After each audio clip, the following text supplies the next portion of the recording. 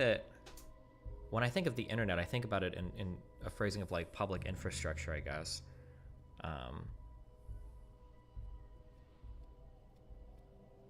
And the idea of like cutting off that infrastructure to certain sites because you don't like what they say is a pretty frightening thing to me. Yeah, like can you close a road down to a building? Like, oh, we're just gonna close this road down. She will die down and nobody cared about it a week later. Kevels has succeeded in gaining clout and money off this, but she 100% made things worse for her by rallying the entire site against her and increasing their rank. Yeah, maybe, but like there's so much self-righteousness on her side. Like she has so much mainstream support for essentially being like a dog shit human being, right? Like Kevels is legitimately like one of the worst people I've ever seen on the internet, but because she has like the trans side to back her narrative up, she can go so much harder than like almost any other person I've ever seen with so much more support. It's like insane. Like in any other context, that person would be seen as like a hateful, harassing bully. That would be it. Like who directs mobs of bullies? That's all they would be seen as. But because she's on like a certain political side, yeah, I don't know. That's a little worrisome to me. You deserve to be affected. Keffels. I can't even. This is wild to me. Wait, does anybody have a link? Somebody said that Keffel said she wasn't suing anymore. Does anybody have a link to that statement? Because I don't want to say it's not true. But I saw somebody say that she's not suing anymore. She got swatted, quote unquote. She got swatted, quote unquote. The cops showed up at her house, arrested her for a single night. I don't even know if she stayed in jail overnight. She made $100,000 off of that. She made $100,000 off of that. And now she took the money and she's moving to Europe. Like, that's insane. That's unbelievable to me.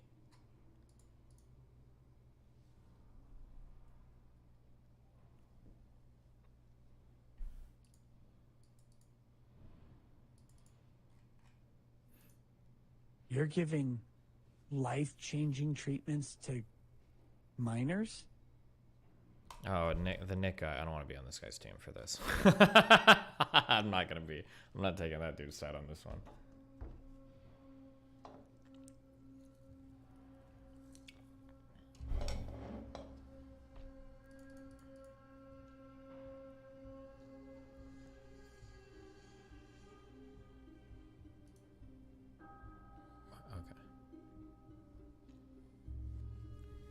Just play the clip. No, because I'm pretty sure Nick Rakita, no offense, I like Nick as a person, and it's been fun doing streams with him or whatever. He's an interesting person to talk to. I appreciate it. But he sounds like the kind of guy who thinks that like trans people aren't even real. So I don't know if I would throw my lot in with him. You deserve to be affected. Keffels. You're giving life-changing treatments to minors?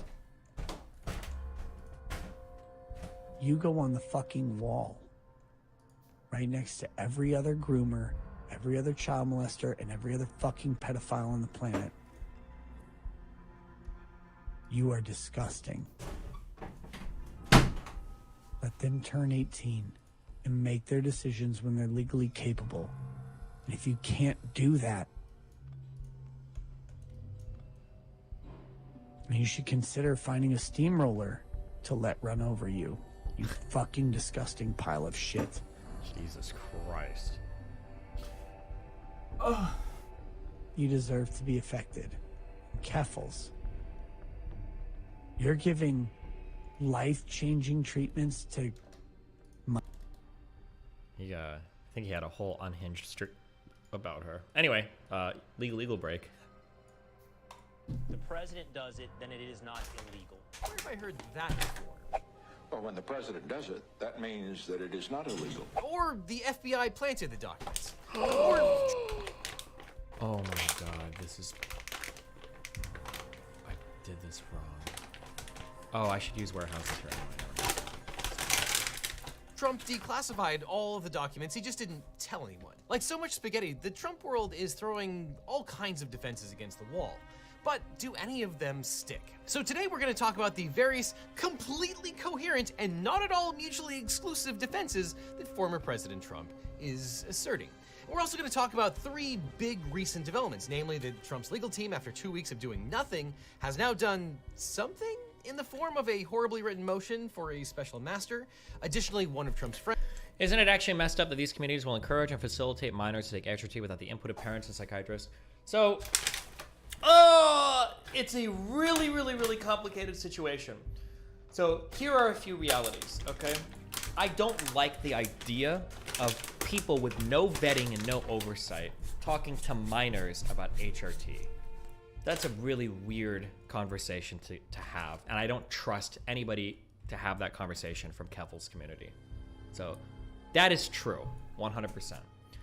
On the other side of things, though, there are people that can be in communities that either the wait lists are really long, or their parents are unsupportive, or their communities are unsupportive, and they have no access to any of this type of medication, absent some kind of gray market. In which case, these people are providing a service to that. It's a big pros and cons thing, and honestly, I could fall either way on it, like left or right. Like I'm 51-49 in favor of it right now, but yeah.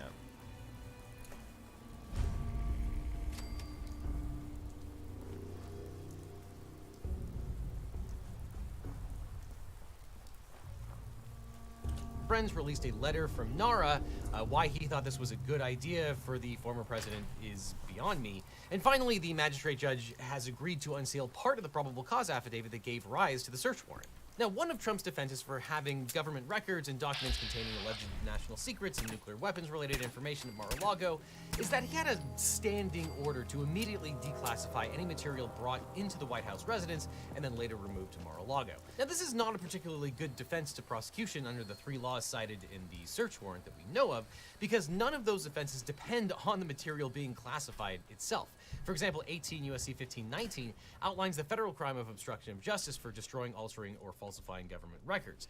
It's illegal to mutilate, conceal, or alter, quote, any record, document, or tangible object if the act is done with the intent to impede, obstruct, or influence an investigation. It doesn't matter if the material itself was classified or not. The only thing that the government has to show is that someone was destroying or altering any tangible object for the purpose of obstructing an investigation. But nonetheless, let's look into the claim that Trump had a secret standing order to declassify records.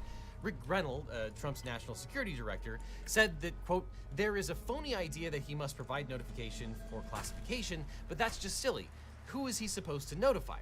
Well, the answer is he's supposed to notify the American people and members of the administration. When something is declassified, that means the public is allowed to see the information. The declassification system isn't about the president's convenience.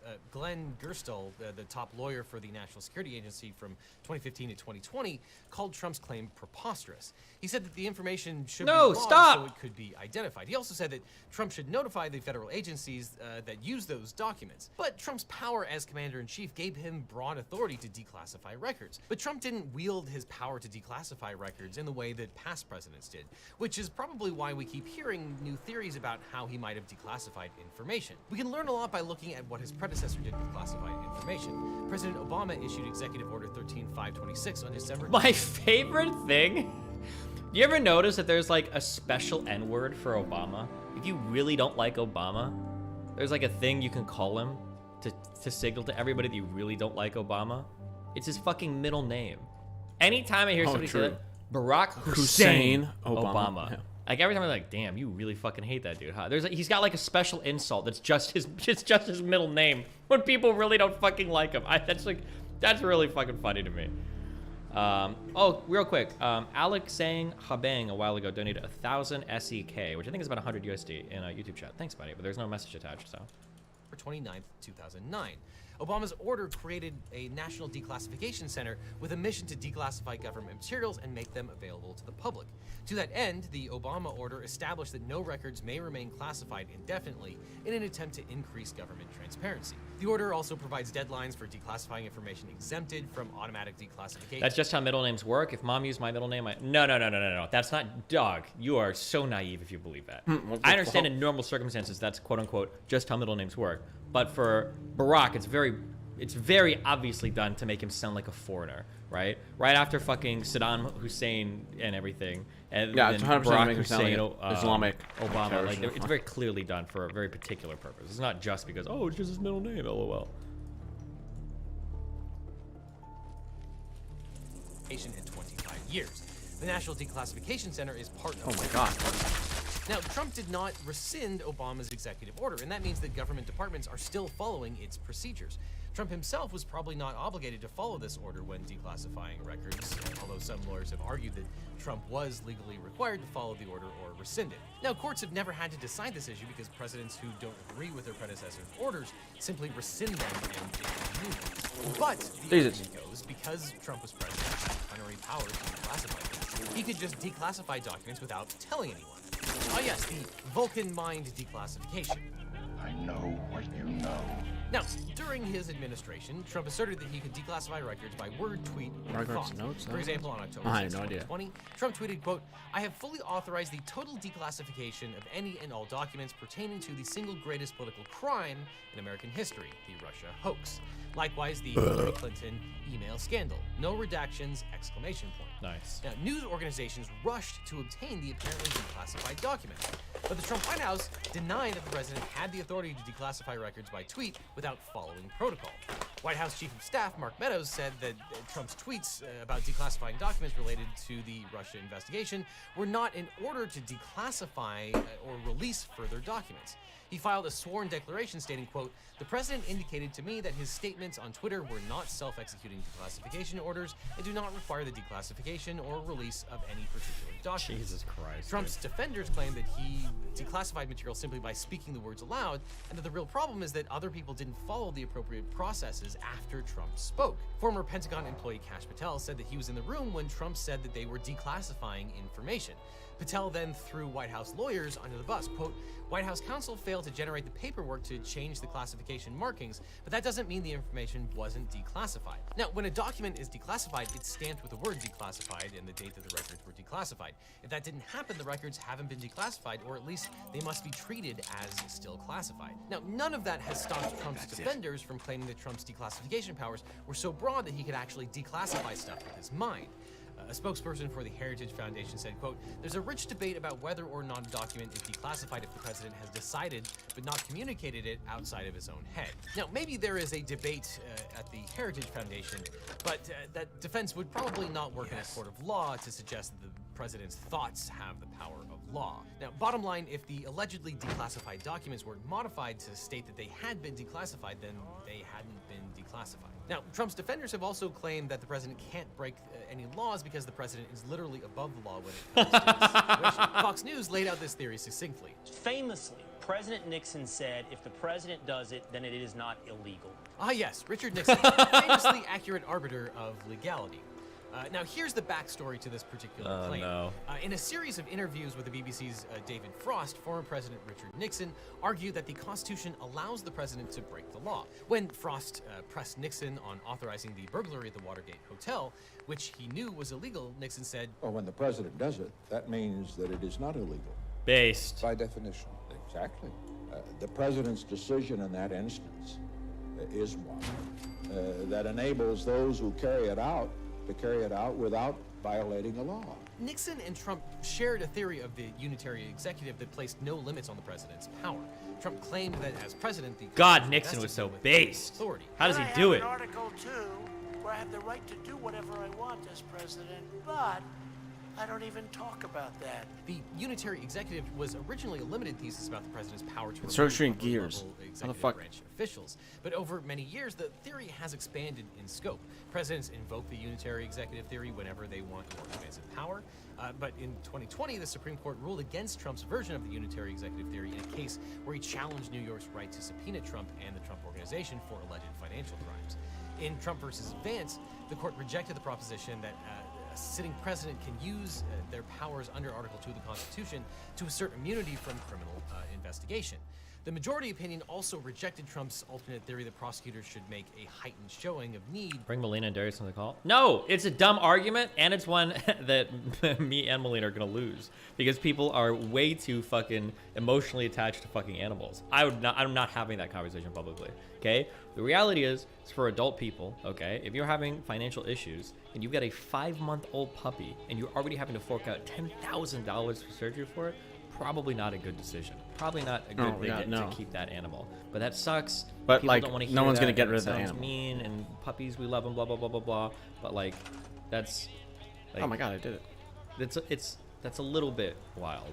But people will do anything for their fucking animals. Like, I don't know, but like Jesus, like.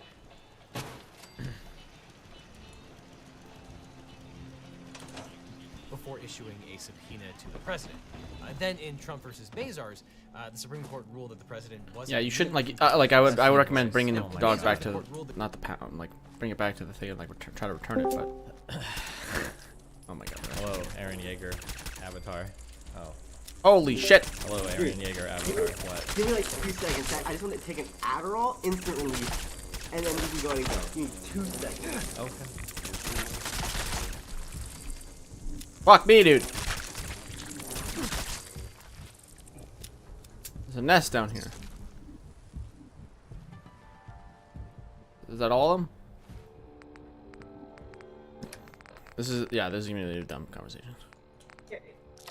I don't know how the fuck you unironically think it is just a issue where it's like people are just emotional about their dog. Melina is my actual fucking friend, and instead of like saying, this has been going on for like what, 6, 7, 8 days. I've talked to her about it even in DMs. She has not responded. She hasn't said anything about it. I get it. It's fucking whatever it is. But like, the only thing to go ahead and do is like jerk off with like other people like, lol, Darius is such an idiot, right? It's like so fucking cringe. It's like, and when I tell you like, dude, that's kind of like fucked up, and then your response is, okay. Well, I'm just telling you the truth. Nigga, you're not telling me the truth. You're just fucking going on a fucking panel to go circle jerk about me with other people, dude. Okay, wait, hold on. Number one, I don't think it was on a panel. I think it was in chat, right? Chat, sorry. Sure, number one. Number two, you kind of made it ultra fucking public. So I think a lot of people are probably going to talk about it ultra publicly. You're literally on Twitter, like, getting money from train wrecks for your dog. Okay. Steven, if literally the only thing someone said, you literally get banned from Twitch, and the only thing someone said is, dog, what did he expect, man? Like, he was fucking sitting there, he was talking about mowing down people in the streets. Like, what did you expect? What do you think is good? Like, do you think that's like a good thing to do instead of like even not even as a friend even, or at least someone I thought was my fucking friend that I thought I was fucking close to like only just say that another Skrelly moment. Would you be like, oh, dude, that's like cool, that's like base, that's like whatever, man? Like, she's just fucking, like, she's literally, like, again, like, I'm like fine with like I understand it's actually something I needed to hear. I understand I needed to fucking I probably needed to kill my dog. That's probably what I fucking needed to do. I didn't want to do it, and that's why I fucking made a GoFundMe and did all that shit. What the fuck is that? You know, someone could help so I didn't have to do it. I was literally like 5 minutes from it, and I understand that, okay? Like, but my whole fucking that is just terrifying. My whole fucking point is that like, I don't understand why if you, like I said, if you would have just messaged me that, or even if you would have just said like, I don't know why Darius is doing. Holy shit! You know, putting down his dog. It seems like it'd be a better option for him, but I understand, like, you know, that it's emotionally. I should have just read it. This is like, okay, cool, so much more terrifying. But like, instead, it was just like, dude, Darius is such a fucking retard, right? Like Darius is fucking retard. Like, that dog is gonna die. Darius, your dog is gonna die. She's not even talking to me. She's just circle jerking with a bunch of other people, which is unironically what she does with everything in her fucking life. And it's like, I don't even know how you're like actually like dick riding right now. Oh, I'm not. I would expect to see. So the only problem then isn't actually. It's not what she. Hold on. I'm not trying to trivialize it. So your problem isn't what she said, and the problem isn't like her treatment. It's just that the idea that she's your friend, so you wouldn't want her talking about it at all publicly. Well, no, I know. I'd be fine if she even talked about it, but it's the fact that I was literally just like I'm just like laughed at. I just like that's more. Well, like because it's legitimately like. I mean, you have to understand in terms of character you've built up on stream. You make like the dumbest decisions over and over and over again, and this is probably one of the dumbest decisions I've ever seen you make in your entire life. If you can't, okay, you can't say Melina is another viewer though. You understand the relationship. No, I understand. That's why I was trying to ask you. So it's not just that she was saying something publicly; it's that you viewed her as a friend and she was saying something publicly. Yeah, and then it's like not even just saying something publicly. It's like just going out of. She hasn't messaged me legitimately ever since that dumb shit with the fucking Austin, Texas. Like, dude, I don't even want to have to go into that fucking dumb autistic shit. But like, I don't even know if you know the whole thing. But this motherfucker, like, I left because she was like fucking her whole like weird shit was like me feeling like everything was awkward or whatever, and like she has the audacity to tell me like, oh, dude, like, dude, like. Hey, hold on, stop. I know a lot about this, and if we go down this road, then there's gonna be a lot of public stuff that you probably don't want to get into. Honestly, unironically, like the amount of disrespect I've had, I generally don't even fucking care. Like, but like, if you don't think it's good because I don't want to fuck with your shit, you know, you're not fucking with my shit. It's all content and funny as fuck to me, but. Okay, I got my contacts on, so I can't see any. I just don't think it's a good idea. Listen, okay. Here's what I will say, okay. Because it has to do with why this all happened. Unironically, because like the reason why I'm getting such disrespect comes to like this point where like this thing. Like, this is like almost like the root of it, because this is where the only issue I've had with this person, and this person unironically has an issue. And you Wait, when you say this person, you're talking about Melina or somebody else? Yeah, sorry, yeah. Sorry, I'm still in like. Okay, can I tell you what's happened? What's happened? Okay, I'm about to be super real with you. Okay, you ready?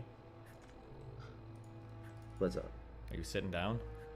I'm sitting down, man. I need contact. Yes. Okay, this is what's going on. Okay, unironically, okay, me and Melina both agree on this. We've talked about this a lot privately. Okay, you are probably one of all the people that we've met, like in our communities and shit. You're one of the coolest people that we've ever met in person. You seem like a really friendly dude. You're super considerate. You're a little bit weird sometimes, but for the most part, you're like a really friendly, chill, cool dude. But that makes it all the more worse when me and Melina, personally, privately, and then publicly, see that you act in the most self-destructive ways possible. And that's something that's very frustrating to see firsthand and to deal with, is that it seems like every time you make a decision, whether it's related to personal stuff or this dog It's about shit, shooting yourself in the you're foot. so unimaginably self-destructive, because you are a really cool dude and you could be with cool people and do cool things and like have that, but it's just decision after decision after decision where you're like self-destructively destroying your life. That's what that's where a lot of the frustration from Melina. I don't care as much because it's all funny and memes to me and I'm not as close to you as she was to you, but I think that's where a lot of the frustration comes from. Yeah, and I can 100% get that. Like, no, you don't get that. Stop, because you say you get it, but you go back and you keep doing like the dumbest decisions over and over and over again for your life. Dumbest decisions, like what? Like ask, like again, like what's the Like dumbest being decisions I've almost made in the dead last, broke like, and buying year? a dog. I mean, I mean, which one? I mean, there's everything related to Girdle was a horrible decision. Okay, no, real quick. Okay, again, like a year ago, me putting him as a reference. Okay, sure. Like, yeah, I guess that was a fucking dumb thing. I thought I was close to the guy, and I thought we were friends, but it didn't turn out to be the case. That was like 8 months later. I had a fucking job the entire time that I was working like fucking 9 to 5. Sure. Okay. Sure. There's some. I'm not doing this on stream. But there's some questionable personal relationship decisions that are probably not serving you very well. When I'm talking about our relationship with Sushi, it's like my fucking fiance, man. Like, you have your own shit. Like, I'm not gonna think you're fucking like when you do dumb shit, like even what you guys are doing right now. Like, I think it's fucking autistic. But like after all the shit she was fucking saying, but I'm not gonna fucking like sit there and go like, oh, look at fucking Steven and Mel again. Listen, I'm not beyond. Hold on. I'm I'm not beyond reproach. Okay. Obviously, I make mistakes, and I'm sure you've heard a lot about the last month where I've done dumb shit for sure. Melina and I both know that for sure. But the level of your personal stuff is significantly different, I think, and significantly more one-sidedly fucked. But. I think it's maybe lost in translation, but I think it's almost like identical to a little bit less. But okay, I don't want to. We can't do this on stream. I'm not gonna dive into that. But regardless of that, the dog thing is another huge thing. To where obviously you have like some financial issues. There's stuff going on. Why would you buy a dog 5 months ago and a puppy at that? Did you buy it? At 5 months ago, I got it from the shelter for free. They're giving away free puppies. I thought aren't puppies normally aren't shelter animals normally like a little older? Oh, this was a 3 months old puppy at the shelter, and she wasn't. The puppy shelter animals can be older, but this was like they were doing like a Bissell, the vacuum company or whatever, like promoted their shelter, and they had like a free week where every dog that was in there was free. Okay, so you got a dog from the shelter. Did they give you like free? Lies. What? Oh, dude, I'm so sorry. It's like actually autistic. I can't say shit. Okay, go on. Okay, why? If you're already having a financial trouble, don't you guys have cats too? Yes, but no, the thing. Okay, so the thing is, at that time, I was working. I made like 60K a year. We were doing relatively fine financially. The only reason why things ended up getting fucked is because of probably things that you know about or whatever. When like, you know, and like I literally ended up getting really financially fucked until this month. I don't have like fucking Melina money, and I guess that's where like it seems like I'm really financially fucked because Melina's like, let's go to Aruba, let's go to Dubai, and like, yeah, nigga, I don't have fucking $1,500 fucking dollars to go fucking buy a flight, and she's like, how do you not have that? I'm like, nigga, I make like 50K a year. I'm a fucking an inflation-based fucking place. She has no understanding of that, so it sounds like a lot more that I'm poor than I am, but I have money to go do things. I can go out to fucking. Okay, hold on, chill. Firstly, a lot of the times when Melina invites people out, she literally just flies them out because she does make decent money. Pretty sure she did that with a friend in New York. Pretty sure she did that when her friends came from Sweden. Like, so she has no problem paying for that. So I doubt that was the issue. Number one. Number two, hold on, whoa, just chill, okay? Number two, okay? You being financially stable for 1 or 2 months, I don't think is a good reason to buy a fucking new dog. Okay, I've been financially stable since the start of the year, since I started my job, since November. I've been fine. The thing is, like I said, we're saying like I am like probably like having financial issues. I can't buy them I've been anymore? like this last month. Everything to where it sounds like I have been like mental. Nice I haven't meme. asked for money or anything like that in the last like legitimately the last year. I don't know where this like narrative of me being poor is going from. It's in you coming in here and talking about like, can I work 2 jobs at the same time? And like, I need to invest in this, and I'm down bad in crypto. I've lost 20K investing in fucking shitcoin. Like, okay, yeah, but I thought we were going on the basis of me and Melina's relationship, whereas that doesn't exist. This like 2 jobs thing. Okay, first off, it's 2 jobs, and if you work 2 jobs, you're probably making 200K. So you're probably making 100K originally. So no, I'm just saying that you sold the idea. It kind of sounds a little bit like you are having a lot of financial problems constantly. That's what it sounds like. Okay, cool, like the debt thing, like even the fucking, okay, so like the lawyer shit with my, the settlement or whatever, I literally called my place the same day. I was doing a fucking bit on here, I get that, it's like fucking autistic and it makes you have a weird impression of me, but like, I thought, like, again, you think I'm a cool guy and you understand how I am off stream, but so I thought maybe the charitability, that I wouldn't be that fucking autistic, but I get it, you don't know me. Well, but I don't know, but now when I hear that you're trying to raise like fucking $10,000 for a 5-month-old fucking dog, for a 5-month-old puppy. No, it's more just like if people wanted to, they could, and then I would go ahead and do No, it. it's not if people wanted to. You're literally asking train wrecks. This is like your life mission is to get money for this fucking dog.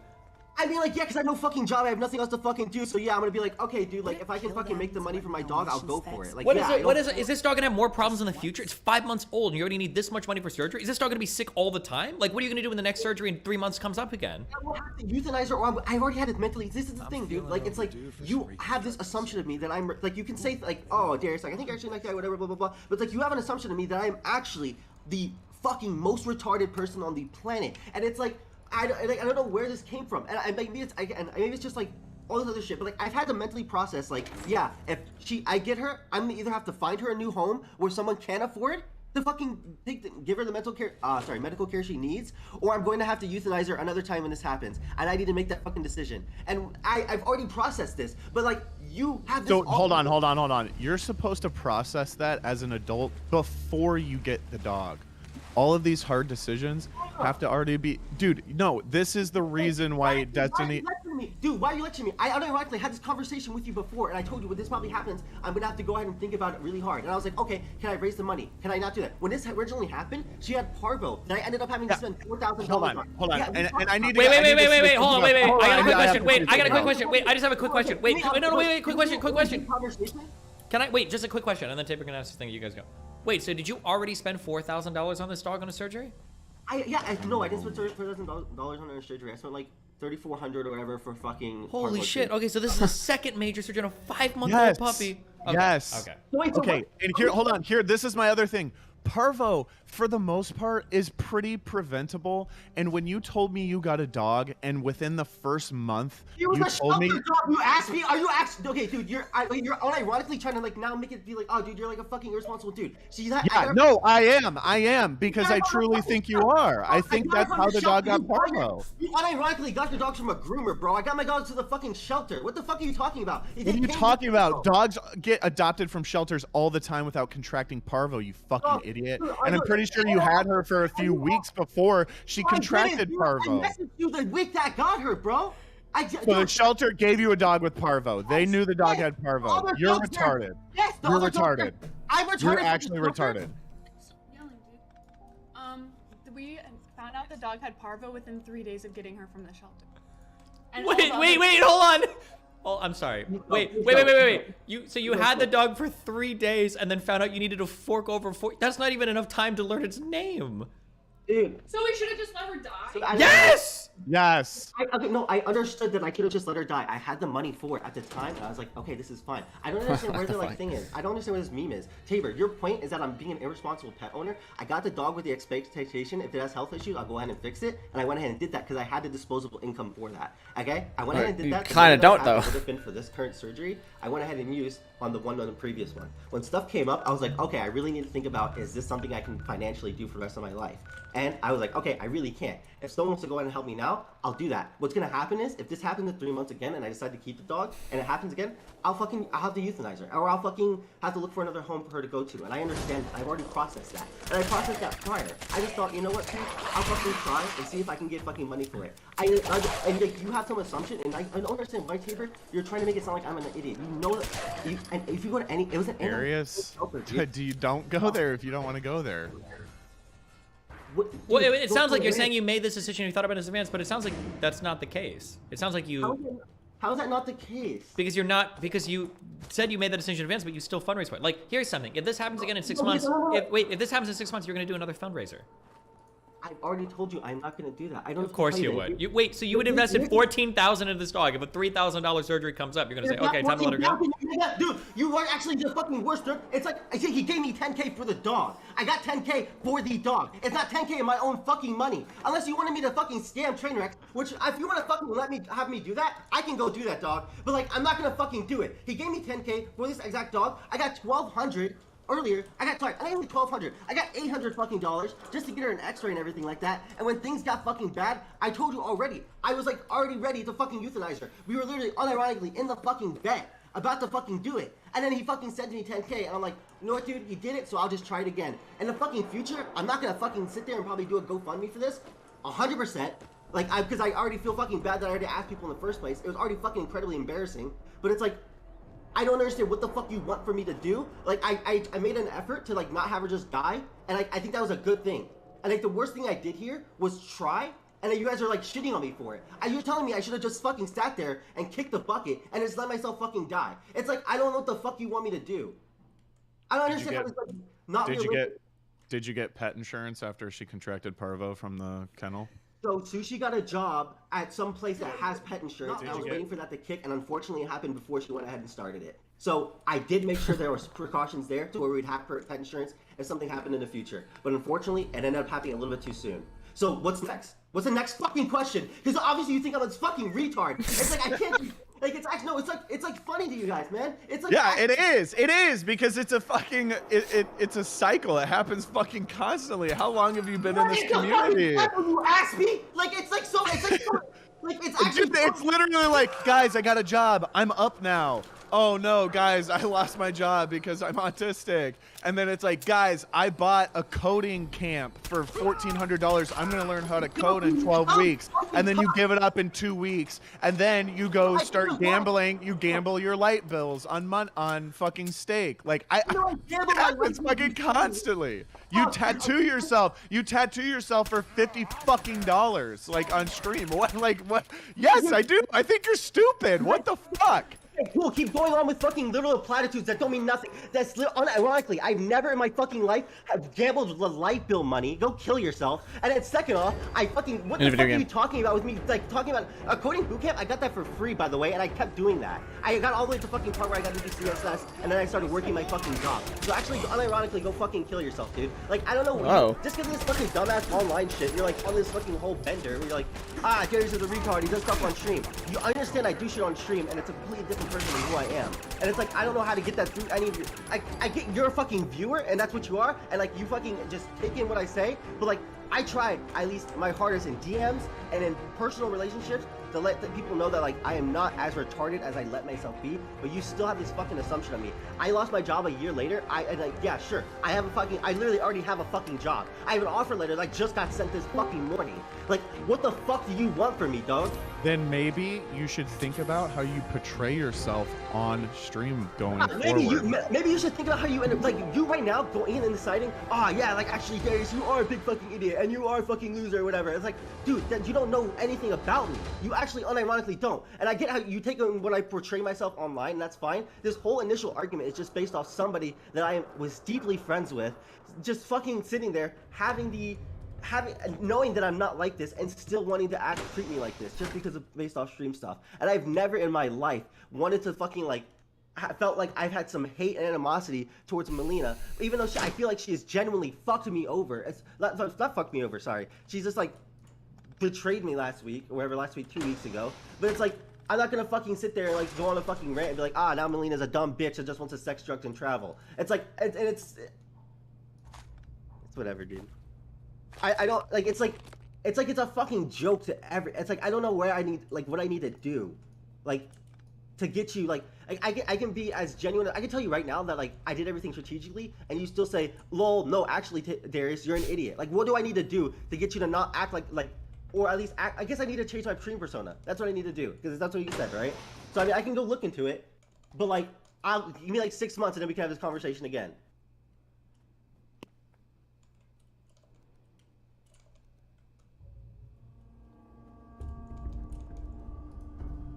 I mean, how you guys doing today? Steven, there's no fucking unironic way that you think like her actions are justified. I mean, I think it's like a little mean to kind of shit talk in chat, but I mean, like the situation is like super public and everything. I see a lot of people commenting on it. And I get that, and I 100% get that. But then like telling me that like the thing is afterwards, after I got mad about it, to be like, I'm just trying to tell you the cold hard truth or whatever. I'm like, dude, you're not doing that. You're just doing it to go ahead and like either circle jerk or just get your opinion about this issue across. After I've legitimately messaged her, and the only thing she has messaged me back at is about how much fucking MDMA was in the fucking pills that I gave her. It's like actually so fucking autistic. That's like the only thing she has unironically said to me about this whole situation and me losing my job, all this shit. And it's like, I know, dude, I don't fucking give a fuck, dog. Like it's like I get maybe we aren't friends then. Maybe that explains why. But it's like whatever, dude. What do you think, Dan? You joined. What do you have to say about all this? Wow.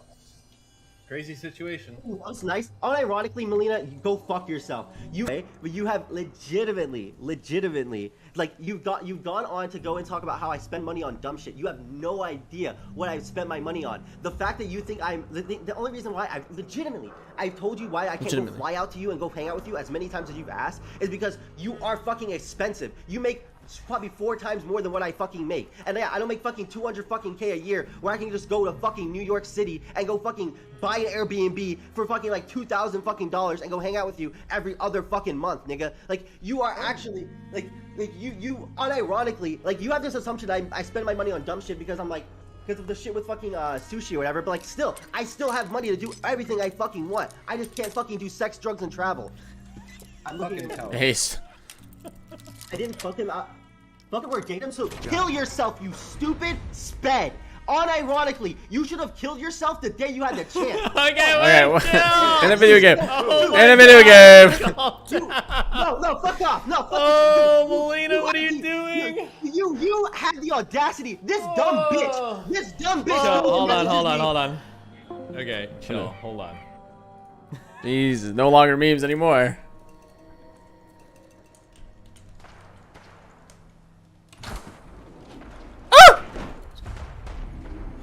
Okay, let's all just slow down, okay? Blackbird report. Blackbird. Everybody needs to slow down and calm themselves.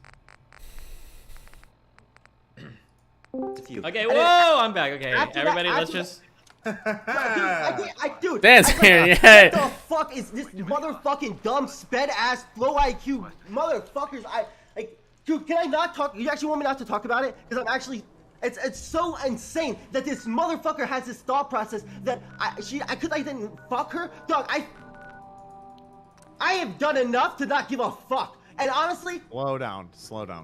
Take a couple breaths. Let's calm down.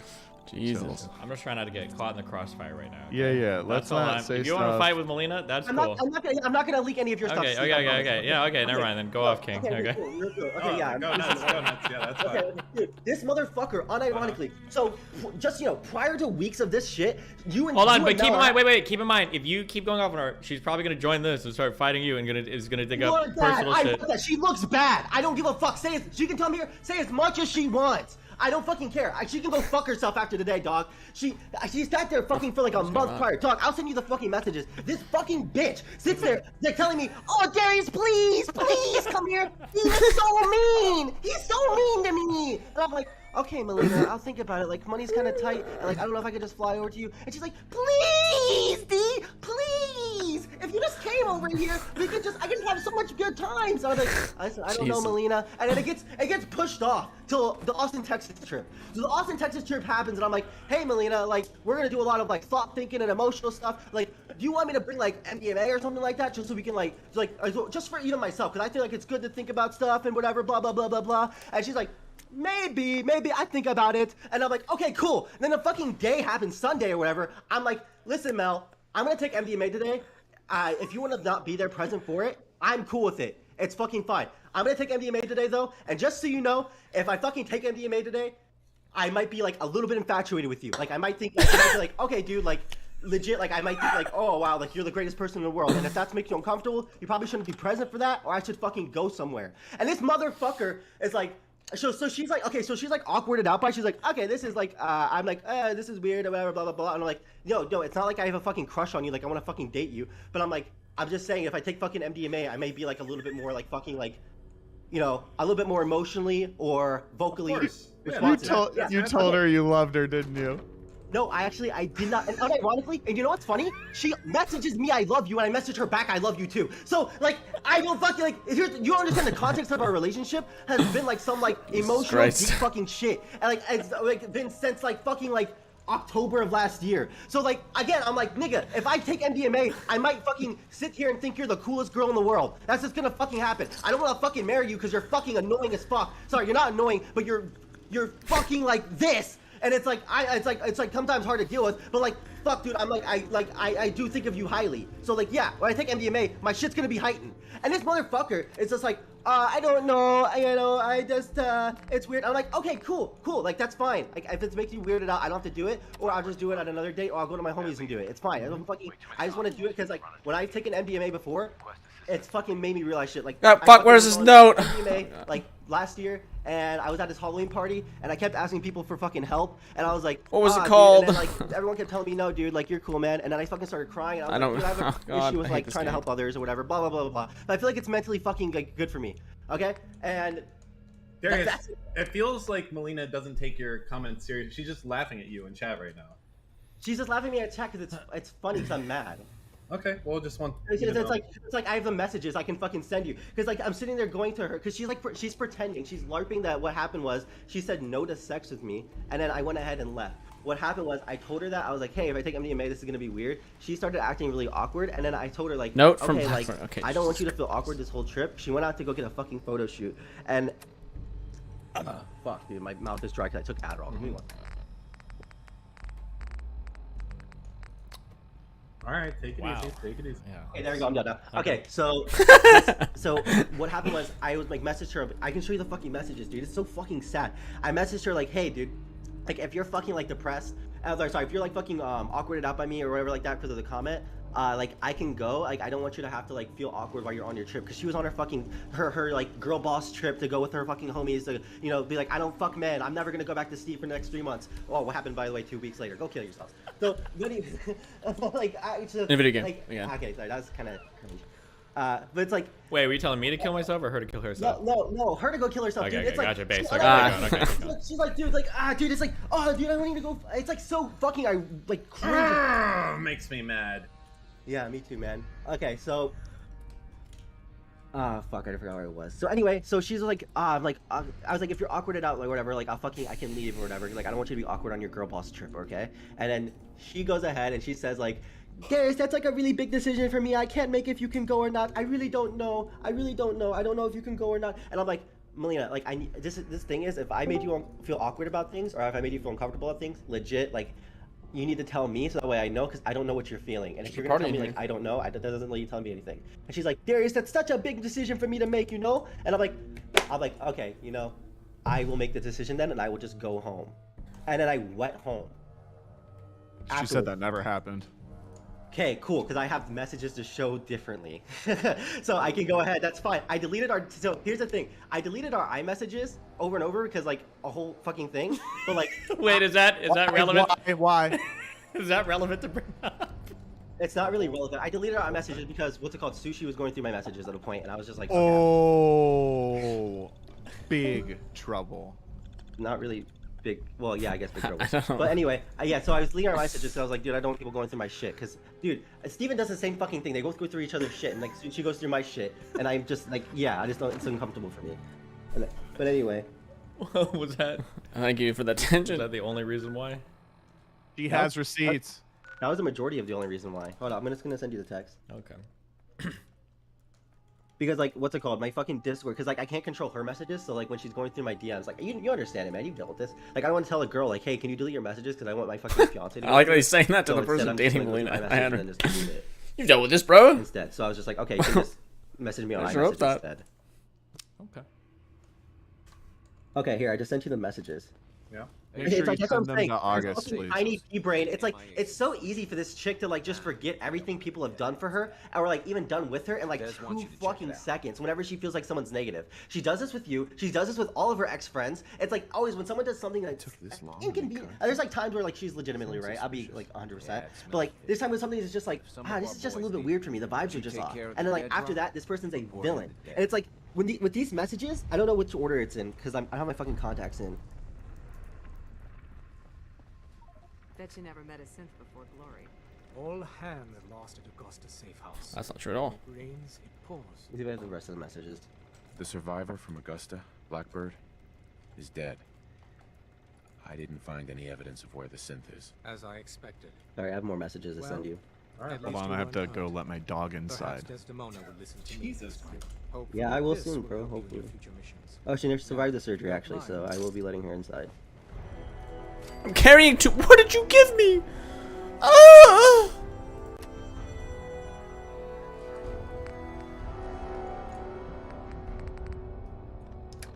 Okay, Steven, when I send you this, does this not sound like literally like I was being as transparent as fucking possible? Well, I mean, so I've already seen all these. You already seen them? Okay, cool. So like, but the issue is that like I can't know because I don't know like what's going on. Yeah, the thing is like that's what I'm saying, and like I get maybe it can be. Or no, like I haven't seen anything in person, so it's hard for me to know like. Yeah, and again like and that's what I'm saying. Like with this person, like things may be lost in translation, but unironically, I can. Well, no, it's not a lost in translation. It's that I don't know what happened in person, and that's gonna involve a lot of be able to get to the cast. That's what I'm saying. But the conversation, I can almost tell you exactly what happened, but you're not there for it. But like literally, I'm like sitting across the fucking like the fucking outside area with her. And I'm just like, hey Mel, you know, I really want to take MDMA today, and she's like, okay.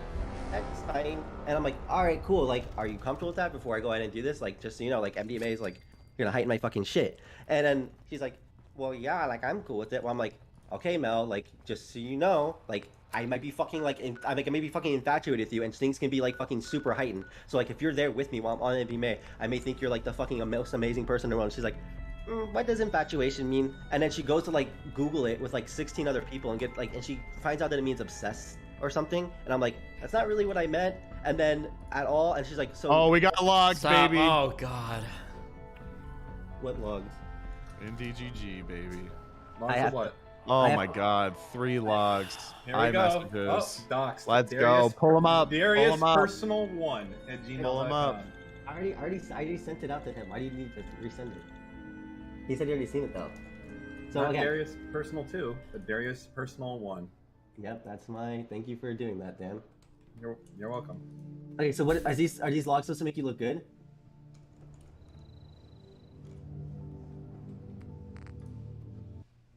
Wait, what? Okay, are like what do you want to do with this? That's what I said. I just sent it to them to understand like that you're lying.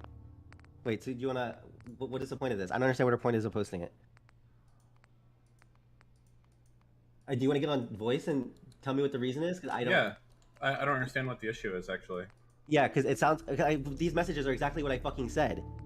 That you literally were just like, I don't know, I can't make. What am I lying about? Nobody said you're lying, you fucking spastic. I just like I know you told me I'm lying, nigga. Melina, I know that you have debate skills to destroy Darius. I don't know why you're not coming in here and doing it.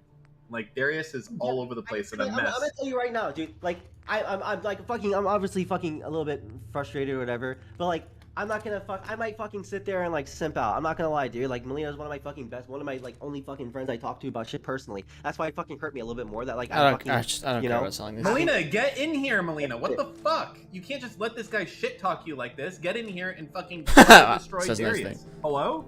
You can't because she's a fucking. Again, it's like I might just simp out and like fucking just. Oh, so Wait, you're saying she can't? Why? Why can't she? You just want me to say because she. It's like she doesn't have a fucking argument, dude, and she doesn't know how to fucking argue. She's not gonna. I thought she's okay, but if you think she can't No, argue, I don't think she's okay with arguing when she knows she's in the fucking wrong. She's in the wrong. And ironically, Melina is on this like I'm a girl boss thing. You know, Steven, you know the only reason why she fucking came home is because Ro fucking left, and she like doesn't have her fucking friend over there to go fucking girl boss with. She's like, oh, my friend's gone. I'm gonna go ahead and go over to Steve since I have nothing else to hyper focus on. And like you're not some fucking like strong warrior that you think you fucking are, Mel. It's like actually so fucking cringe. Jesus. Well, okay. Darius is upset for good reason, I think. It's a lot. Also, he's a red shitter. Say. Wait, Jeez. just Steve, real quick. Gatekeep, girl Did she say she's boss, already gonna go back gaslight. next week? Did she say she's always gonna go back next week? Do what? Is she going back next week? I'm just here on the sidelines observing. Okay, I'm not here to. Okay, I understand. I don't know what I think she was going back next week because I think Ro's going back in town. So. True. And Melina, like my whole thing is that you're just being an asshole, and then your thing is like I'm gonna disprove it, and you haven't disproved it at all. You can just admit you're being a fucking dick, and you're just like being a bad friend, and it's fine because we're not friends anymore, so it doesn't fucking matter, I guess. And that's fine. Deep. No, she ended. I texted her last night. I was like, dude, are we not friends or something? And she said it's too much for her. Okay, like I'm like trying to figure out like what is too much. What is too much? The fact that I can't just travel to Dubai randomly, like, or is it because I cried like recently about like had the fucking breakdown where I fucking wanted to kill myself? Maybe that might be it. But then I think like, okay, let's look at Could be it. That could be it. That could be it. But then I'd say let's look at the person who I was talking to that was also doing this to me 3 months ago. Okay, when they were calling me, telling me I'm gonna hurt myself, and then telling me, oh, Steven's such a bad guy, Darius, I need to vent all this to you. And I think you were doing the exact same thing, and I fucked up Jesus. once, and I fucking got pretty emotional. I was like, dude, I'm gonna fucking kill myself, and you had to deal with that, and then you went ahead and gave up. But I had to deal with you piss shitting about Steven every 3 months, and like. Me fucking having an emotional breakdown because I lost my job, lost my mother, almost lost my fucking dog is like too much for you. Kill yourself and fuck off. Don't fucking have these fucking online relationships with people. You're not good for it. Have these little hookup shits that you do and then leave it at that.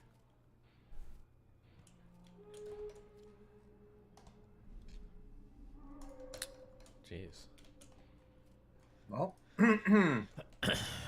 Yep. Yeah. What do you think about that, Dan?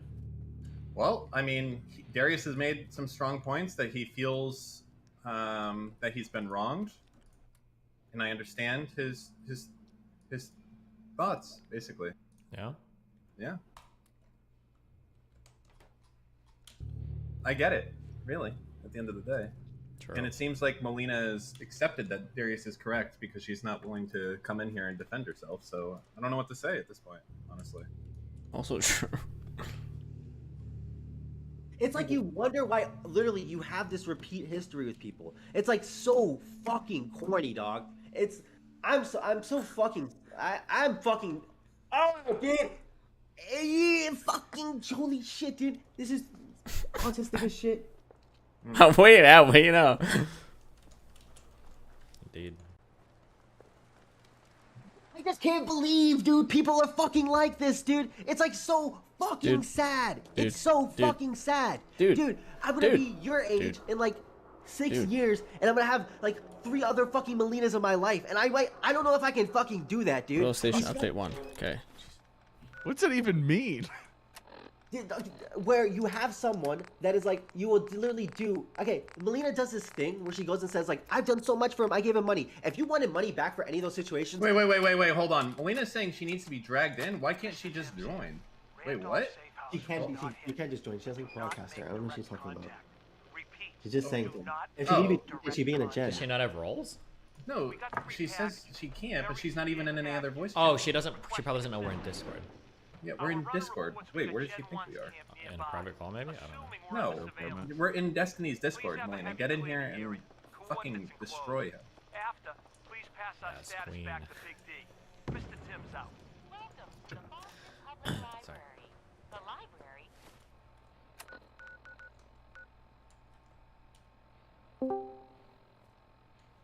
Finally. Hello? Yes. Oh, hello. All right. Fucking go to battle, Molina. End this Fight. fucking Fight. cocky Fight. motherfucker. I've already pulled my cards. What card, nigga? What are you talking about? Ow, fuck! Bandit? What do you mean? Punched my What are you table. talking about? What card? I don't know what you're saying. Sorry. You're the one who said you pull your card. You said a metaphor, nigga. You ain't explain it. Wait, I've already showed you like what it looked like in the logs. Okay. That is what happened. Yes. Yeah. I don't know, Dan. What do you want me to do here? I don't know. I want you to defend your fucking honor. How about that for a start? What am I supposed to defend? You're the one who claimed that you said I lied about the Okay, situation. Darius How am is right, I lying guess. about Move on. What you said. How am I lying? Can you tell me? Okay, fuck you. You have this weird assumption of me, and I don't know where it came from or whatever, that I am like, again, we talked about this yesterday, fucking I am not saying truce. And maybe you have some warped alternate reality where I said something completely different, but I don't know how any of these messages show you that I was lying about anything. I told you exactly what happened, and you look like a fucked up person. And it's okay to accept that you're you fucked up here. How am I looking like a fucked up person? Because I went ahead and I tried telling. So you were my friend and we were close, and you went ahead and you said Darius just wanted to fuck me, and then he flew away when I said no, because that's not what happened. That's how you're. You were kind of like expressing your love for me the day after you did something, and it got a bit strange. And what happened with the show? And what happened with the messages? That. And what happened with those messages that say that I'm trying to show my love? I tried telling you. I told you legitimately. I said, just so you know, I'm gonna take MDMA. I'm going to be, my emotions are gonna be heightened. No, it's not just that. You also said that you were in love with me. That's what you also said, and that's something that you were already feeling. Like sober. You were already feeling that. Our messages.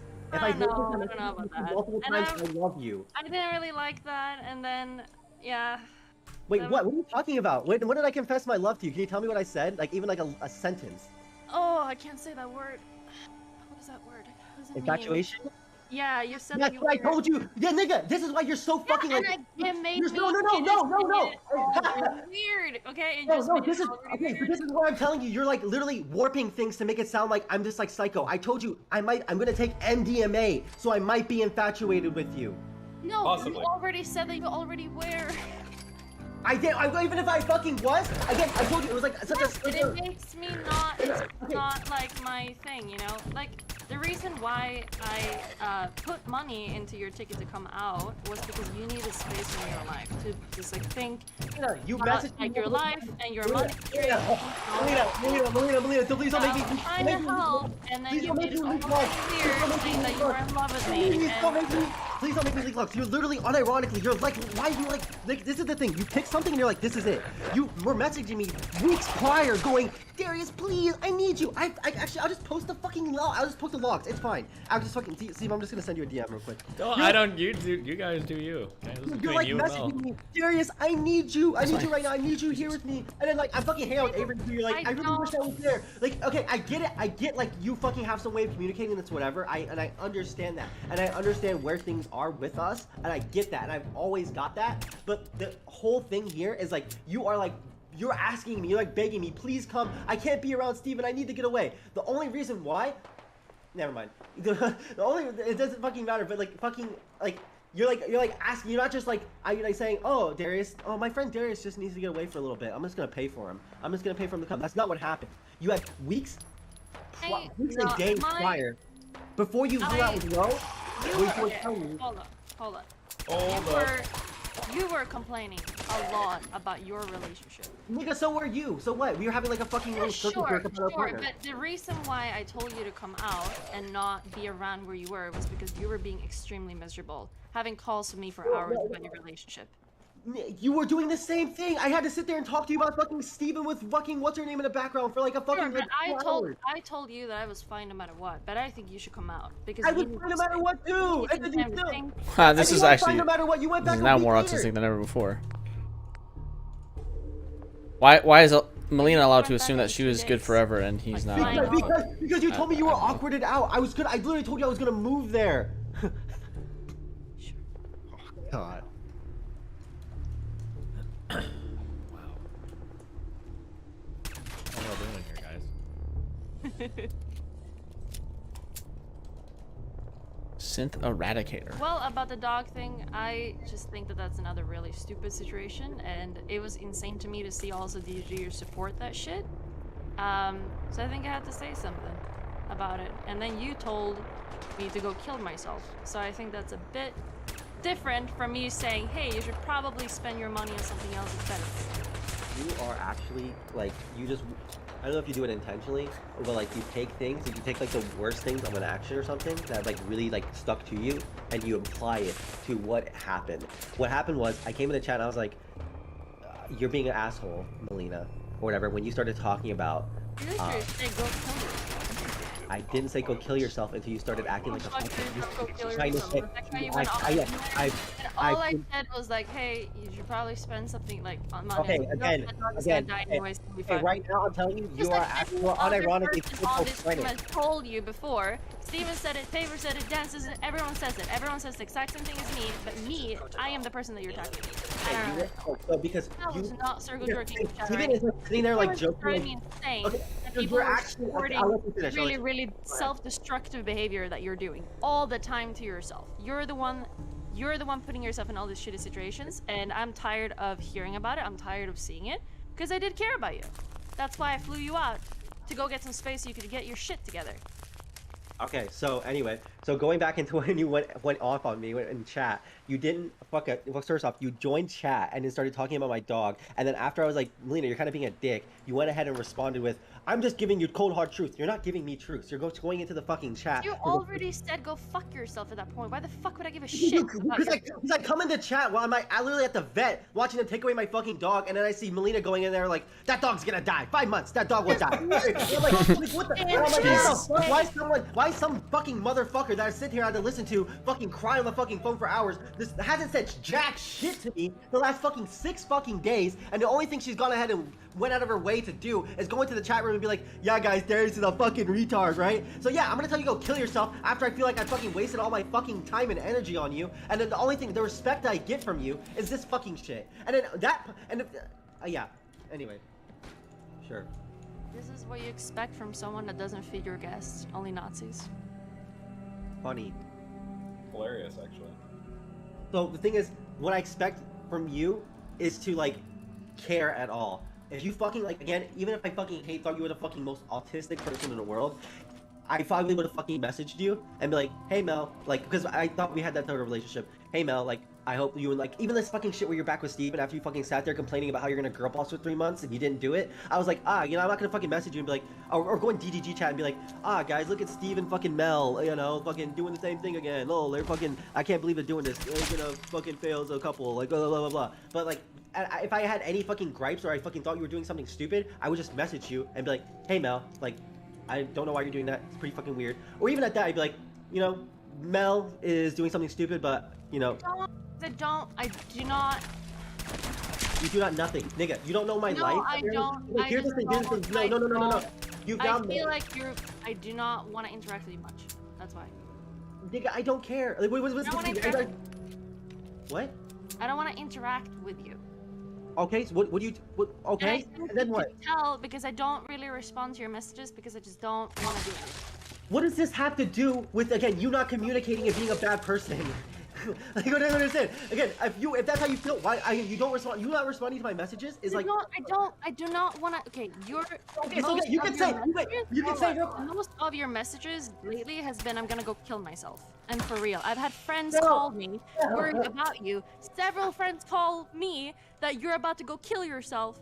I did not want to be involved or interact. I don't want to do it, but if you're in that's what I'm saying. If you're in a public chat talking about it, and people are supporting but you want to kill yourself. That is super destructive. Like, you want to say something about it. You want to kill yourself, and you want the whole world to drop themselves for you. It's like, whatever, dog. I literally had a fucking, like, literally mental breakdown. I called you and didn't bother you about it. I even fucking apologized. Like, hey, dude, I'm fucking sorry you have to deal with that. I don't give a fuck that TC Brady or fucking Biscuit Raider decided to message you because they saw my tweets. How the fuck did that have to do with me at all? If you don't want to deal with that, that's fine. I'm just saying, I thought the level of care was reciprocated after I sat there with you for multiple months, days, and weeks about fucking this whole shit with Steven and you talking about even killing yourself. So I thought fucking this was like, we were at a point where it was like, okay, cool. But like, I guess we weren't fucking at that, I guess.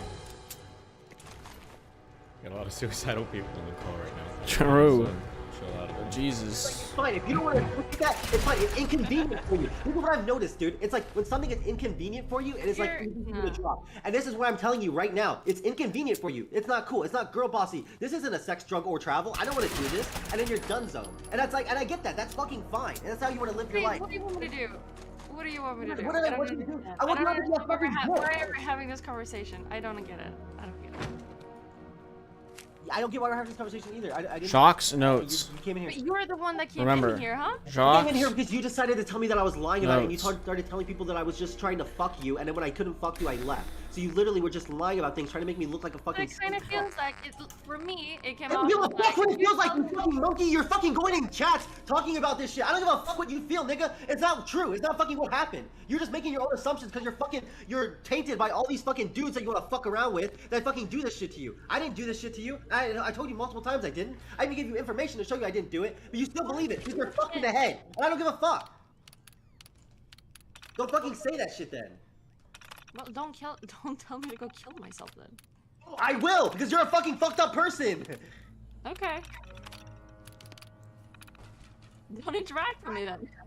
Okay? I'm gonna probably make fun of you. I'm probably gonna do that. I've more of a free reign now to mock the things that you do rather than feel like I should probably think about them. So maybe I should just take that assumption. I probably will not do that because I'm not a fucking asshole, but it's like...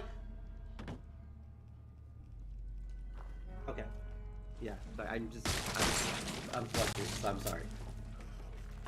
You're not. Right. I am sorry in the fact that I've said things like, go kill yourself. I am not sorry for addressing you lying about things because you want to feel like you're... I haven't lied about anything. Why do I need to repeat myself, you dense cunt? Like what, where am I wrong here? Like why do I need to say the same thing? It really, okay, do you understand how everything... It doesn't matter what it looks like for you, that's not what happened. I don't give a fuck. You know so much more than I do, okay? I haven't said anything. It looks really strange for me if you're telling me that you're super in love with me. And I didn't do that though. I'm Even in like, my messages, you say I don't don't. feel that way, and that's not what my intention with this is. But you're And then I go out, and then you message me this huge fucking paragraph, and then you tell me, do you want me to leave? And I'm like, dude, if I say yes, I'm gonna look like an asshole. If I say no, it's clearly super fucking awkward because you like said this to me. Like, to me, it's absolutely impossible to do anything. Like, what am I supposed to do? Did you read the message that I sent to you? It wasn't a message to be telling you I was in love with you. What the fuck are you saying? You're saying, I had this good reason because it seems like you're really in love with me. It's like, did you read the message that I sent you? I even told you that that's not what it is at all. You just wanted to go ahead and I get you left and then I sent you the message or whatever. That's what happened. And like, maybe it's like, you can say whatever the fuck you want. If you want me to, I said it'd be a good idea. In my message, I said it'd be a good idea if I left because it seems like you're awkwarded out. You were acting awkward ever since right after it. So I was like, okay, yeah, I think. I don't want to interact. Just leave me alone. What is wrong with my vision? Did you want to leave you alone and just stay there? I don't understand. You need to interact with me to tell me if I need to go or not. Just leave me alone. Just don't interact with me. What do you talk? You're talking about something completely different. Are you still talking about the same thing? Are you just moving on to saying that we shouldn't talk anymore? Yeah. Okay, yeah, that's fine. If you're gonna say shit about me, though, I'm gonna address it, which is what I just did. Okay. Okay, and then you even went on to say like I sued my money on so much dumb shit. You have no idea what I even used my money on. You're like, you're ironically. It's fine. It's fine. Wait, do you want me to say the things that you put your money on? Please tell me the things I put my money on, like rent, bills, 52%. What? I went to Austin, Texas, and I bought Mexican food once. Wait, what do you want to tell me? I'd love to hear. You're spending most of your money on Sushi's bills? Oh, my bills for my apartment? I have a 2-bedroom apartment. If Sushi leaves, I still have to pay $1,600 a month, you fucking sped. And I've told you that multiple times, you monkey. like it's like, she literally just lives here, and she goes ahead and she even has a job and pays rent now. She wasn't paying rent for like, what, 3 months? Oh, by the way, ironic as fuck for you to talk about not paying bills. Steven, if you want to talk about her fucking paying rent, go ahead and do it right now, bro. Fucking funny as fuck. You have the audacity to do that, especially when you make as fuck money as you do. But go off. Wait, hold on, wait, just to be clear, and I'm not taking sides here. Melina pays me $1,000 a month, and she usually covers her half of flights when we travel. Just being clear. Okay, well then I take that. I take that back then. You know you owe me money, right? I will send you anything you want if it'll get you to shut the fuck up about it. Like, here's the thing: you I offered haven't to even complained or said anything no, about no. it. You do though. You do. Once you have an issue with somebody, you go ahead and you start doing it. Just because you don't complain doesn't mean you get to have No. the. Yeah, no. Just because you I'm don't just complain. saying that I don't think you should be mad at me for anything. I don't think I've done Oh, anything. because I owe you money, I will give you. Okay, do I need to give you money so I can be mad at you? Because I will do that if I can. I have the ability to be mad at you. You misspoke. I don't see a way out of this. I don't understand what you just said. We do it your way, You need me to send you money so I can have the ability to be mad at you because obviously I don't give it like, me like $500. I yeah, can't. it's the principle that I felt like I'd gone out of my way for you. Okay, That's cool. what it So is. when someone does something for you, you can't say anything about it. That makes sense. Dude, man. I will. literally, like the only thing that Oh, I've yeah, said true, is true, that, true. I hey, should have an issue. You're actually girl talk. You're this mad. You're this mad right now because I said, hey, it's a dumb idea for you to spend 10K on a dog that's 5 months old. And you try to While pretend you're having yourself. while you're having a partner that is telling the most awful shit about you. Like I don't understand. I feel like I've gone out of my way so hard for you. It's so ironic. Ironically, the same thing. Like Steven, you tell me the most worst shit about Steven. Like it's like you fucking do awful shit as well, dog. Like, and you probably tell me shit I don't even want to know about Steven, and I fucking end up knowing it anyway. Probably NNN, Biscuit Raider, DC Brady. All these people probably know shit they don't want to know. That you tell them. Yeah. People have partners that go ahead and leak shit and talk about shit they shouldn't fucking know. Yeah, that happens. That fucking, I know the fuck you like have this like weird thing where like, I just do so much for you and everyone's so mean to you. Like, you gave me money to help me out and we talked about emotional stuff. I really enjoyed that and it was really nice, whatever, and I appreciate that you did that. But you to use it against me now because I have an issue with you is so I'm fucking saying that corny. I'm disappointed that you're telling me to kill myself when I've done all these things for you. But just because I Because said, you hey, kill you're yourself being because an you- idiot for spending 10K on a fucking dog that is about to die, that is 5 months That's old. not all you're doing, and that's all that's again because you're so fucking You're up getting this your own mad about ass. it. You're so up your own ass that you won't think anything else. But that's not all this is about. It isn't just about me getting mad because you talked about my dog. It's getting mad because you fucking sat there and just circle jerked. And when I approached you about it, you went ahead and just said you're telling me the truth. You were not telling me the truth. You were just going into a chat to just fucking laugh at me and be Everyone like, can agree that it is the truth, that was a really dumb idea. Even yourself, you said this earlier.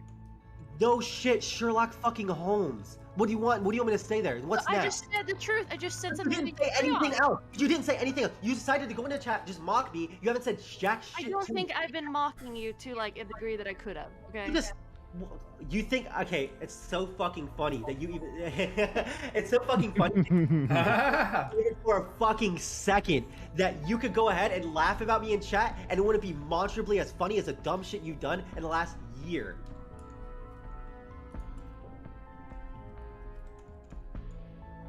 Response? Like, go ahead, Melina. Go out of your way to talk shit about me. I beg you, because I promise you, you will look like such a fucking monkey when I go ahead and talk about shit that you have done. And it's on par as the autistic things I pretend to do on stream. What do you want Tend me to to say act to you? retarded. What, I don't understand. What do you want me to say to you? What do you want from like all of this? I don't get it. Tell him to chill out, Melina. No? I don't want. All I wanted was to address you lying about me originally and telling me that I was just doing stuff because I wanted to fuck you. Again, you're gonna do this a little bit. Well, we're talking about before that because you're already I doing feel like shit. you're a rapist. Okay, I'm just gonna move on there. Okay, you're a fucking rapist. Melina's mad at me and she decided to shit on me now because she's a fucking rapist. I told you exactly what fucking happened. You released even the logs of what fucking happened, and it's not what happened at all. And it's like when you're going that length to do that because I told you to fuck off and you're being a bad friend, I can disregard you now. I can tell you to go. Hey, we're talking about the dog. We're talking about the thing what started. No, because what do we need to talk? No, the thing that started it was you being a bad friend, nigga. It's not the fucking dog, you monkey shit. Like what do you want me to tell you? Okay, I'm a bad friend. You're not just a bad friend. Oh wait, sorry. No, you're just a bad friend. Okay, I'm a bad friend. Yeah, I'm a bad friend. Are you good now? You happy? It's like, why do you have to do it like in a condescending, like autistic way? Because you didn't. I don't. You didn't What do take you want to hear? like, it's like you didn't take anything seriously, and it's like you're just like it's like your head's so far up your fucking rear end that it's just like this is just like. It's like nothing to you. It's just like, lol, it's like funny. I'm just gonna go on and just do my sex, drug, travel. Maybe Ro will be back next week, and maybe I can go have like a friend to go back to Austin for. And you know, it's just like it is what it is. And it's like, it's just sad to me because I at least want you to like understand something. I want to be clear. I started sex, drugs, travel.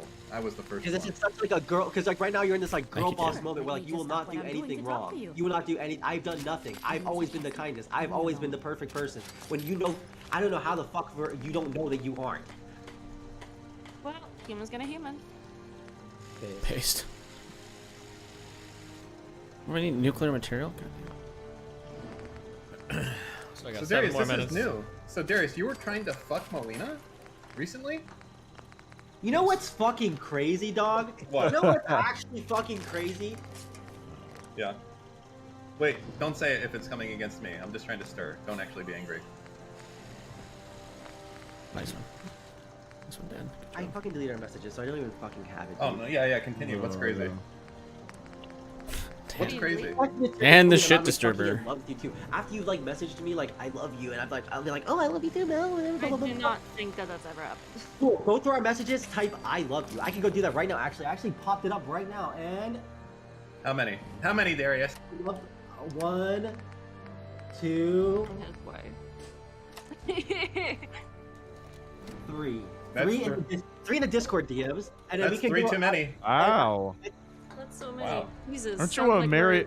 You're a fucking- married yeah, woman, Mal. we You're a are. married Yeah, what is woman. going on there? There's Sounds some, like there's are married. that's some craziness. 3 times? I'd Is get there any- divorced thrice. I mean, that some of that may have been redacted as well, Darius. That's true. There could be more in there. It's true. It's just funny to me that you have the audacity to be like, ah, The I really audacity. did it. Like I've been like, we've been on these same Sounds terms. like the most intense relationship I've ever heard in my life. Damn.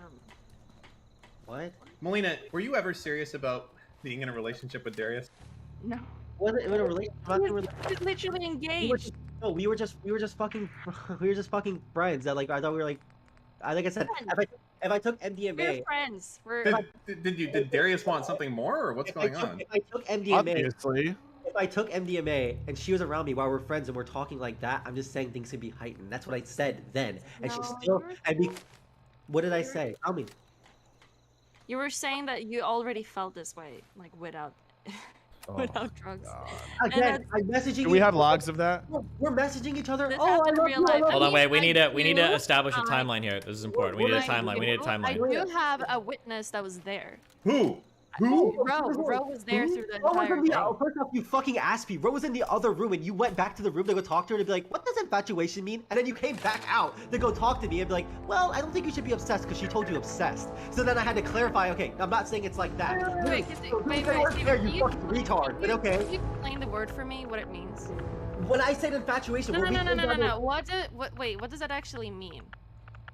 Steven, can you say that? Can you say what it means? I'm here observing. Okay. No, no, no, no, no. What does the word mean? What does it mean, Steven? Please, because you're involved here. This is a man that was. It's not. It's not. This doesn't involve me. This is between Melina and Darius.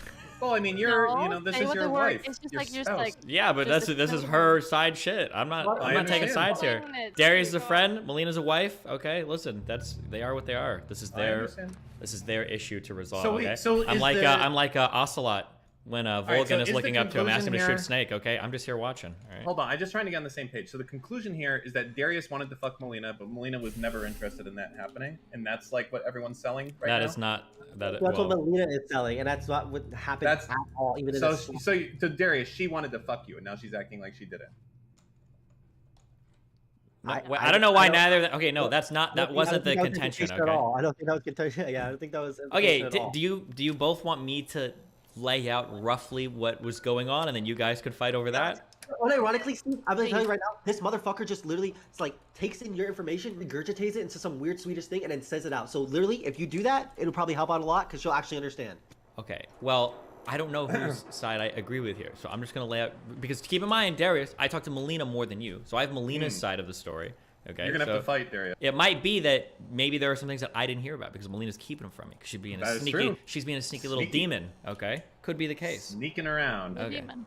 Okay, so the impression that I got, these are just impressions that I have, was that you and Melina were hanging out with Ro, that you went down to chill with them, that Melina obviously was having big problems in her life. Just look at how because good I'm that a looks, demon, though. Oh, my bad. and you were having big problems in your life because Sushi is a demon.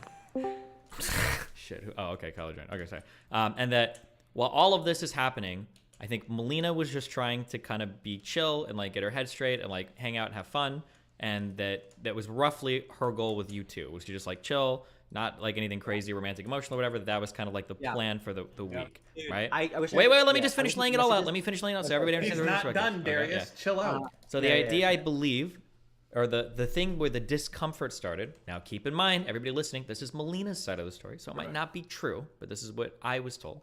Okay, is the discomfort started when you started to be a little bit grabby or kind of sexual with Melina, or tried to be, while she was in front of Ro, and that was making Ro feel a little bit uncomfortable. Hold on, let me just finish, and then you guys can all go, okay?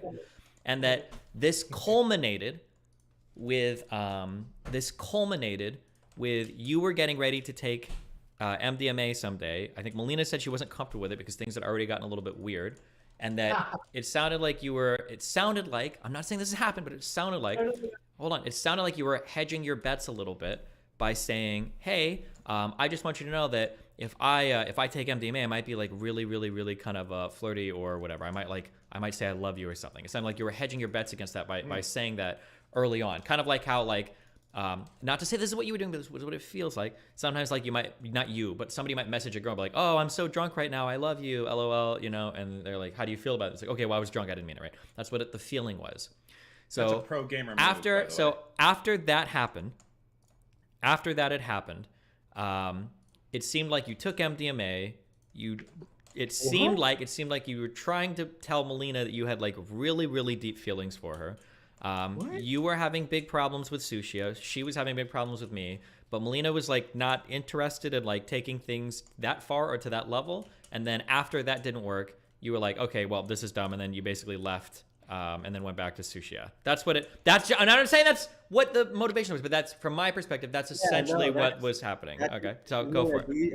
Melina, okay, can I give my side then? And then yeah, you go. Yeah, go ahead. You guys can fight over your I don't even know how that's what you got. So first off, Melina was like, I have the messages even because I screenshotted everything on Discord. I have the messages of her literally saying, I need you here right now. I need you here right now. Darius, I'm begging you to come here. Literally 3 days. We're gonna say no. Okay, let's so first off start at this and then we'll move on to the next thing because you're already claiming this is a lie. So I'll just send Destiny a message of you literally saying, I need you right now. So give me 2 seconds.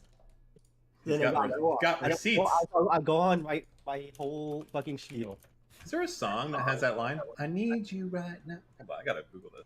You can find it. It's the "Don't Let Me Down" song. Oh my God! What? Erudite. Hello. Hey Taper, how's it going? All right, we're starting our dating going thing soon. way. It's going way better now. Thanks, Taper. Welcome. I appreciate the support. Okay, and then on top of that, just real quick. Okay, so I'm like looking for right now. I'm trying to talk, and my ADHD is not making it very well. But this happens, or whatever. She's like, okay, Darius, like let's go do it, whatever, blah blah blah. She hangs out with Ro on Monday, I think. I'm like, okay, like I think during the weekend we're kind of understanding that it's just gonna be me and her. We're gonna go to this Airbnb and we're just gonna hang out, or whatever. We're gonna talk about emotional shit. That's gonna be it. On Monday, she starts talking to Ro or whatever, becomes friends with Ro, and then she stops. We don't talk too much about like, oh, like it's just gonna be us two. It's like whatever. We're kind of just talking like about hanging out. We're just like, okay, yeah, like you need to come here. It's more of the center where it's like, okay, she just wants to do her thing and her friend's coming, okay? But prior to that Friday when I left, on Saturday, Sunday, Friday, the week before, she was like, oh, I just need you right now. I just need someone with me. I just feel so bad. Like it's just Steven's just not here. It's so bad for me. I know it's Wait, hold on. This has never happened. Okay, cool. Can we go on? Show Okay. me logs, and I probably, if you find something, I will. Cool. We can go back and pinpoint. Not happened. Cool. That's fine. This We can has go. not happened. Okay, cool. Yeah, I'm lying. Yes, you got me. Okay, we can go through each message back. I can screen share messages. Probably would be better because I can just go through the timeline. But we can go ahead and you can go through it. Okay, so going after that, she's like, okay, then she starts hanging out with Ro. Then that narrative of, okay, she wanted to just hang out, seemed to be more present. And I was like, okay, cool. Like, this is going to be more just like me hanging out for my own fucking shit or whatever. So anyway, I go there fucking Friday. And I don't remember what you fucking said, so I don't know what I'm fucking disproving or whatever. But fucking, so we were hanging out and everything like that. She told me, I asked her prior, I was like, should I bring MDMA? Should I bring shrooms? Should I bring all that stuff? She's like, maybe bring MDMA, definitely bring the shrooms. Okay, and I was like, okay, I'm just gonna bring MDMA for myself. I brought 2 just in case, she wanted to do it as well. And I was like, okay, go ahead and do that. Go over there, and we're just like chilling the whole time. And like, again, with the grabby thing, just so you know, like, why do I need to be this descriptive? But like, I like how you're LARPing. Like, I was just like grabbing. I was just like touching on you. I was just getting you good. You fucking unironically were like extending out your leg, putting it on my lap, like, okay, rub this. And then like, you're like pushing your back onto me as I'm like sitting on the couch, like, okay, like maybe you rub me. And like, as we're sitting on the same couch. And then we're in bed the same night. She's wearing lingerie, pushing her crotch into me. And I'm like, Oh my lord! Oh, these are big accusations, Melina. Uh-oh. God. I'm like, why, dude? You're so autistic because it's funny that you think this wasn't true. Dude, do you have her luggage? Check her luggage. Check her luggage for the long string. I can tell you what it was you were wearing. I can tell you, dude. I wouldn't fucking lie about this. You're doing that, and I'm like, okay, like we're not gonna do anything here because I don't know if this is really the point in time because we're like, oh my vet's calling me. Hold up. Oh, the priorities. Get back to the women hating in a minute. Melina. Yeah. How could you do this? I missed the call. I missed the call. So anyway. What do you mean you missed it? Then call him back. It's your fucking dog. That's $600,000 dog. Bro. You're just gonna tell me. They're just gonna tell me they're putting an IV in her, dude. It's fine. Okay, so this goes. Actually, I'll call her. I feel bad. Okay. Yeah. So this. Actually, I want to go, dude. You're such. Why would you lie about things, Melina? Why? What's the point you get out of this? It's like I don't think. What are you? What have I lied about? Anything. Darius, what is she lying about? He just deafened himself. Oh. Melina, you made it sound like Darius hit on you. He's making it sound like it was the opposite. Yeah, there's a lot of. He's trying to say it was the other way around, Melina. He said verbatim there was a lot of crotch rubbing. Yep, going on. and back pushing and back poo. That is very sexual. That's very sexual.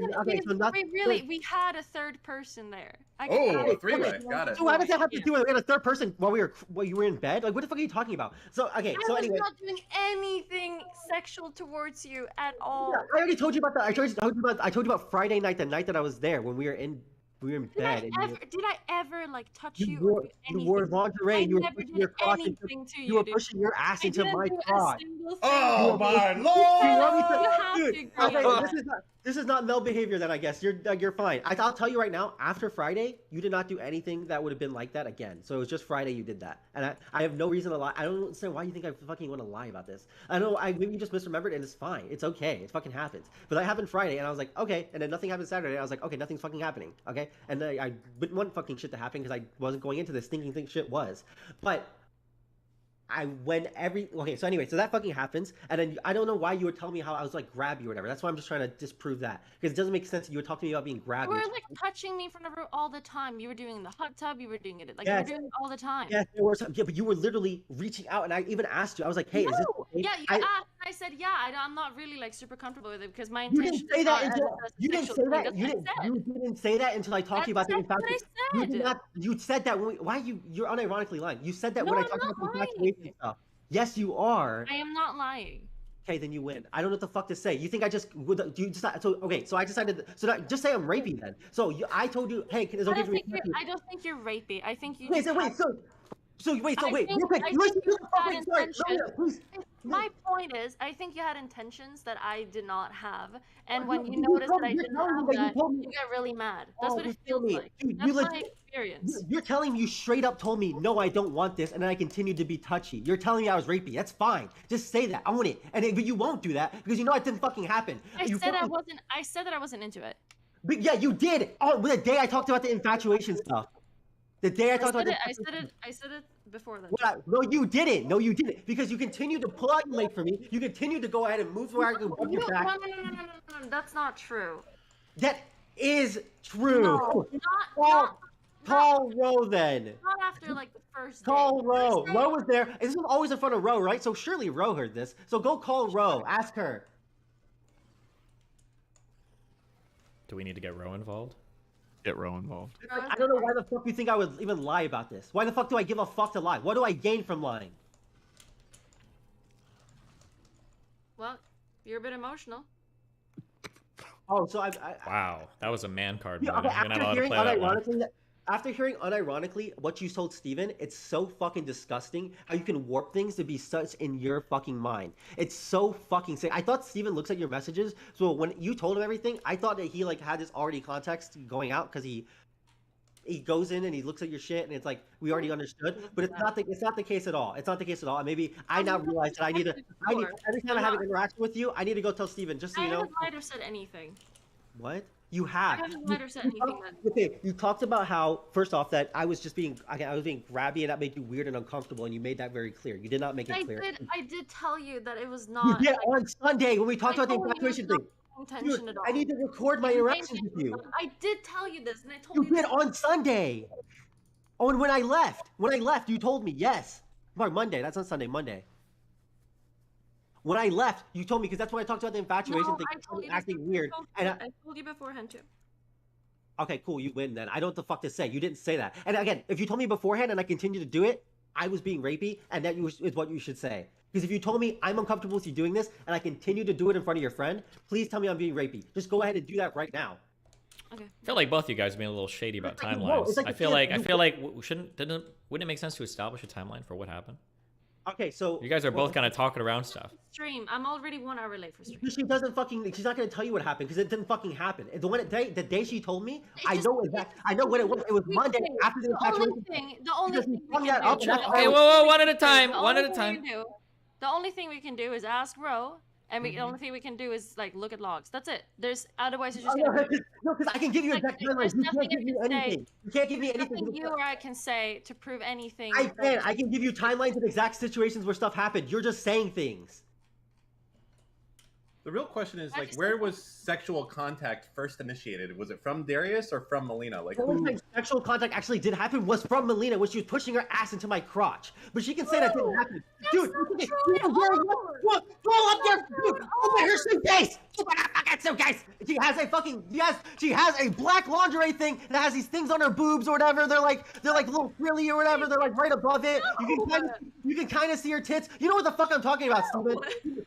Okay, hold on. Wait, just as okay, hold on. I want to be clear. I'm not taking sides here because this is your guys' dispute. However, I've known that a lot of women just only own lingerie. That's pretty normal. Like most women that I've been with don't even own like normal panties. Now, I'm not saying that doesn't. Melina might have been the seductress here, and she was mind fucking you. That's possible. But I just want to put that out there. Okay. And and I do acknowledge that, which is what actually I did think. What happened was after Friday, she was wearing sweatpants and a hoodie. After that, so I was like, oh, okay, she must not be like as. Listen, the ass to crotch. Wait, let's clarify a fact. Wait, was she walking around the house in lingerie on Friday or whatever? Is that the? Yes. No, she was in Friday night. Friday night she was wearing that purple jumper she wears usually, and then when we went to bed, she switched to it. And then, I'm telling you right now, every night afterwards, she was wearing the purple jumper to sleep. That Friday night, she did switch into it. What is that? Hold on 1 sec. The ass to crotch pipeline is one of the. That's true. We haven't established when that happened yet either. There's a lot That of. is a fucking major. A lot of discontinuity going around the timeline of events there, That's too. highly sexual stuff. What's your response to that, Melina? Wait, I didn't hear it. Darius is making big accusations of some ass to crotch movement. I have not done anything. What's up? How am I supposed to prove this? Well, I don't mean you. I gave you the exact scenario. Can you tell me? Do you remember this? Do you remember this? Do you remember that I told you to get further away from me in bed because you were pushing me off the bed? Do you remember this? That was out. Yes, actually, I do. It was Sunday night at like 3. Okay. It was Sunday night at 3 a.m. when I was sleeping, and I woke up to you saying that. So yeah, because I was thinking. Yes, I was. I have not. No. Steven, I actually found a video of this. I would wake I'll up post it in with chat. you on. You can. Dude, Just go ahead and click that. Melina, where do you think I'm fibbing? Friday, I told you that you were wearing this purple jumper, and then you switched to that black lingerie thing where you can like see it. And then on Saturday, you wore your purple jumper again, and it's Sunday you wore your purple jumper again. If I was trying to make something sexual, I would be fucking naked. And Steven can agree on this too, because the first night that he ever spent with me, I just got undressed immediately. Okay. Me wearing clothes. It was not even like. So there was sex in that room where the guy was still there. I fucking knew it. No, hold on. That was not. That wasn't our first night together. Nice try though. Nice try. No, that wasn't even our first night together. Nice try though, Dan. Nice try. If I fucked in that room, I would just say it. It's so annoying. I'll admit to anything I do, but like we weren't fucking in that room. I literally went straight to bed. I had a fucking hangover. Sure. Drugs, sex, travel. True. My point is, Melina, even if you weren't trying to do stuff there, you definitely were signed. Anything, and I told you this before and too that I didn't want to do anything. First off, you did it, and I would love for you to find that log. My intention was to hang out, and that was that's fine. And that's what we fucking did. That's what we fucking did. And then all that happened is on fucking Monday, I told you if I take MDMA, I might be a little fucking infatuated with No, you. you didn't say that. You said before this that you were already feeling this way, and that if you took MDMA, it would have gotten worse. That's what you said. Let's say I said. Made me like, oh, okay. Okay, let's say I said I'm a little infatuated with you. If I take MDMA, those might be incredibly heightened. The messages I told you. Well, one at a time. Whoa, one at a time. One at a time. The message, if that's what happened, the messages I showed you were saying, hey, when I talked about being infatuated, it was such a minuscule thing that shows it's still the same relationship. I do not believe you at all. Okay, you know why? then that's your own prerogative. Wait, whoa, chill. Hold on. One at a time. The night before, you broke up with Sushia, and then you told me this. What the fuck? What?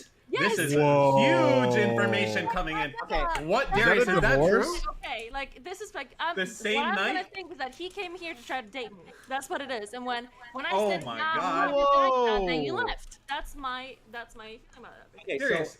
so I don't know where I need to go ahead and do this. First off, me and Sushi we're still together. Literally, we didn't actually fucking break up. We just fucking talked about taking a break. So I don't know. Maybe I didn't date you. Maybe that's why. Because you broke up with her, and then you. I Told don't, me dude. Wait, Melina, are you saying that he left Sushi for you?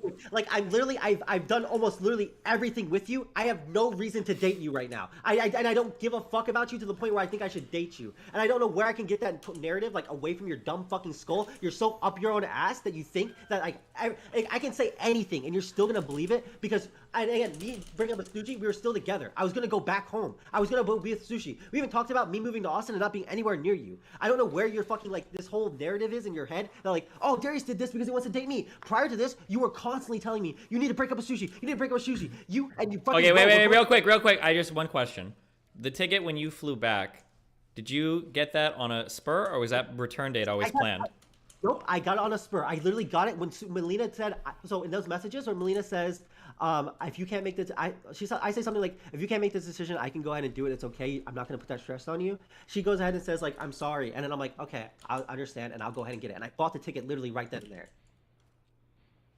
I didn't have it planned. It wasn't like, and it's convenient. I was supposed to leave like 2 days after. And then she has the audacity to go and be like, oh, well, you left too early because I wouldn't fuck you. That has nothing to do with anything. I felt like I made you uncomfortable, and I made that super clear. And I was like, okay, well, fuck, if I made you uncomfortable with that, I felt fucking bad. Because that's when you started talking about, oh, actually, I wasn't really into the touching. Oh, actually, I wasn't really, I didn't really want to, do anything this trip. And I was like, okay, you brought these things now? Okay, you brought these things now, and now I'm thinking that you feel a little bit awkwarded out, and like you feel like my intentions are not there. And I tried my hardest to make it to make you know that my intentions were very, very clear, and that when I was saying these things or when I said infatuation, I was not trying to hit you up or get you up. I was just telling you that like I do have like a little bit of feelings for you, and if I go ahead and I take MDMA, it's going to be incredibly heightened. But you have your head so far up your own ass, you cannot fathom anyone telling you anything romantic that is not like, oh, they want to date me, they want to leave everything for me. And I don't know, I understand why you got that view. I do genuinely, but it's like I've done so much to make it so that way you know that's not what it is, and I don't know. I generally don't know what to do. What have you done to make it seem not that way? Because I messaged you a paragraph-long message that you obviously didn't fucking read. Okay, wait, real quick. Hold on, real quick. Hold on. Okay, just because there's been a lot of talking. I'm not trying to take sides here, but if Melina's gonna answer, let her answer fully, because Melina keeps getting cut off unless she won't say anything. All right, yeah, apologies. Okay, go, Melina. I don't think you sending a huge paragraph is proving anything to me. Because if I've already rejected you, and you've already just left, within 2 hours you were on a plane when I said that I was not interested. No, that's funny because it was at the end of the day. Dude, come on. It's like I left at 8. You're cutting me off, you fucking moron. Oh. We talked at 8 a.m. I left at 8 p.m. Why are you saying I left 2 hours after you rejected me? Melina. Why are you saying that? Why are you just making things up in your head? That's what I'm saying. You're just like, oh, I haven't made up anything. Okay. Do we really care about when exactly the flight was? Yes, because that's what you just said. Nigga, don't fuck you. Because you're telling me because you rejected me and I went left. Wait, hold on. You left around 6 p.m., right?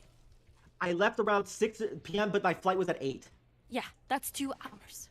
Nigga, you gotta be 2 hours before your flight, monkey. Second, you were left so fast that you didn't even do the dishes afterwards. You left that fucking Mel, fast. I cleaned up.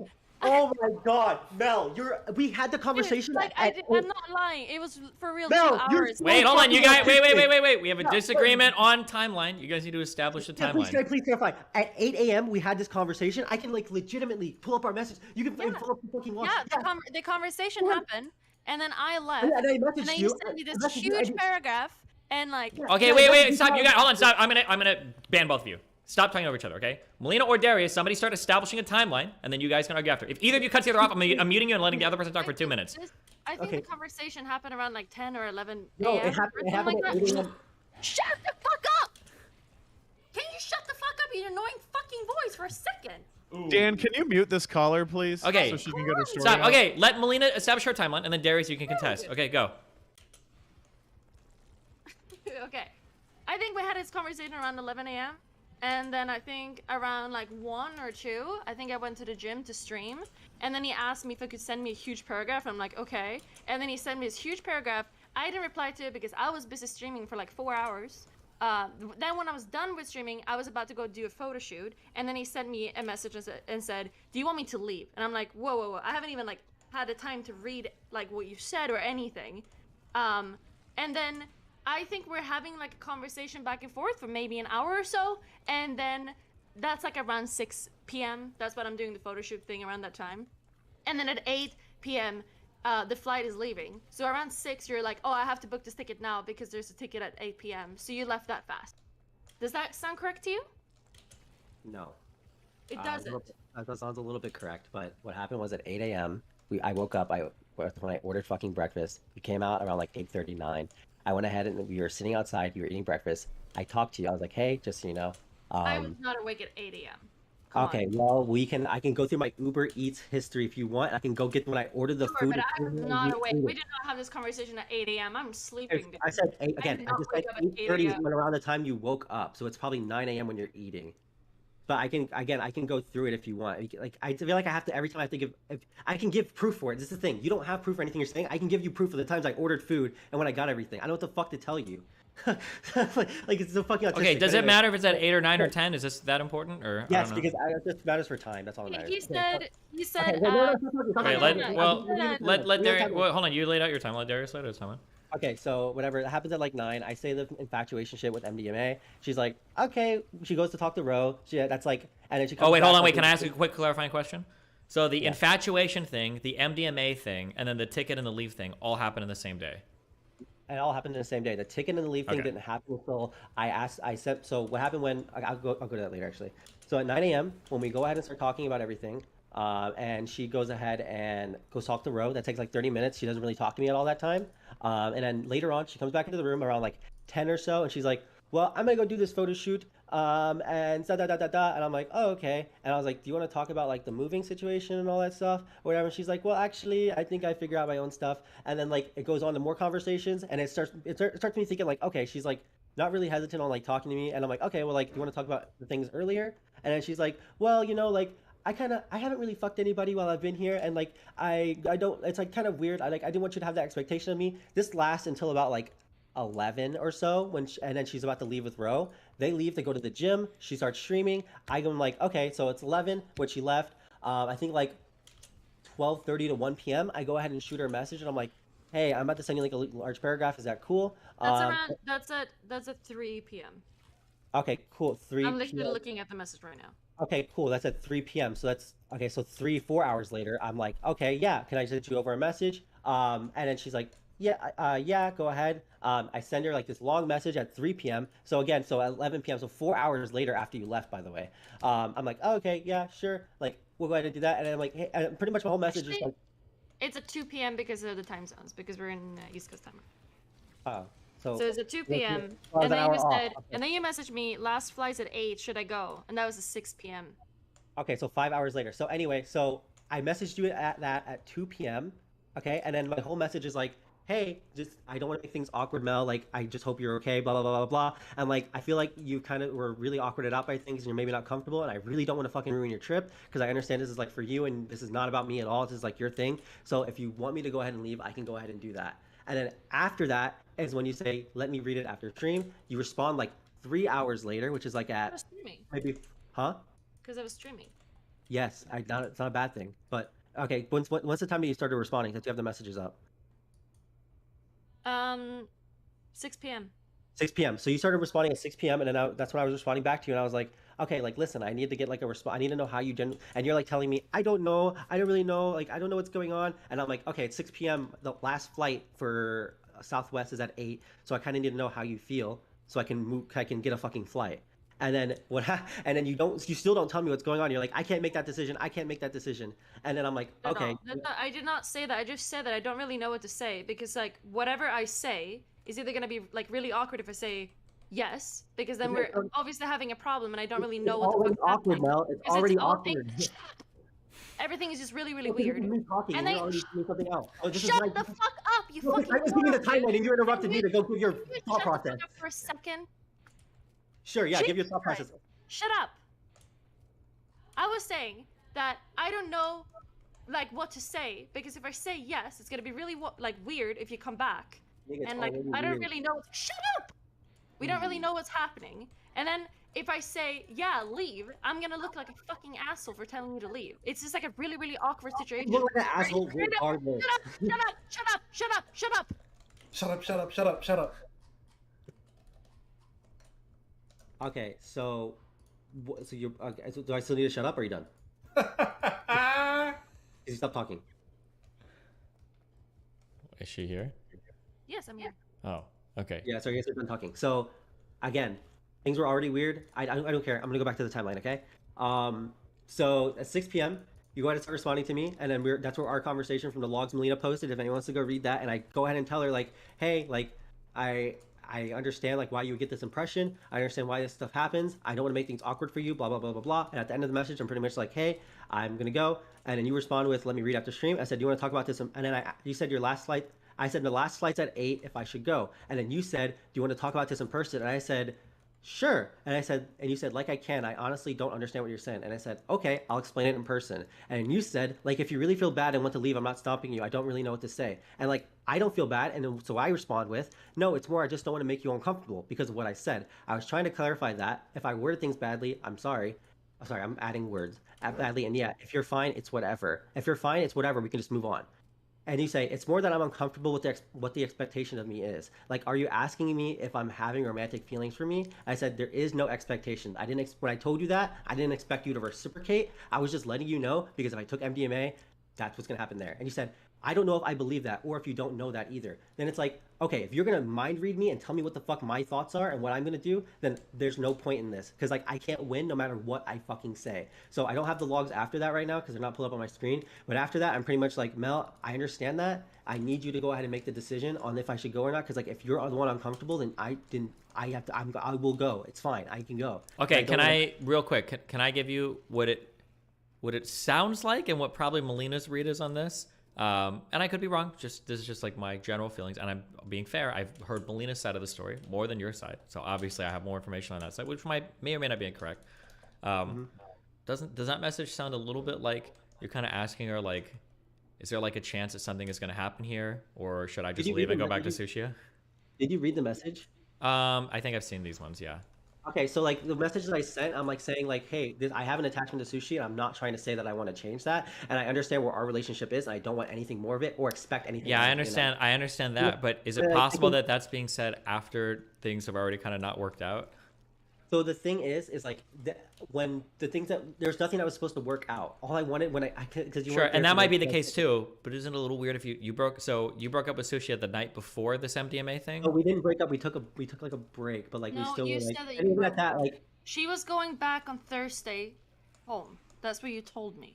Yes, she was going back on Thursday home. Yes, you were over. That was like what you were working on towards everything you were talking about. Yes, because I've been the whole weekend with someone that's telling me to break up with my partner, break up with my partner. So yeah. Okay, wait, hold on. I just want to give real quick. I just want to give background context on that. Okay, and again, I'm being fair. I have Melina's side of things too, but I've seen stuff as well. When Melina is telling you break up with your girlfriend, it kind of sounds like she's saying that because she's trying to like mindfuck you or get with you.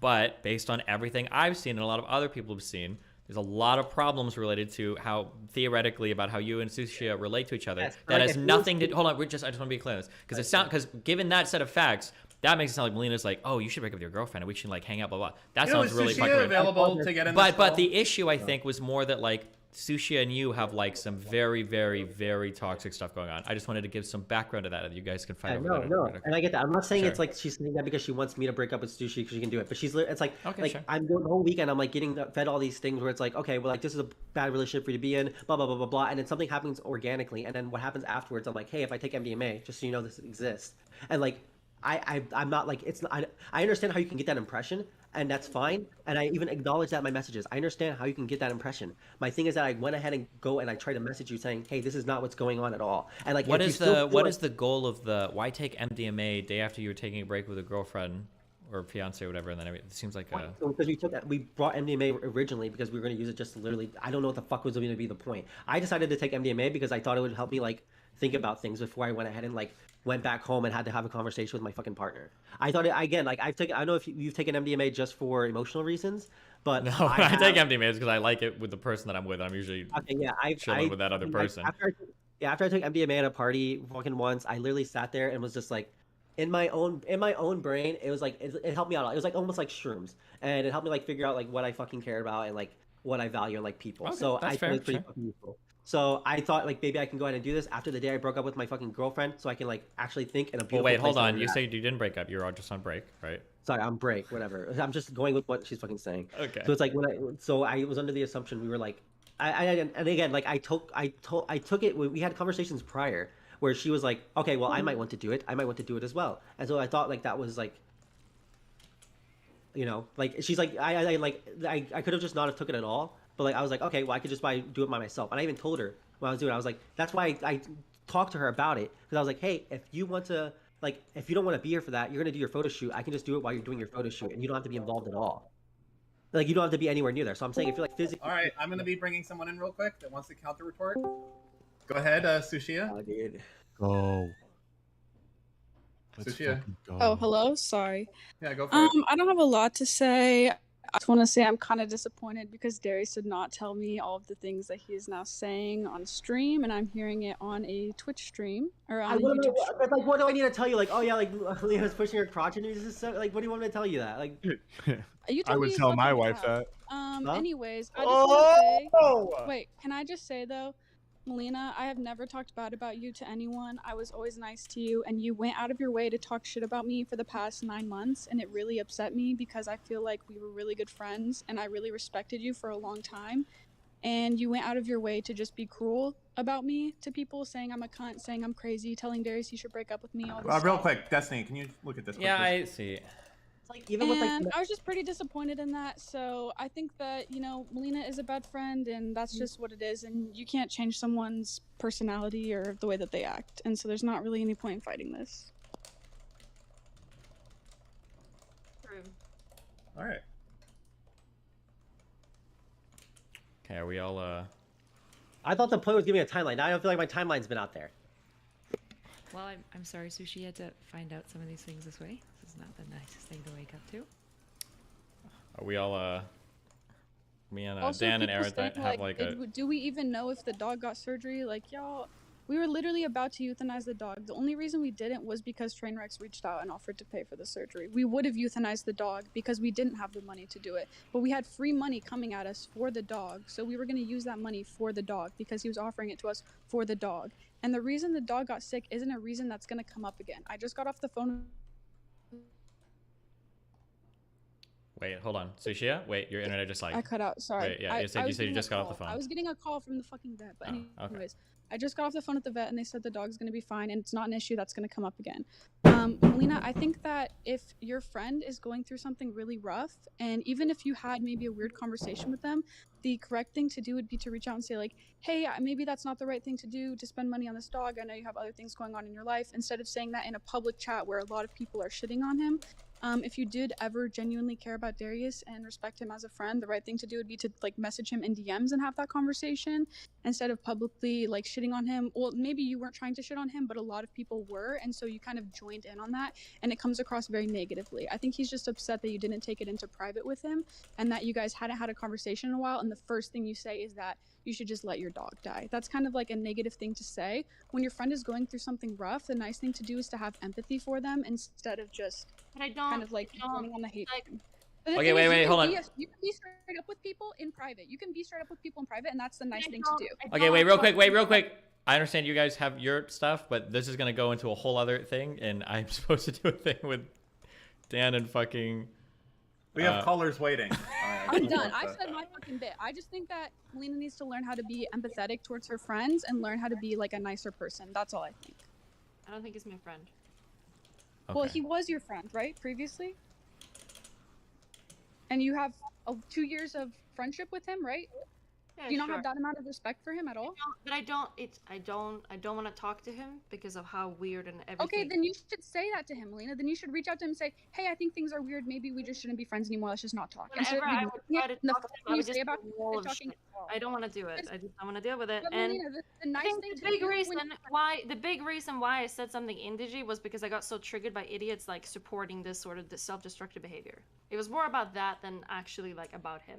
Yeah, but I think that if you're gonna publicly start shitting on someone who thought that you had a friendship with them, you should.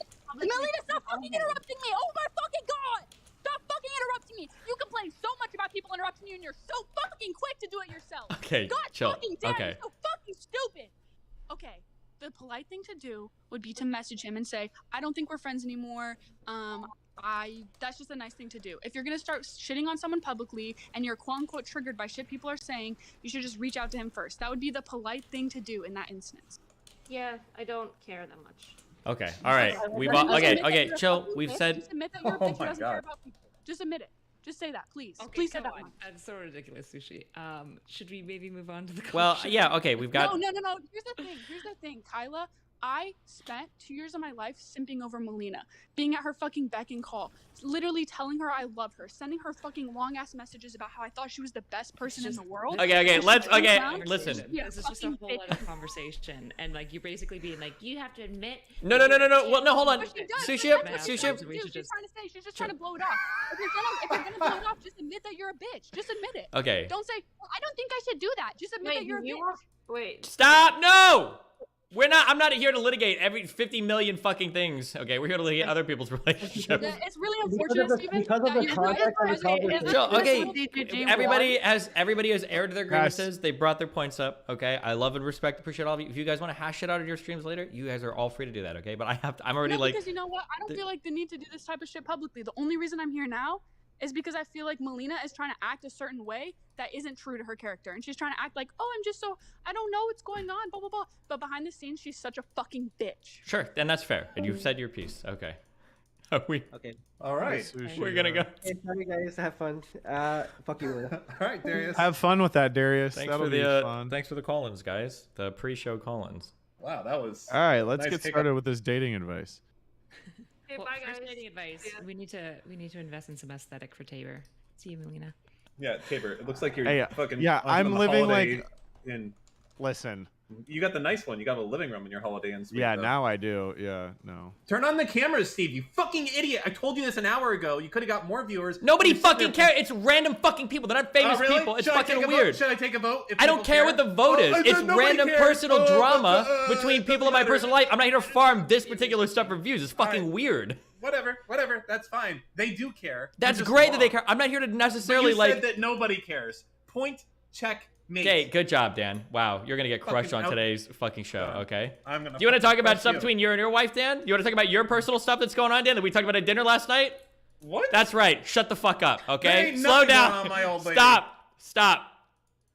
Okay. Let's do our show Oh my before God. everybody's shit is getting. You can't just make up shit like that. People are gonna believe Stop! you. Fine, whatever. Just go. Yeah. Go. Hey, I gotta go. You're I this gotta type of go. motherfucker. You're I a gotta type- go, but I just wanted to say. Have Oh, a you're good not show, here, Tabor, Kyla. for this? Have a good show, Kyla. I love you, Tabor. Wait, Tabor. Oh shit. No, he's only here for me. Fuck you, Destiny. Unfucking real, bro. Holy shit. Okay. Eric? We just have yeah. There's just a lot of stuff going on in here. You guys are active today. Okay. Are we Jesus. good? Is everyone here good? Everybody here okay? I was here just smirking the whole time, and I was laughing mostly at Dan. Can we get the fucking cameras up and get the fucking show Yeah, going? chill. I'm just trying to Pull make your sure fucking everybody shit game everybody down. needs to Christ. decompress. Okay. I'm calm. I just don't know what I walked into. Okay. Okay, let's check microphones. Kyla, talk. I turned it down 15%. Is it good for you? It's good. I turned you back up. Dan, talk. Yes. Hello. Okay. You guys feeling okay? No, not really, because now I'm gonna have a million fucking idiots who think you're serious and I'm on the rocks with my wife. Thanks for that, you fucking you're so stupid. I don't have enough shit going in my life. Fine, let's go. Bring in this fucking first one. Go. Okay, chill. Let me. Adido, age 32, sex, cis male, pronouns, he, him, sexual orientation, straight, employment status, employed, housing status, lives alone. Great. Bring him in here. Okay. Let's just go. Hello. What the fuck is wrong with you? What? Concerned he was acting manipulative in your last relationship. All right, what did you do? Hi, guys. Hey, Hi. how's it Hey, going? what up, dude? It's not your fault, it's ours. Yeah, what's going on today? Yeah, turn your mic up. Okay, you're fucking quiet. Okay, how about that? You're good. What do you got for us today, dude? Okay, let's see, so... Here, before we start, introduce us to yourself. Give us, what's your name? Do you just talk for a second. It'll loosen the wheels or something. I don't know. Is what I'm saying there. What do you go to school? What Loosen do the you do? I know it wheel? says it in the preamble or whatever, but just talk. Oil the bearings. Okay, so, Squeegee the kermuffle. I don't. see. I'm being manipulated right now. Faster.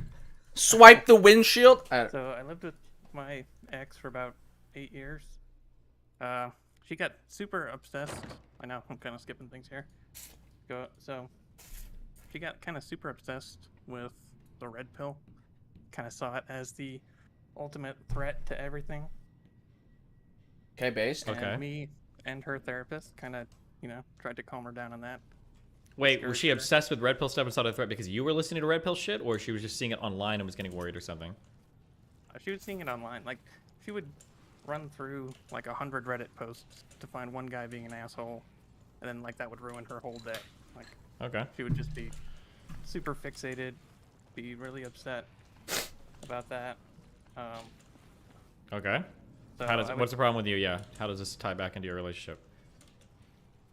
Well, I feel like I kind of would echo what her therapist was telling her, which was, just to try to, take some distance from it. It's not her responsibility. And also, like, what are the chances it happens to blow up into a big thing?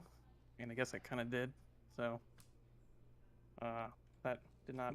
Okay, what did that... So you guys had a big fight about the red pill stuff. What was the actual, like, opposing sides?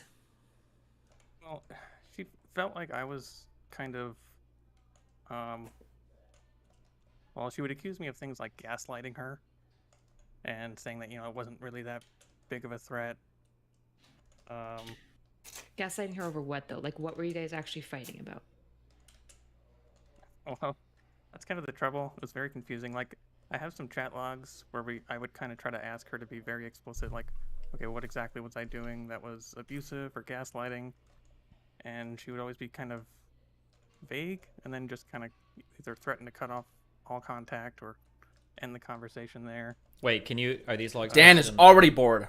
Yeah, it's in, it's the drive. There's convo 0.5 is about the red pill stuff from what I'm seeing. Oh yeah, hold on. Yeah, there's a lot in the Convo there. 0.5. Oh, there's a noodle on my bottom of my bowl. Okay, are you the A name and she's the D name? Yeah. Okay. Do you mind if I read some of these out loud or no? Shoot. Did you say shoot? Yeah, go for it. Okay. I'm sure we'll get into this in more detail, but can you give me a rough idea of a response you would have appreciated more? Her. I'd like to give you an answer, but I'm feeling pretty raw and activated. I'm not sure I can convey myself very well. This is kind of a shitty point to stop it at, but can we continue this after I've had my therapy appointment? You, definitely. Smiley face. I know I'm pushing, but I really care about you. Even if you decide you want nothing to do with me after we talk everything through, that's not going to change. I feel like I'm starting to understand at least. Her. Yeah, I'm basically so upset because this relationship means so much to me. Thank you for being willing to talk, though. I appreciate that. What is she upset about right now? Oh, and maybe if you read it in order, that would help. You know, I know that's like super complicated. Well, this was the first fucking file in the thing. You know, Dan. there was actually like there's like file names. I know Oh, that's fucking Jesus crazy. Christ! Sorry. That was Okay, a the test. 0.51. Sorry, no, forget it. Hold on, I'm gonna start on a different order. I'm gonna try going in chronological order. Okay, I'm gonna try going chronologically this time. Okay, let's do that. In fairness, if you read them scattered, it doesn't really clarify what she's angry about. Well, that's fine. Okay, you. So it's fine if you want to wait a bit with therapy today and everything, but could we talk about stuff? I'm still not clear on why you changed your mind about me being abusive or a lot of related stuff, I guess. Her. Yeah, I haven't really known how to broach the subject. I haven't changed my mind about you being abusive in the past, just whether or not it was intentional. Even just typing that out kind of gets my heart going a bit. But basically, it seems like it was accidental and that it's possible to come to an understanding about that. Are you both around 20? How old are you? 32. She's 33. Wow. Oh. Okay, sorry. Let me keep reading. You. All right, it's tough because my memory of the relationship involves a lot of walking on eggshells and catering to your needs and moods. Doing that for 8 years and then being told it was abusive has been tough to process. Her. You know, I don't wake up angry anymore. I don't go to bed angry anymore. You denying that there was any reason for me to be angry really messed me up. And I get that there were consequences to that, but I couldn't not be angry with the continual denial I was dealing with on a daily basis living with you. You. What was one of the reasons? Nice Her. voice crack. You still don't see how you handled the whole alt-right/red pill thing was so messed up. You. Every time we would talk Why about does he this, keep you would voice mention cracking on your you? reaction to something that was Did it never quite twice now. clear, and then my reaction to your reaction. But the basic thing motivating it all is one big question mark in my head. One sec. Her. Okay. I'm still not sure how to approach this all in a way that you'll Drink some understand. water, Destiny. Damn. Okay, we'll keep going. You, alt-right/red pill stuff from before Trump, her, all the way up to right around the time we moved to a place. When you started talking about how you didn't know how someone could end up in a cult, and honestly, I wish you would try talk to a therapist about this. Is there any more context to that? I mean, I ramble about a lot of loosely related subjects, side eyes. Also, there's a meme post. And then I don't know if any of this meaningfully different after this, Kyla, or I'll just read through some of this in my head. It's if I'm reading through, it sounds like she predicted the alt-right to become more fascistic, and you didn't really believe that she had enough evidence for that claim, and somehow that turned into a relationship, like a long-standing relationship feud. Am I understanding correctly? Basically, yeah. Okay. So you guys, where's the part that you were abusive exactly? Yeah, It sounds like what I'm piecing things together. I'm only on page 3, but it sounds like she had really strong feelings about some political movements. You didn't feel the same way, and she felt like you were gaslighting her because you didn't necessarily feel the same way about them. And she feels like she was the proven main thing correct. that I would push back on was just how completely obsessive she would get about this. Like, she would literally hop on the computer in the morning, read through hundreds of posts, find something to get upset about, and then like just fixate on that. Like, that was her whole day. Have you guys do you guys do couples therapy, or was it just singular therapy? She was in therapy. We never actually did couples therapy. Oh damn, that probably would have been what? So was she like a hater of the red pill shit, or like a believer in it? No, she was a massive hater. So she just woke up every day and was like obsessed with like hating red pill shit, and that you were abusive because you're like, listen, bitch, it's fine, it's just some random shit. Is that what's going on here? I mean, basically, yeah. More or less, and then his communication around it is like where the main thing I can see in your communication, like, I'm going to be honest, it could be biased. You could have cherry picked the screenshots. She looks worse in almost all of the communications. Like, she's doing a lot more, like, I would say, like, kind of manipulative, kind of like emotionally guilting stuff. Yeah, and that comment of like, oh, you don't know how to resolve conflict, do you? Yeah, the main thing I see that you do consistently across the board is kind of this like passive dig where you're being like, well, I was willing to go to therapy. And so it's kind of like a little like, it's like an extra little knock when she's like asking if you're willing to go now. But like, I wouldn't. I mean, that's a little bit of, I think, justified defensiveness, because somebody's like, do you want to go to therapy to fix it? It's like, well, I was willing to. I can see that being like, not necessarily. That's what I'm really trying to steelman her and be like, this is the worst that I've been seeing from you. But you could be cherry picking these screenshots. Let's go to the next one. Remember, chronological order there, Steve. Convo 1. Wait, the next. Oh, okay, yeah. Hold on, wait. So I read through a little bit of Convo 1. Hold on. This is, I'm sorry to treat your life like an experiment, but this is like the thing. This is the meme. Give 'em many where memories. Yeah, I know. somebody Memes gets with sexy strangers, obsessed that kind of about thing. some online shit, and then they take that online stuff and it ruins their mind and it ruins their head. Because it sounds like, I haven't read through all of this Convo the next one yet. Did you guys actually have problems between the two of you absent this stuff? Like really bad problems? Obviously everybody argues, whatever. But like, did you guys ever get into huge fights over stuff? Shared responsibilities in the household, abusive stuff, mentally fucking each other? Like, did any of that ever happen, or? That's the plan. Glad you Well, thought this through. Not after the But I don't first suppose couple we years. have many other options. Basically realized she was an alcoholic Malden and Metro stopped Center. drinking. That's That's where something your I give her a problem lot is. of credit for. I'm Malden. on Like she was willing to H222 and make his big future steps in your to hands. reach a Once healthier he's gone, place. we never had this conversation. But I mean, Never here. not really. I mean, I work from home. We live It's a like personal right next to message each for other. your Like ears her only. computer set up, right next to mine, basically. Would be trading memes, talking What about stuff table? all day. Yes. There wasn't a lot of So conflict when she wasn't triggered. these types of messages are huge red flags. So she's saying, I'm not trying to put you in the same camp as my dad. I'm accurately describing your behavior as dishonest and manipulative. And then you inquire, you say, can I be unintentionally manipulative? I think I met you She one says, time, bro. yes. A simple Google search is all it takes to see that gaslighting can be unintentional and even unconscious. Yeah, the using psych terms to put me in a box before we've even like really discussed things. That was something that really. Yeah, okay, this is like general advice to everybody, and it's very specific advice to you. Are you guys broken up now? Yes. Okay, so here's a couple things. Kyla can chime on this because she was a therapist, and Dan can chime on this because he's a funny guy.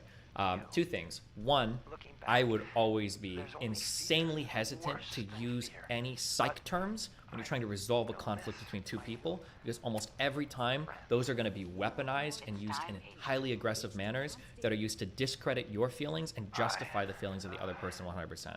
So that's always a red flag. When people start accusing you of stuff like that, like you're being emotionally manipulative, you're gaslighting, blah, blah, blah, most of the time I think that's inappropriate to bring up in a one-on-one setting, number one. And number two, this is something that I feel very, very, very, very, very strongly about. Kyla might super disagree on this.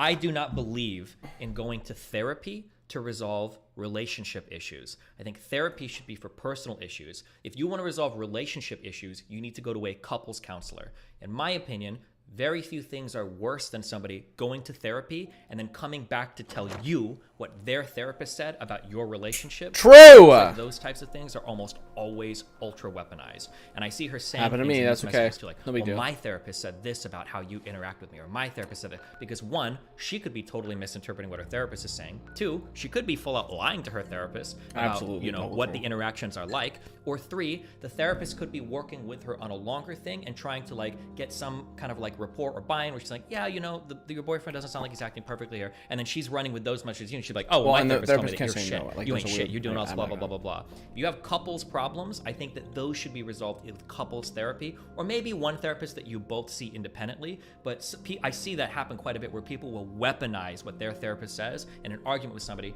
and now you're actually super fucked because not only are they throwing psych terms at you and fighting with you, well, now they've got a therapist backing up supposedly everything they're saying. You guys can do on that. I would say basically, like, I think therapy can be for couples, but it's couples therapy. Like, it's typically, like, sometimes it's really good for individuals to go to therapy, but, like, if I'm ever working with a client, for example, in addictions counseling, I would tell them, if you're talking with your family, for example, you don't get to say, my counselor said this about you. Like, I told them, you don't get to weaponize me because I don't know your family and friends, and I haven't talked to them. I'm only seeing your side. So, like, this is something that any good therapist would be disagreeing with her doing. This is not something that any therapist would be like, yeah, feel free to weaponize me and tell me I said this. That's not really how therapy typically works. Damn, okay. When I read this situation, we kind of have like this thing that we'll say like addictions counseling, when like a client will like lose their shit with milk, for example. Like they want like a certain amount of milk and there's like none left or something. And typically we say like, it's never about the milk. Like it's always about something else. This is one of these situations where I'm like, it feels like it has to be about something else. Because why the fuck would she care this much, this long? But also, why do you care so much to be like, no, you didn't predict it? Like in my head, I'm like, I feel like I'd be just like, I don't care, whatever, sure, you predicted it, like, and move on. So I feel like you're both fighting over this topical issue when there was actually a whole other issue going on underneath. And I don't know what it is. Bro. For her, it's probably some in her view, it would be probably some noxious pattern of you gaslighting and manipulating her and not actually listening to her or taking her seriously. And probably to your extent, it would be like, I'm not sure what your end would be, but you guys are fighting over this topical red pill shit, and I'm like, it's not about this. It can't be. And if it is, that's kind of a little bit, to be honest. Well, just to be real quick on that, it doesn't seem like I understand what you're saying. It's never about the thing that it is, right? Like when somebody else says, "Oh, me and my wife broke up," it's like, "Well, why?" "Well, I forgot to make her coffee yesterday." That's not why you fucking broke up. That was the last thing in a long chain of events that happened. But it feels like in this, usually those things will come up in the argument, but it doesn't sound like she's bringing anything up like, "Oh, well, you did this or that." It seems like it literally is all revolving around her obsessive infatuation with like this online culture shit is what it feels like. I'll say this: I've gone through the third convo here, and I see that they're sending you screenshots of articles of psychology stuff, and I just want to say that like Dan, we've careful. seen some Dan. situations like this in the past, and it's just I think you're good to go. Dan, I think that this stop. just isn't a good match for you. That's not even good advice. It is good advice. This is obviously not a good relationship, and I think that you should just let it be and move on, and that's that. And don't dwell on that. This is just someone. It's their fault, not yours. I'm gonna go ahead and throw it out right there.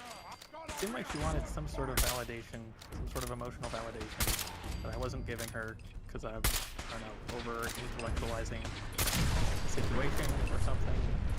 So I guess Well, I'm it's just not, trying to it figure seems out, like how for I can- her, she was getting involved in an online culture that felt like the most important thing in the world. These are women's issues, women's rights, red pill shit, and she's coming to you. Basically, do you watch my stream a lot? Do you follow me like the trans genocide arc on Vosh's stuff? Yeah. Yeah, it was like that. She's coming. She's like, bro, there's some red pill shit that's gonna fucking end women in the United States. Roe v. Wade getting overturned. All this shit is fucked. And you're kind of like, you're not as engaged with it. So you're like, yeah, I mean, maybe not. It could or whatever. And she's like, how do you not see how important this is? And then when stuff starts heading a certain way, now she feels vindicated. Your refusal to engage with that in an ultra critical manner to her in her world kind of feels a little bit manipulative or gaslighting, because in her mind there's literally a threat at the door, and you're saying like, oh, it's not that big a deal, or like, who cares, or they're probably not even going to come in, and she views it as getting worse and worse and worse. And I think in her mind that's why it feels like you're gaslighting or manipulating her, because there's clearly the worst thing in the world right here that you're not willing to engage with. That's what it feels like. Did this happen like during and over COVID? Maybe we should send for more backup. So let's see. When did it start? I see 2022 on the third conversation. I'd pay to see that.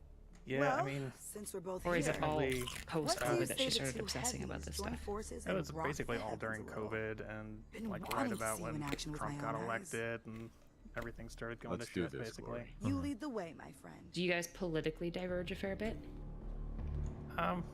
Not really. I guess I'm center left. She's a little bit further left, but She watch I us don't on?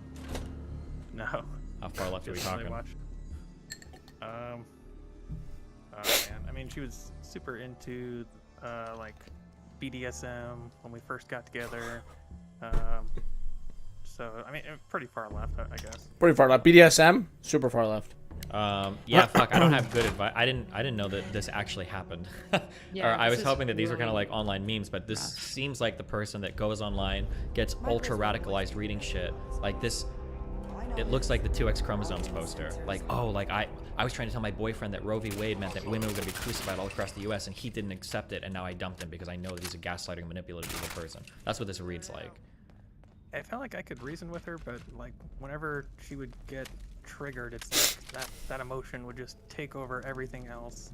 Nothing else mattered. Nothing I said got through. Chain It's like on she the other was side. expecting me to follow this script that like she should know. I'm not part of the red pill. I'm not any of those things. I talk to her about this stuff all day, every day.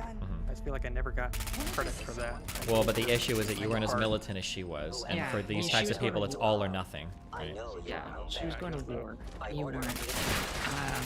If the question is, am I super manipulative and gaslighty? The issue is, if somebody construes a reality for themselves and you are pretty sure that that's not reality, I wouldn't say it's gaslighting to say this isn't really true. But I can understand. Hey, Gloria, that can you do person something? in their experience, why they would maybe call it that. The issue is like that doesn't mean that that's actually happening, right? Like I imagine if somebody was like in a psychotic episode, and I said, well, none of these Glory, things are actually happening, something? that they would maybe feel a little bit gaslit. But that doesn't mean that you're inherently gaslighting them, especially because like gaslit gets thrown around a lot. I try to limit it to like you're somewhat intentionally trying to like convince people that they're crazy to like obfuscate responsibility away from yourself, and that's not really what was going on. All right. So what is your ultimately? I guess what is your question? Is whether or not you feel like you were being manipulative or not? I guess, yeah, whether I was being manipulative and whether, like, she is intentionally characterizing me, or she's just so threatened that this is the story she's constructed to make sense of how she's feeling. And Yeah, I think really it's. doesn't have... I think it's more the latter than the former. Although to be fair, if you were super manipulative, you could be hardcore cherry picking these screenshots, and we wouldn't know. So, but I mean, based on what I think we've seen, I think we all kind of agree that yeah. Damn, that sucks that like an 8-year relationship though gets. That's awful. Fucked. Sorry about that one, Chief. Yeah, But- thanks. I mean, I basically I said the same thing. Like, did not need to go on for that long. Mm-hmm. Okay. Any final thoughts, Stan? I saw like boobs in this video, just to be clear. And someone. Oh yeah, that was on my screen. Sorry, that's my. Okay. Wait, like. Just wanted to throw that out. It's my husband's body attached to like a swimsuit model. Oh, like you His saw head. boobs or boobs in a swimsuit? It wasn't boobs. It was boobs in a swimsuit. Okay. Yeah. Okay. All right. I Well, just, you know, my mind was there instantly. Sorry, That's do how you wanna say fast it I am. again? Oh, damn, you yes. just knocked Yes. it out. Oh my god. Yeah. Okay. What do we got? Hello. Oh. Hi. What? Hey there. How are you? We're doing good. Tell us. What do you got? Name, meet. Yeah, my name is, well, let's go with Ajax. I'm 23. Yeah, and my issue is, well, I don't know if you just read it out, but yeah, whenever I've gotten into a relationship or gotten with somebody, the amount of attraction that I have for them just immediately falls off to basically zero. And it's happened every single time successively. And sorry, just restate. You're how old? 23. Yeah, 23. Okay, so this screenshot that you're showing is. Oh, do you right. wanna The give this screenshot context? is from the second part of the issue that I have that we can talk about. And that is basically I have a friend, and it's the situation that Destiny talks about a lot where I kind of feel like they want to be in a relationship with me, but they said they haven't. And we've talked about that plenty of times. But they get really jealous and annoyed whenever I go and see other people or do anything with other people. But I really, really like this person. And I have a great friendship with them. I do a lot of things that I enjoy and really love doing with them. And I don't want to have to do the thing where I just kind of cut it all off. And I want to know if there's something else that I can do. Imagine having Wait, this so problem. you want to date this person or they don't? No, they. I don't want to date them. But they want to date you. Is the feeling that I've got, but they have said Hold on. actively and recently. They get that jealous don't when you want hook to up with date other people.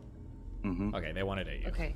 And the way that you guys are texting, sorry, is this screenshot from you? Yeah, that's how we text. It's for both of us. Is how we're texting each other. Okay. So we text each other in quite, like the babyish manner. We're Have saying "I love you." This is how we say goodnight to each other pretty much every night. Wow, imagine this problem. Okay, and then let me ask, how many times have you guys hooked up? About. Okay, that's like what I thought. Okay, 3 yeah, years that's ago. what- 3 years ago, but I haven't within like 3 years. I haven't been with them at all. Sure. Okay, so this woman is fuck zoned hard. Why are you fucking with her? Yeah. Basically, yes. I just end this relationship, but I don't want to because I want to be friends with this person. Well, I because actually you're like getting hang out. some amount of like emotional validation and everything out of this person, but you're kind of stringing them along, right? Because it's pretty obvious that, especially if you guys are talking like this, she's probably waiting for you to like wake up and realize like we can be together. Get in the fucking elevator. Yeah, you're a bad dude. Okay, fuck you. I mean, I would say like it's better if you know that the person like it's kind to like cut it off and stuff. I don't think like necessarily if somebody's like choosing to be let on, it's the end of the world. The issue is like, especially if you're like keeping her around for like some form of validation, it's just like probably, especially if you have no intention of dating, like why are you still texting like this with this individual? Because to her, this looks like a duck and is quacking like a duck. Yeah. Yeah, I get what you mean. I'm And you just. sleep together, so. Yeah. Okay. So that's that one. If I just for clear, if I was you for her, what I would do is I would send a message and I'd say like, hey, listen, you're uncomfortable doing these with other people. We're still texting in a quasi-romantic sense. Like, I think that I'm gonna tone down the way that I communicate with you hardcore, and then we can like reevaluate our friendship from there. Because it's possible that they'll need time to accept that, and then after they've had like a few weeks or a month or whatever, they can re-engage in a way that they see appropriate. But like going on head forward like this person is like waiting for you to wake up and date them. That's what they're waiting for. Yeah, it's from you. fucked. Yeah. Okay. Okay, the first one is you're just losing interest in everyone that you date. Really quickly. Pretty much everyone, yeah, unless they do not show interest in me. If they like actively ignore me or start not liking me, I will start to like them again. Do you hate clinginess? Yeah. Like, when you say, okay, what would you describe as clinginess? Needing to text me, like all the time and talk about something, even generally if there's not something to talk about, like creating conversation when there's really nothing going on, or somebody that needs to see you like half the week probably. I don't. Yeah. Okay, well, on your first and second run, you're still really young, right? Like, so there's still time to like find somebody that you don't get bored of, or that doesn't come across as like clingy or whatever, right? Yeah, I don't understand the not liking attention, or when people don't give me attention, I start liking them again as well. That's kind of like a standard guy thing, or it might be a girl thing as well. Like, kind of, like the chase can be exciting. That's just a thing. I don't know if that ever goes away, but it's not. That's not a good enough thing to like build a relationship off of, right? Like, oh, chasing this person is fun, and then you get the thing, and then you're like, okay, I'm bored now, right? Excuse me. Yeah, and that's what it seems to be every time, and I'm quite. I give quite generous compliments, so I probably need to stop that off because, yeah, I just have a really hard time distinguishing the emotions that I actually feel for somebody, and I've realized like two rads just probably the chase itself and getting to know somebody, because that's what I really enjoy. It's like the first couple of weeks. Yeah, I'm not sure if you've ever heard about attachment theory, but there's a different form of attachments that you kind of solidify in like pre-5. And one of them is called avoidant, and one of them is called anxious. And anxious tends to be really clingy, and avoidant tends to like distance and remove themselves.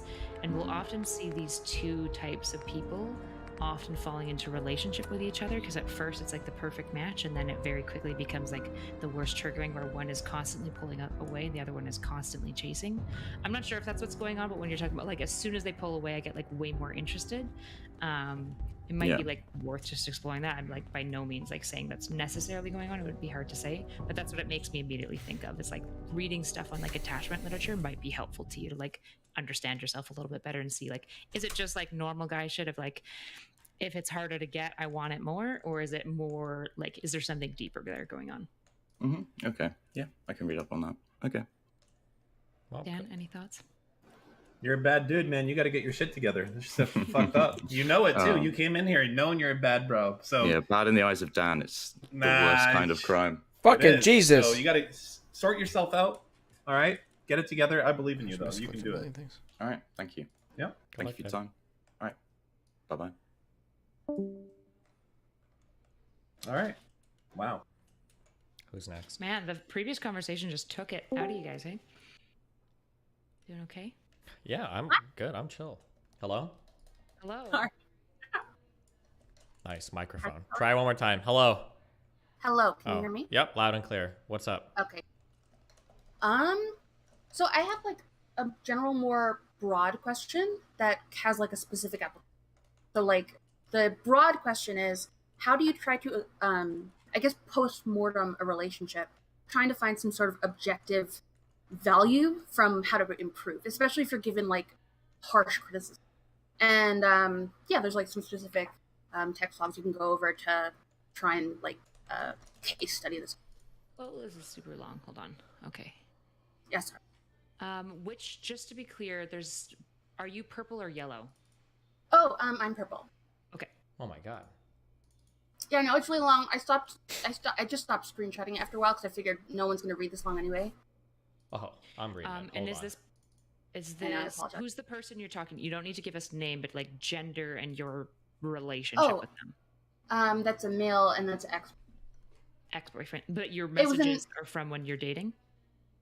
I think it was when we had just broke up, but our relationship didn't really change or feel like we were broken up. Hold on, you gotta wait. I think the stream is frozen. So wait, my stream is Oh, yeah, frozen? yeah. Why? Oh, rip. I don't know. Everyone is doing the Cox emote or something. Fuck you. Jesus. All right, now you can talk. Nope. It's fucked again. This is, Every time he clicks away from the screen. This was, I believe, if memory serves, this was like right shortly after we had broken up, but our relationship dynamic didn't really change after we broke up. Are we supposed to read 1, 2, or 3 first? Read 3. What? 3? Yeah, sure. Oh, okay. You said you're Jesus. purple. Yeah, you said you're purple and they're the yellow color.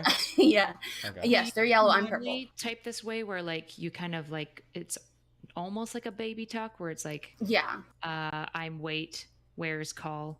That's Oh really no. normal. That was Or like is a these- dynamic between the two, but that wasn't like I didn't. Yeah, that's. I didn't talk like that. I don't talk like that. You know.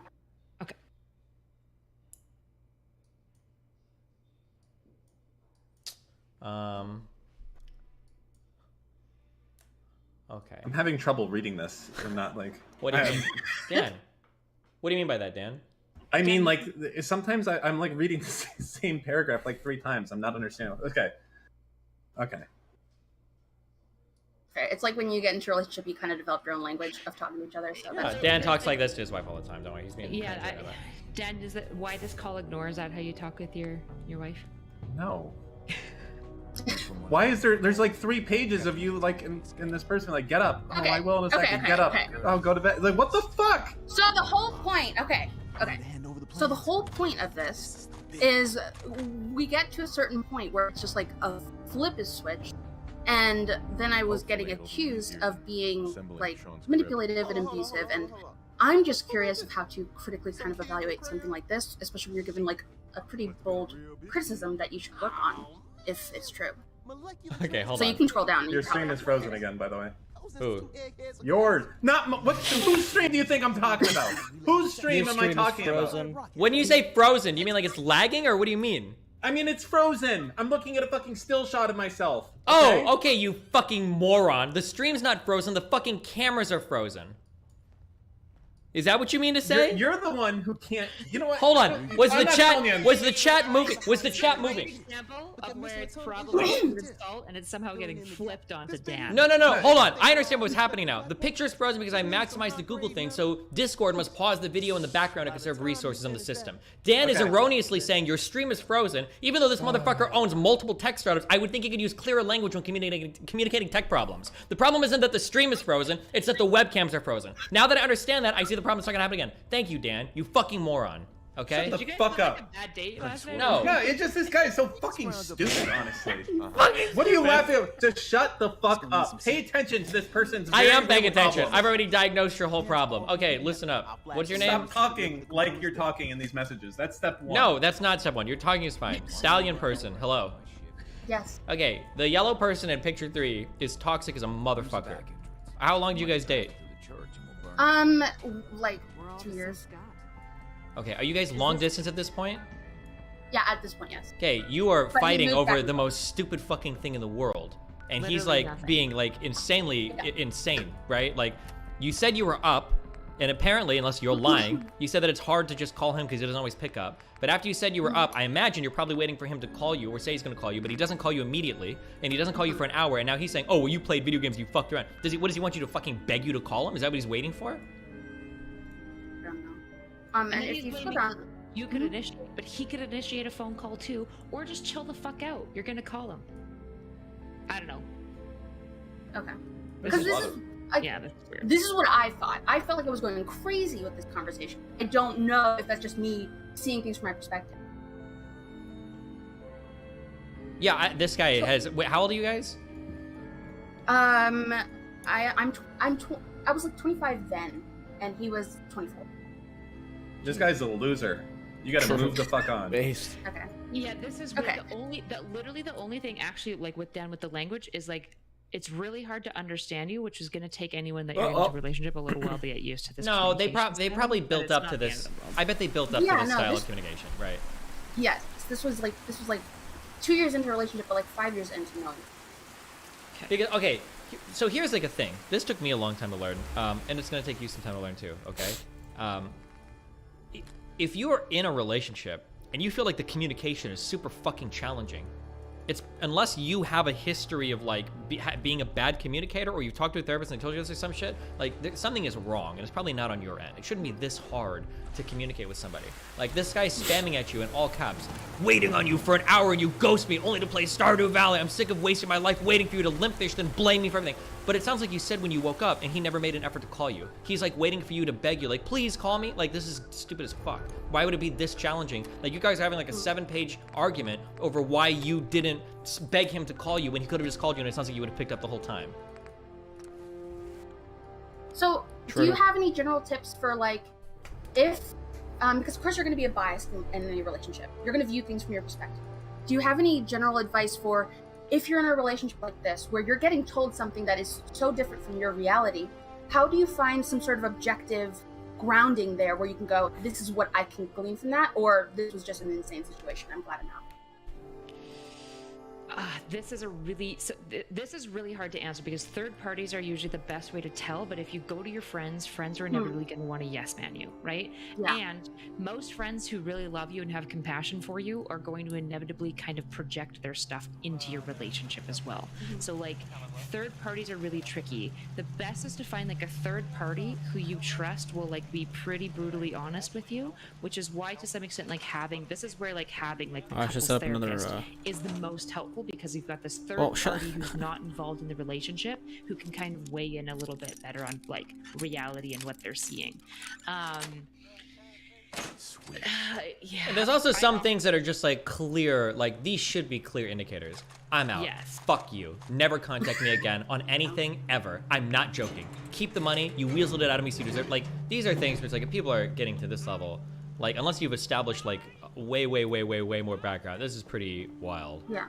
Especially other red flags of like people being like kind of weird and like emotionally like not well is going to be like spam messaging you constantly. Oh, yeah, I love that emoji. Especially like if you've got 10 hours in between game thinks I'm responding, actually if they over like some rules. respond like every like couple of hours and like really like pushing you, that's always going to be like a bit of a flag.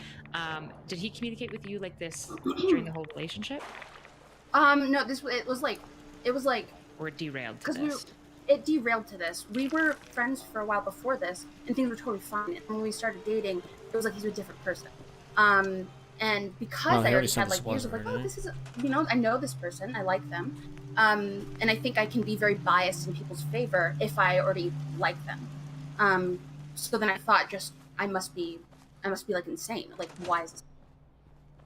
Which I ended up cutting off, but like it took longer than it should have because of that favor that I gave him, the benefit of that. Okay, hold on, wait. Oh my Jesus Christ. Hold on, I'm just reading more of this. This is... Which one are you on, Steve? I'm on the number 2. Which one are you doing? Did you read all of 3?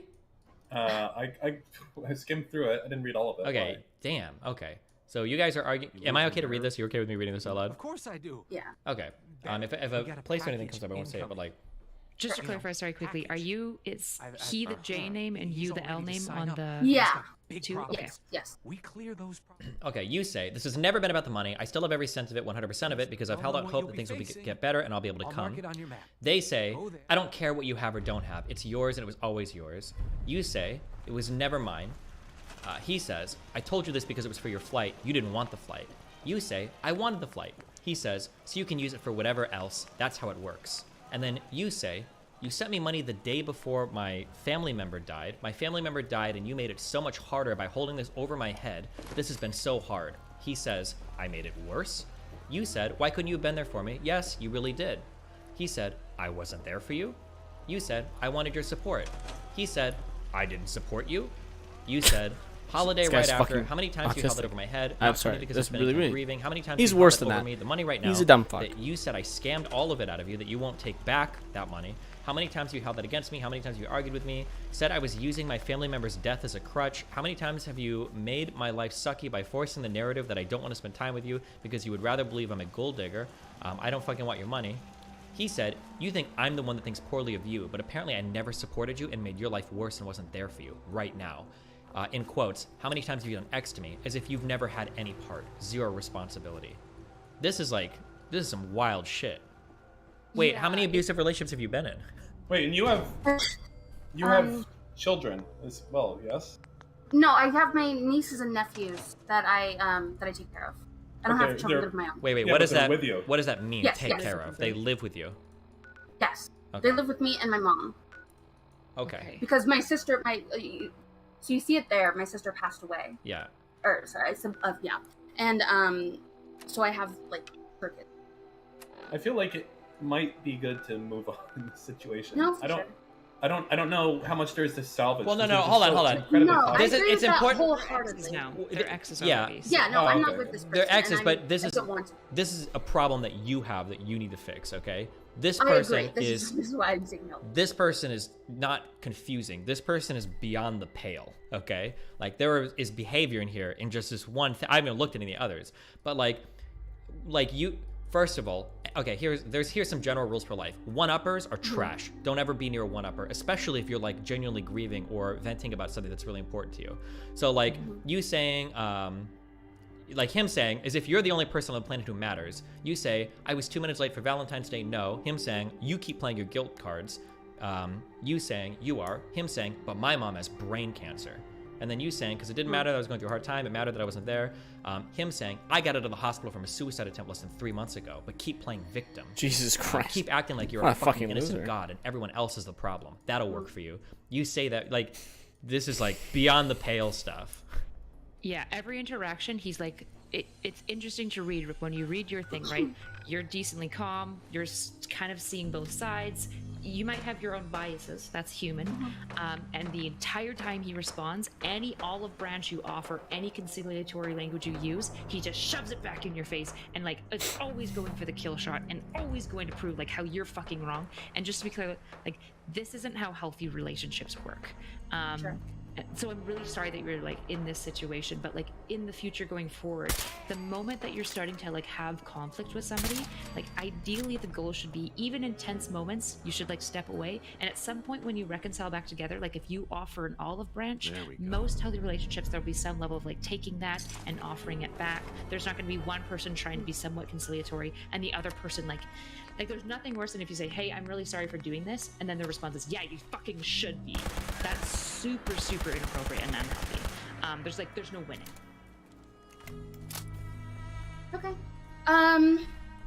Yeah, no, I think what I'm getting from this is trust my gut more and to look outside of advice if that feels necessary. Were there any friends that you were communicating with about this relationship, or do you have anybody that you talked to about this type of stuff?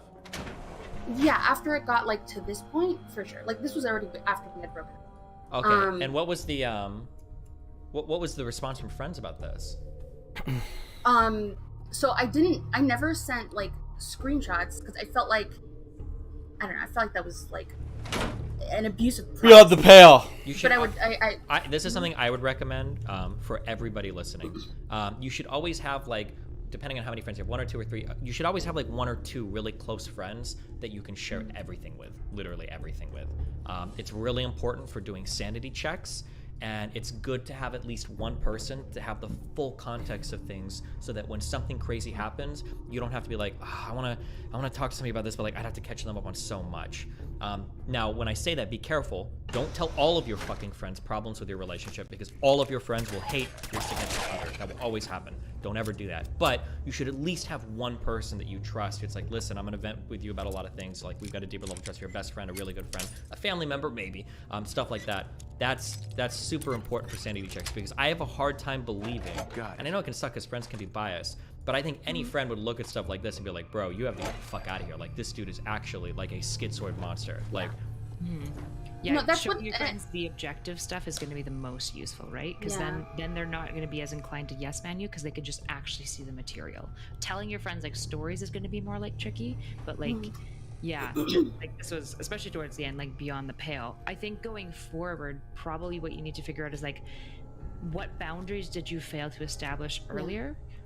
Because it seems like he went into the, and I'm not blaming you for his behavior. Sure, He's no, of responsible for his behavior, but you have to figure out like what went on that like I allowed myself to be in a relationship where like I got treated in this way, right? And so like looking at that and being like, what are my non-negotiables? What are the boundaries I need to establish? And like, how do I establish boundaries? Like, how do I like essentially like defend myself and like have my space? Is like super important for going into your next relationship. Yeah, and then sorry, just one more thing, because god damn, I just keep reading these. You can't. People should very rarely ever be tearing you down like this. Like I'm reading about this. Did you read the third one, Dan? The D&D scheduling. Yep. Like fucking nuts. Some of these messages, like, can you take special effort next week to not be a slow kid? Like starting on time. Oh my we started 5 minutes God. late due to group chats and preamble. Like some of these messages, like, it doesn't feel good and you know it doesn't, but you're also the one that allows it to drag. I think it's just a personality flaw that you have. You just let time fly by without like doing anything. And then you said you apologized to him, and then he's like, I don't want your apologies. I want to play D&D with the group. Like, geez. Like it's one thing to say like, hey, can we like try to be on time this time? Yeah. Like, Yeah. I'll be like, I can help you get ready. Like, There's- I think like, I think a problem is coming too is that fuck I me, I dude. grew up very, very, very religious, and I didn't have relationship, and then also like a lot of like early responsibilities. So I'm like late to catch up to because I had a late start. A So nice I big had dumper. relationships before this, but they were all like wholesome, like Do religious you? relationships. This might be too personal. You don't have to answer if you don't want to. Did you have a bad relationship with your dad? I mean, he's AWOL. So no. I never, I have no relationship with my dad, Okay. and there were never any men in the house. Right? Sure. Okay. What about your mom? Does she treat you okay, or? I think I have a good relationship with my mom, but she's like bipolar, so ups and downs like this is something I'm very familiar with. Okay. The fact that that you absolutely. hesitated to say yes, I feel like it feels to me like you probably take a lot more negative input from people than you should. That's the only reason I ask, is because like I feel like if you've had healthy relationships modeled for you in life, like because you were still dating during this D&D thing, right? Yeah. Like I could be wrong, but I think that there are messages here where I think if I sent stuff like this to Melina, I think she would actually just break up with me after 4 years. Like, so like this last line of messages, no, fuck you and fuck talking. I wish you'd actually do something Jesus for once. fucking Christ. Ideally before it's suspended. Yeah, no. You never do. So why the fuck am I even here? There's nothing to talk about. You majorly fucked me. You accept no responsibility, blame me, and now you're pretending to care rather than preventing it or working on it. You'll use your big words and then go back to being a cunt because you're all talk. This is like beyond the pale shit. Yeah. Like these That's, are things. That's like you see this one time, you're like, ha, see ya, buddy. Yeah, like bye. what the fuck? Like this is like, and you still dated after this, right? Like this was during your relationship, right? It's hard to remember timeline, but that was very close to the breakup, if anything. Sure. Yeah, I would say that like relationships require work, and they do, and there are definitely ups and downs to relationships. If anybody knows that, I do. But like, if your partner is making you feel like a trash human being, is like going in on you like that, like unless there's like a very crazy specific fight or something going on, maybe that type of stuff is like beyond the pale. Like it's too much. You just have to be like, this is not worth it for me. You have no respect for me, and it also kind of shows that you have no respect for yourself. Because if you're letting people treat you and talk to you this way, like that don't accept stuff like that. But yeah, that's all I got. It sounds like you've been like in this caretake role kind of your whole life, and I feel like a lot of people who are in caretake roles kind of learn to they learn to expect basically as like minimal as possible, and they'll take like a lot of shit that they probably shouldn't, which is like on one hand, like, you know, I'm sure you are an incredibly compassionate person, and that's great. But like when you're raised religious as well, right? Especially as like a woman in a religious space, like you're kind of taught to like have like as minimal boundaries as possible, to be as quiet as possible, and to be as passive. Like when he basically like attacks you ruthlessly, your response was to apologize, which I understand. Like I'm not shitting on you for that, but it's like you don't need to be apologizing in that situation. Like he's the one Already taken being care of. incredibly, I hardly even like broke a sweat. incredibly toxic. And so there's a couple like some things I would really recommend is like some assertiveness training, because like being able to communicate your boundaries means knowing your boundaries. Bob. And if you've been like raised and a caretaker, you probably don't even know quite what those are, or like what your actual needs are, because you've never even been in a space where like you can necessarily ask for them. So like figuring out those things will probably be really fruitful, Caretaker, because that's fine. there is people that will want to be in a relationship with you that do want to like love on you and like treat you well. You just have to know how to ask for these things. Yeah. All right, well, thank you guys. You're not dating anybody now, right? Are you? No. No, I specifically after this, I was like, okay, I need to slow down and figure out what went wrong, and work on like whatever is causing me to get into a relationship. Yeah. Okay. And Yeah. try not to get mindfucked. Yeah. You definitely need to figure that out, like what you're looking for. Yeah, for sure. Yeah. Okay. Cool. Well. All right. Well, thanks, guys. What's going on, Stallion? Tick-tock, tick-tock. Good luck. Wait, did it sound like it was hitting her on the end? That wasn't supposed to be that way, right? We can actually build this crazy. I got that feeling pretty hard. Shut the fuck up, you fucking loser. Okay, never But mind. fortunate for us, the ingredient But there's 3 specialty items that I just...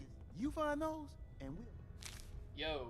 Thanks, Tom. Yo. I don't doubt it. All right. After you get the get Cashew, age 23, sex, cis male, pronouns he, him, sexual orientation straight, employment status, employed, housing status, living alone. Problems? Problem relating to finding similar interests in her line. No screenshots. All right. Yeah. So, it turns out she wasn't lying. She just, she misunderstood what I was trying to get across. But here's kind of the situation at hand. So, we've been dating for about a year. And so...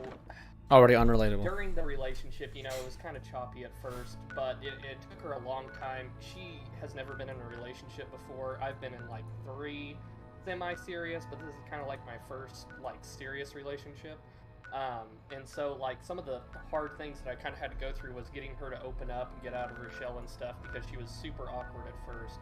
Now that I've gotten there, and now we're working on like trying to do some more stuff together and you know, kind of form bonds. But I'm having to I just graduated college and I'm having to leave to go work a full-time job, and so we're gonna have to do some long distance stuff. But like kind of what I'm having problems with is finding things to relate to, because I kind of grew up with internet culture and stuff like that, so it's kind of finding things to kind of, you know, relate and kind of keep conversation going between one another and kind of keep that, you know, interest with one another alive. But we do have some similar interests. Dan. Yeah? You have a wife who has incredibly different interests and lifestyles than you. How the fuck do you make that work? I feel like you will find things that you guys both enjoy doing, but you also have to be open to trying things that you think might be boring. You find out they can get interesting.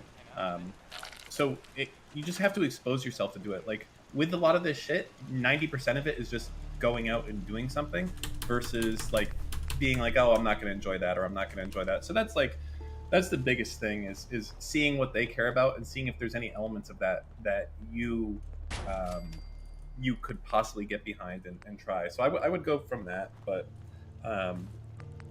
yeah, I just... That makes me feel a lot better, because recently we started watching, one of her things growing up that she really liked was Doctor Who, and I fucking like hate it sometimes, but there's a few episodes and the special effects are nice.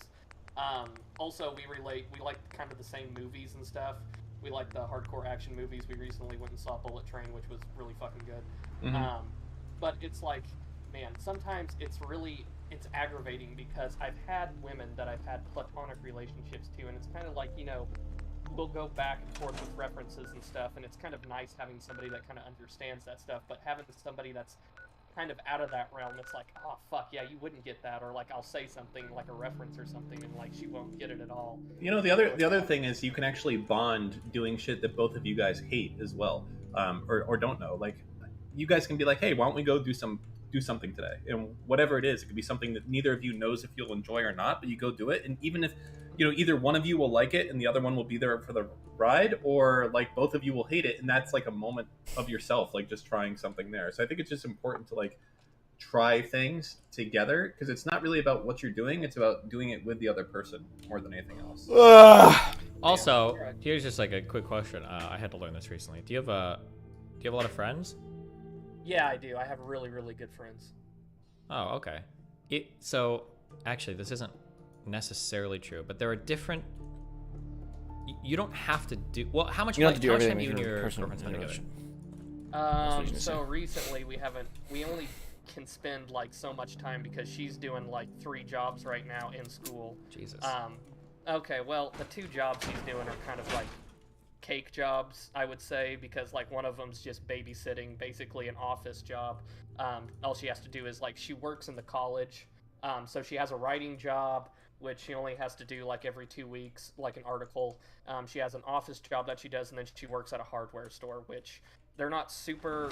The hardware store is the most stressful one, because she works with coworkers that are like assholes sometimes. But other than that, like, she does a really good job of communicating and stuff. It's my part that's usually the more busy one, because right now I'm doing... that's always fun.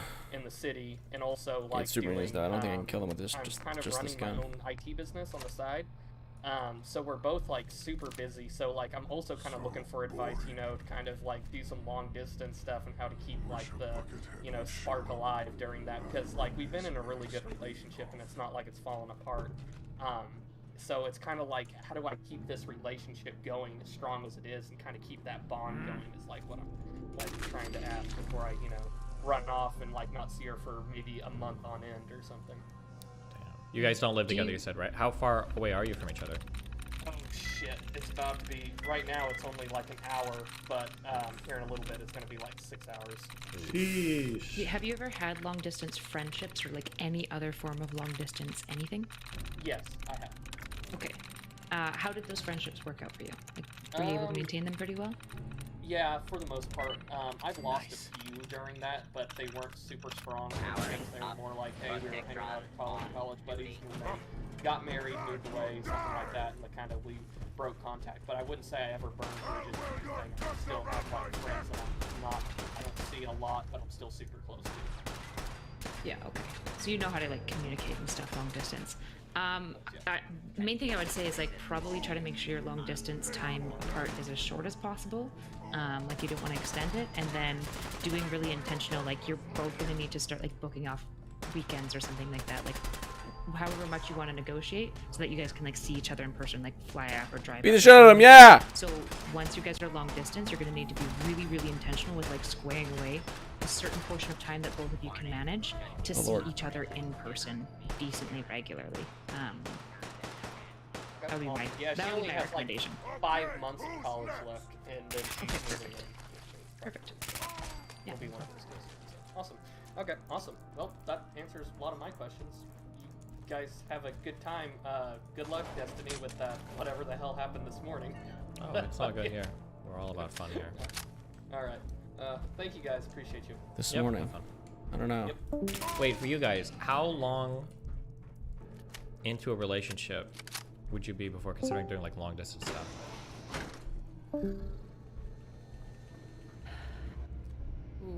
You know, long distance doesn't work. That's the end of it there. But like, right, and it would have to be temporary too. Like, let me give you an example. What about if my wife got some fucking insane, like, hey, we're gonna give you $5 million a year to come be a psychologist in Antarctica? Yeah, and she's like, obviously, that's right. amazing. No, but like, what about if it's for 3 years straight and she can't come back? That's like a real thing to consider. So I feel like there has to be an end date. Like, I would never do long distance without an end date. If it's like, hey, I have to move to California for work, it's like, okay, well, when are you coming back? It's like, oh, well, you know, I don't know. I feel like you can't do that no matter what. There has to be an end date. And as far as how long into a relationship, I guess you really play it by ear. It's how, you know, how much do you love this person? How desperate are you? But, you know, most of them don't work. That should be fucking obvious, you know? I think, I feel like something that Dan said a while ago, I don't apply this to all my life, but I do apply it to like relationships. I think if I'm dating somebody and it's long distance, my goal is to get to the move-in stage basically as quickly as possible for 2 reasons. One is because then you find out if the relationship actually is going to work or not, because you don't know until you live together. But 2, I think that when you're in a long distance scenario, you are setting yourself up for one person to fuck up every time.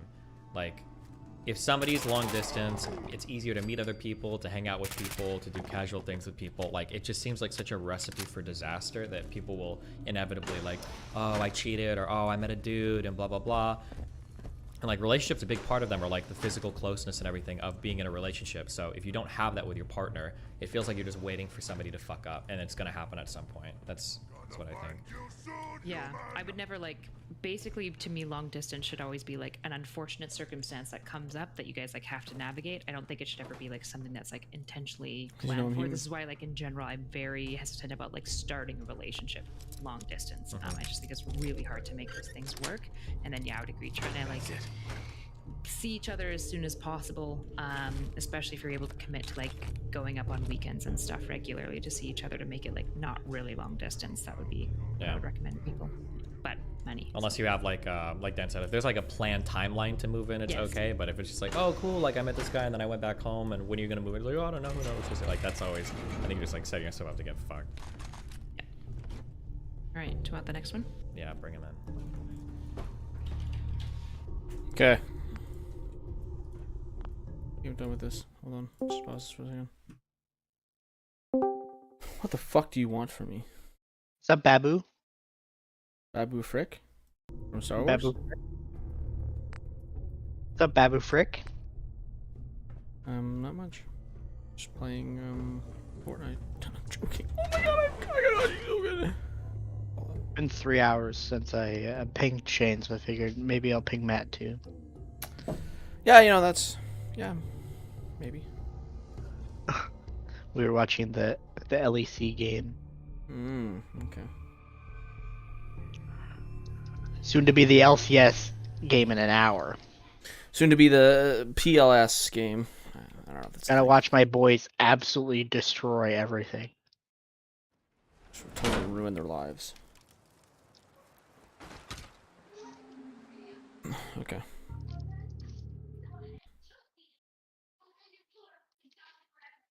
You mean like the KKK? Stop! Wait, why did he bring up the KKK for coffee so long?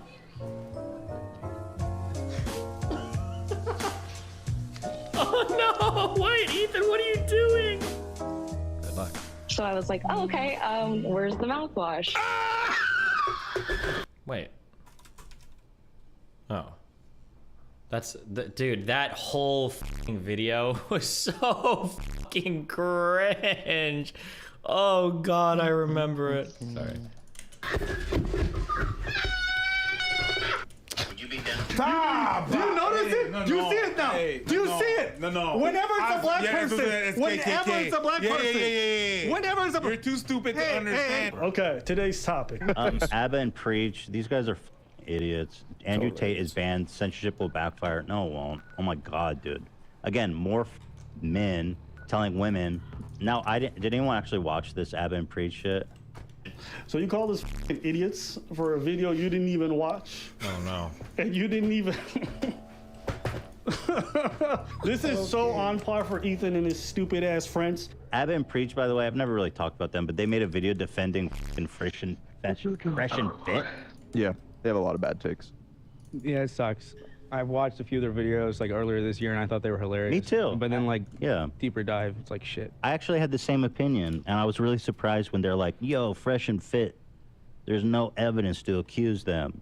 Picking coconuts in Barbados. But it's just a woman's account, so like... He's talking about... What are they? It's such a weird reframing. Do you guys remember this drama? Like, it's not even a woman's account of anything wrong happening. It was just like... It was like a nothing. I don't even know what to say. I don't even know what words to say. She was like, it was basically this. So I went over to this guy's house, and my goal was just to go over there and act like I was gonna and then not just to show him how cool I am. And I totally went over, and you know, I like basically convinced him that I was gonna fuck him, and then I totally didn't. And he was like a little bit grumpy about that, and he wouldn't even Uber me home. Yeah, I was just like, cause hopefully, like, I was hoping like time would go by and he would get tired and say like, oh, you have to go. You know, like, so you were just in the bath. You can't like ask to leave. Also, hello. Thank you. You fucking moron. Okay. We're in goddamn Miami. You can walk out, get a cab, get an Uber. You're not trapped. You're not stuck. Okay. You're not in like the mountains of Tennessee. You're not in like trapped in Colorado. You're not in the middle of nowhere in Nevada or some shit. Like we're in Miami, bro. Like you can get an Uber any time of the day. And like, that's why Fresh and Fit are like disgusting people. Like, what the fuck is this story? This is the dumbest thing I've ever heard in my entire life. First and foremost, Destiny, I want to say thank you for, you know, getting our side when all the bullshit happened with, you know, L3 making those dumbass allegations. That's when I reached out to you, actually, you know, giving an objective look on it. Obviously, that girl made some bullshit allegations that weren't true, and like her story just fell apart when we pulled out all the receipts. And you know, Ethan, of course, to make it worse than it really is. Of course. Yeah, they call him Ethan Decline for a reason. If you, by the way, that's not an exaggeration. That is literally exactly what happened. Holy shit, how fucking stupid. Oh my god, this man gotta be one of the slimiest motherfuckers I've ever seen in my life. He's actually sitting there trying to make it sound like Fresh and Fit defenders. Bruh, not even their... Not to mention the fact, and then the ultra funny thing is that Abba and Preach, I'm pretty sure hate. I'm pretty sure these guys hate Fresh and Fit. So it's like even dumber, dude. Jesus Christ. Fan base would echo what the f you're saying right now. That's how goddamn brain. You think we are what? To who? To whomst? When? How? This dumb motherfucker said what? I just want to point out, Abba's trigger game is so good that he's triggering his own self. I didn't do shit. He's triggered right now. How? His game Have is... you not done a simple Google search, motherfucker? Not one. Not one. Listen, we've done enough videos clowning these dumb people, okay? God, you're... Them aside, we do one video in their favor. Not because all of a sudden we turned to leave. You wanna know why we did it? Because Ethan, what you did was so goddamn fucking stupid. You brought on some young teenager to come tell salacious lies about another man just because you dislike them so much, you're willing to allow someone to come on and tell disparaging lies just to get back at them. You lack so much character that you bring on a fucking liar, try to encourage her to say that she was somehow like... Bad. This is very bad. I think he may have assaulted you. I mean, at this point, cringe. Yeah, I mean, Even the girl didn't go along with that. I don't want to say that, but like again, like I don't want to say that, but I'm gonna let you make your assumption. Right?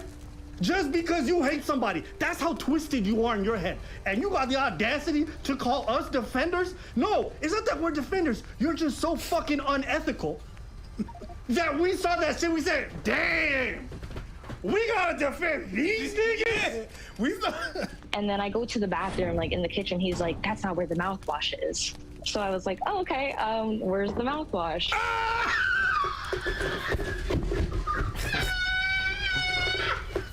Dude, that laugh.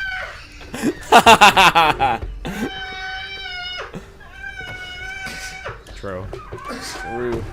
You, oh my God! I'm not addressing. We didn't defend them. We defend the principle of it, which is you brought up somebody who came to tell on some lies about somebody to disparage their reputation. Okay, and Ethan, you might wish that somebody did the same for you, because I remember very recently you were in some kind of little scandal where people were claiming that you guys were mistreating your employees and left a bunch of reviews, and you said these are all false. These are all false. Well, guess what? Guess what? Why don't we believe the people who claim that you did something wrong? You want to know why? Because we require evidence, proof that people are telling the truth when they want to disparage somebody. You think I would decide to go and interview those people and try to have them send me stories so I could take you down because I just dislike you? Of course I wouldn't do that. Why? Because that's unethical. And I hope one day when you get caught in a much bigger scandal, because it will happen, all right? Somebody will make up something about you. Or maybe it's true. I don't know. I hope that people don't just jump on that bandwagon because they dislike you.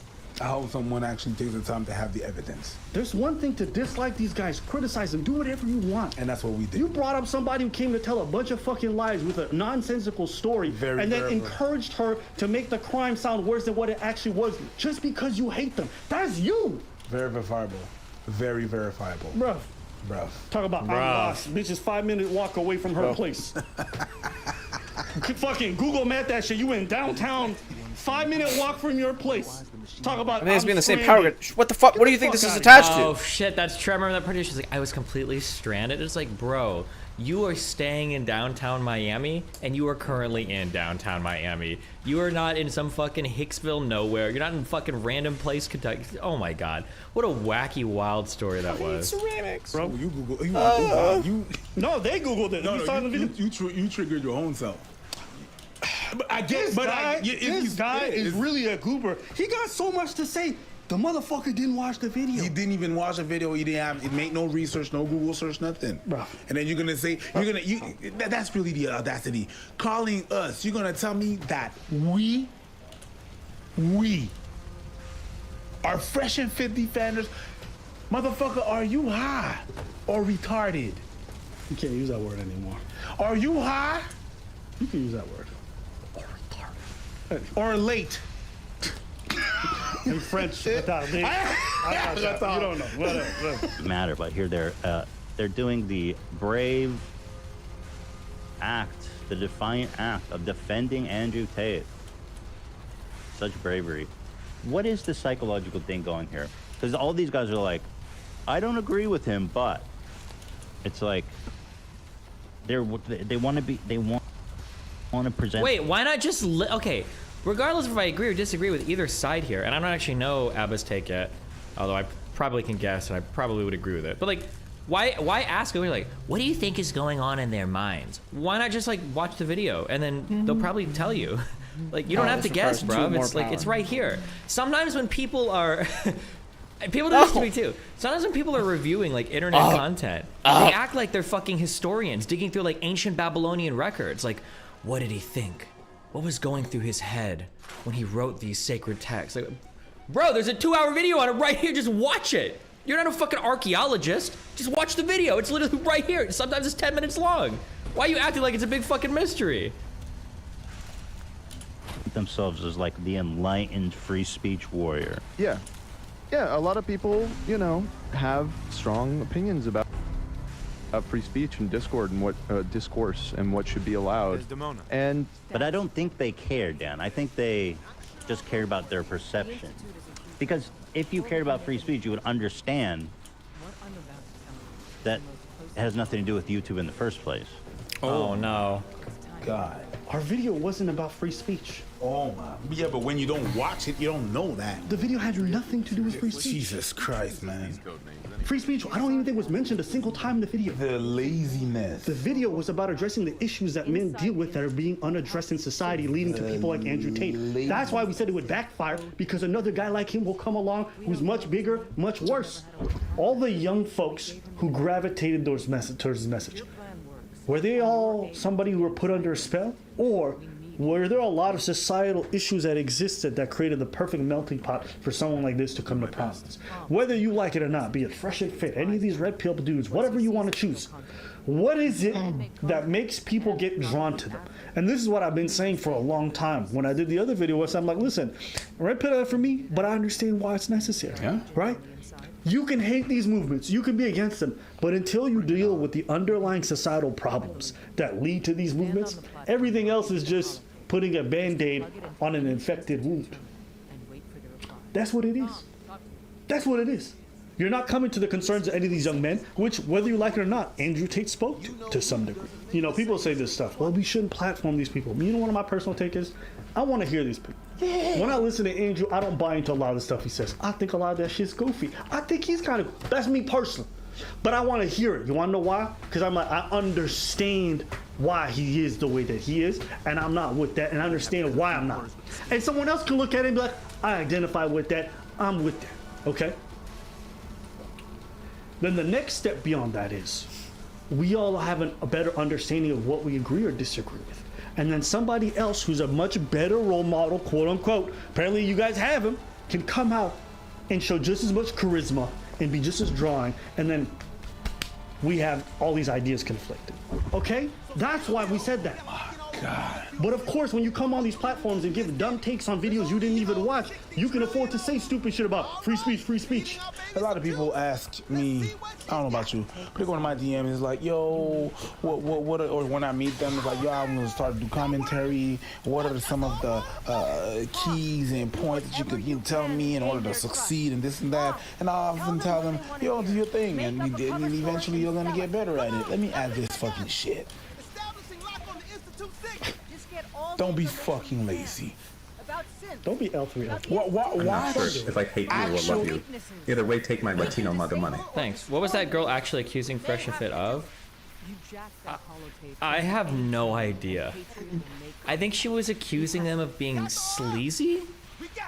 Like, I think the goal was to just... She was saying in the video that their goal was they wanted to try to lead on Fresh and Fit, to make them think they were gonna smash, but then not do it, to teach them a lesson or something. And then they basically went really far, was on his bed, did some shit. I think he made maybe a mean comment about her boobs or something. Like nothing, like it wasn't rape or assault. He might have, maybe, I'm not sure. And then after that, when she was like, oh yeah, like I don't wanna do anything, like I'm just here hanging out. I think he was a little bit miffed. Like he didn't like push anything, right? He was just kind of like annoyed.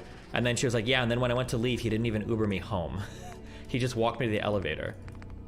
And that was like their story. And it's like, why are you even telling this story? And she kept saying like, he was like, I can't believe you're one of those types of girls. But it was funny because she kept acting so indignant. It's like, I don't know what you meant by those. Yeah, you are literally one of those. What do you mean? You're literally f***ing with the guy. Like that was your express purpose at the beginning of the story, is to f*** with them. You know, it would be fun to sit here and like make him look dumb. Like he sits here and he thinks that he can get all these women, but then a 19-year-old like doesn't rejects him. So basically he kept like texting me every day. Like when I wouldn't respond, he would just say hello, hello, hello, like called me. I never answered. And then eventually I was like, a little desperate. And then I was like, you know what, if I'm gonna hang out with him, like I'm okay to hang out with him to like, cause you know, like you can't interrupt him on the podcast, but I can interrupt you at dinner. So like, just listen to like how many levels of like cope we're on right now. Like, I didn't even like being on their podcast. I felt disgusted being in the studio. And then it's like, I'll give him his number, but I'm not even gonna talk to him, okay? Like, who cares? Okay, so I talked to him on the phone, but like, you know, I text a little bit. Okay, and like maybe I'll go out to dinner with him, but just so that I can like argue with him, you know, I was trying my, like, bro, are you serious? Like, come the f on. Like, you are clout and dick chasing so hard right now. It's okay, but like, damn, get the f over yourself. Calm the f on. If that's, I basically said, you know what, yeah, if we're gonna hang out, I wanna eat dinner or go to lunch, simple. It was the dumbest fucking story I've ever heard in my life. Oh, dude, people read so far and everything. This is a funny comic, okay? I don't know if the Stone Touch Studios are Nazi or not. I just know this comic is funny as fuck, okay? I'm not, it's not anti-trans, it's not whatever. I just thought it was fucking hilarious. I don't know what you want me to say. It's stupid and it's funny. Damn, dude, I'm glad I can keep Vosh's community invigorated, though. What the f does this even mean? I have no idea. Just the idea of some dumb fucking conservative kid kneeling for the trans flag. The teacher be like, you motherfucker. It's just fucking funny to me. I don't know, dude. But I guess maybe it's anti-trans. I'm not sure. If you gotta comment on some shit, it's funny. If that's anti-trans, it isn't. Then don't they admit that like kneeling for the comment about actual flag is like anti-patriotic? That's the first. Fuck listening.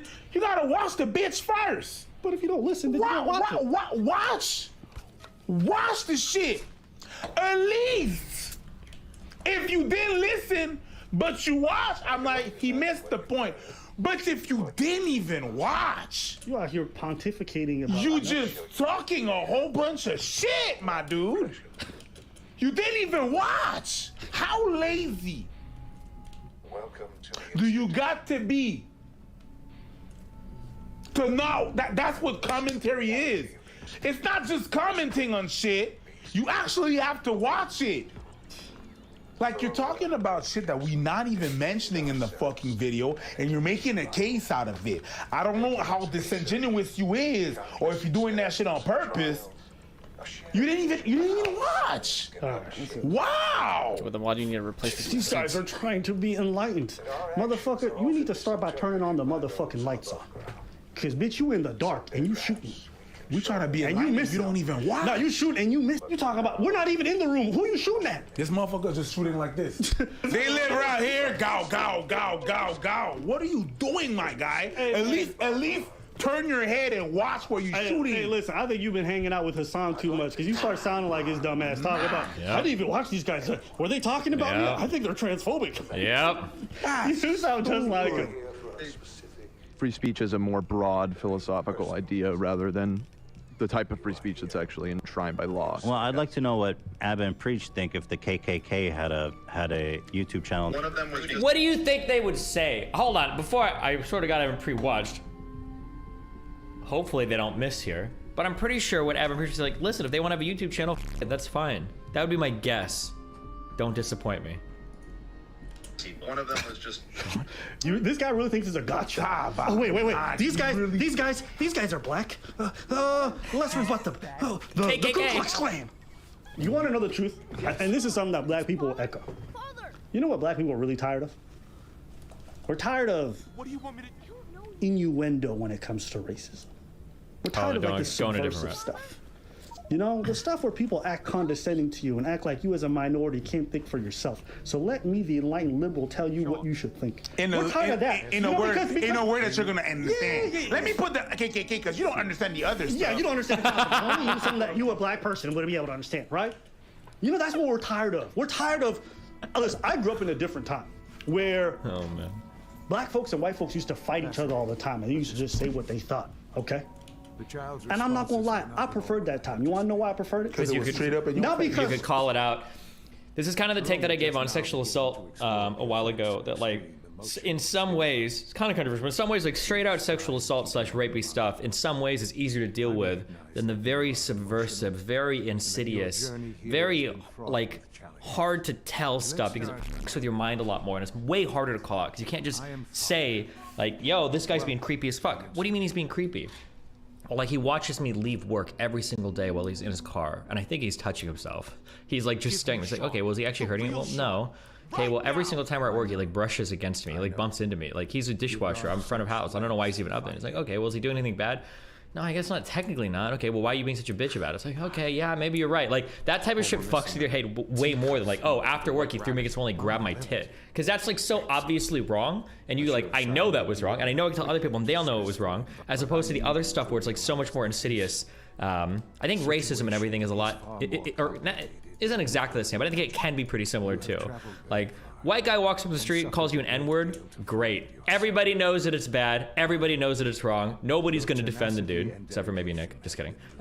Like, it's pretty obviously wrong, but a lot of the other types of racism is a lot more difficult to point out. It's a lot different. I don't know if I would say in this case that Ethan is being racist, other than maybe showing kind of where his mind is, the liberal racism maybe, but. Is that even possible? Racism was worse than, because let me tell you, it wasn't. But you knew what the other person was thinking. It was straight up. Okay? I don't like you. Okay. I nowadays deal with a lot of this like patronizing, very just like subtle kind that I can't call out directly, right? Because there's no proof. And so if I say it, everybody gaslights me. They're like, no, it's not that, right? I told you that story, right? Where I did a comedy show and the woman kept heckling the show, but the way she was doing it, my spidey senses was tingling. I'm like, this girl's moving a little weird. And I think I know why, but I'm not gonna say nothing. And the comedians were all watching the back end, right? Mind you, I have a good set, I leave, I'm back there, okay? She comes out, she starts dropping N-bombs in front of me and all the other comedians. I get excited. Yeah. You know why I get excited? Because you can. That's you, bitch! Meant to send this yesterday. Matt and friends got kicked out of their hotel for holding a ticketed event in their suite. A VIP after party. Your instincts are correct. Cool. At that time. Because I was thinking it was that. I got the evidence now. If you a fucked up person, I want to be able to see it. So I could call it out. So I could go, this is why I disagree. This is why you fucked up. It's much more difficult nowadays to do that because everyone's trying to toe the line, right? And the more you guys put up these barriers, what ends up happening is not that you silence this kind of rhetoric. It's not like you guys are making things better. That's not what's happening. You know what's happening instead? People are becoming much more smarter with the way that they do it, right? They start to use coded language to describe people they dislike. All of a sudden, they're thugs, right? They're this, they're that. They'll find different words to make sure you know what we talking about, but I didn't say it explicitly, so I'm good. Me personally, I prefer it out in the open. Oh, that's how you move? We good. Because guess what? There's a white supremacist on YouTube right now. And they get to float through this space without any issues. Wanna know why? Because they just knew what words to navigate so they don't get any issues. Me personally, let it all out. Let's see everybody's dirty laundry. Let everybody say what the fuck they thinking so we know what it is and we know what to avoid. People like Andrew Tate, a woman finds out, oh, this guy likes Andrew Tate, this guy I'm trying to date. I'm gonna stay away from him because I know what Andrew Tate says. Now you can avoid it. You can't avoid it anymore. Because guess what? Now the same guy who's watching Andrew Tate is gonna watch somebody who's a little bit more coded with their shit, but holds the exact same fucking views. You didn't make the world a better place. You didn't think things safer for everybody. You just made it easier for problematic people to navigate this space. That's it. That's all you did. You're giving out the codes. Basically, that's what you're doing. That's it. You're giving out you're gave the game fucking away. Waze. You're the Waze application for them. Yep. Okay, we can't do that. We're gonna do that instead. CoffeeZilla, who. Oh look, CoffeeZilla had the pretty much exact same take as us. Let's see. CoffeeZilla said, "I dislike Tate, but kids are gonna grow up thinking their only weapon against stupid ideas is deplatforming." I know you must have questions. Is he friends with the CoffeeZilla guy or something? My dude heard the exact same take Destiny as us. did 9/11. What he thinks is the exact same take. He went, well, this one doesn't sound so bad. Well, Oh no, man. well this one doesn't sound so bad. It's coming from Coffee. You know what? This take sounds all white. I mean, all right. Zilla, not these fucking. Just kidding. idiots. I shouldn't accuse Ethan of being racist. I'm sorry. He's probably not racist. He's just stupid. To be fair. It wasn't until I became. No, let me be nuanced. Let me think about this thing, bro. It's the same fucking thing you thought that we said in the person behind us. Why are you pondering all of a sudden? And nobody's saying shit.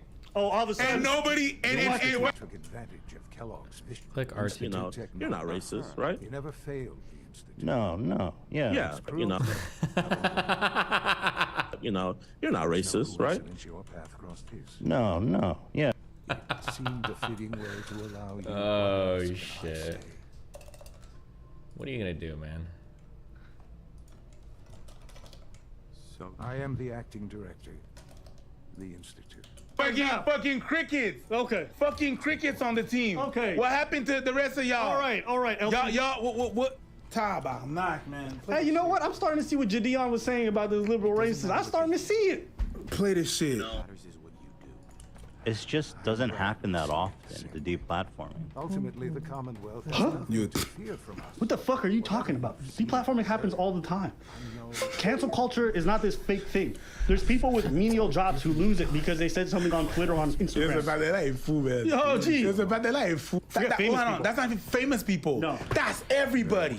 Like everybody I know is on the second account, third account. A lot of people I know. It's not because of their take. Sometimes it's meme. Sometimes it's risky shit. Sometimes it's just showing breastfeeding. Sometimes it's just showing art. Sometimes it's this. What?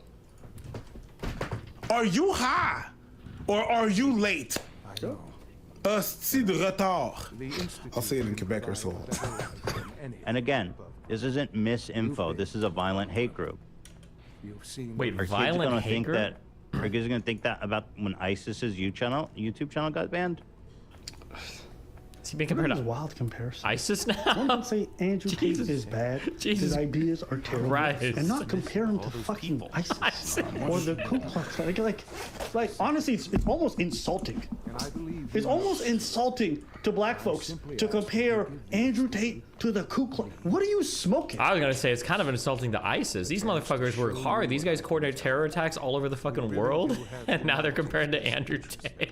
There's got to be at least, statistically speaking, there's got to be at least one ISIS guy that watches H3H3 who sees this and gets pissed off. It's got like just a numbers game. There's got to be at least one of them. Hey guys, just here. ISIS? What are these comparisons? Do you know if Jesus. Workshop and These Nexus people are making the Spawn most works wild at the same analogies time? to make someone out to be bad. And that's what they always do, right? Anytime someone's bad, who are they, right? They're the mustache man, right? They're the triple Ks. Ball mustache. Yeah. I'm just like, damn, can you guys not make an argument against these ideas without comparing them to the worst fucking humans that have ever existed? Nope. Is that not possible? Nope. Whittian, that's no surprise. I mean, censorship in 4K. Well, this is fun. Andrew Tate has been banned. Yada yada. I don't think I can. don't agree with him, even but download it on Steam. banning people because they say stuff you don't like is just straight soft. You mean like the KKK? Stop! Wait, why did he bring up the KKK for CoffeeZilla?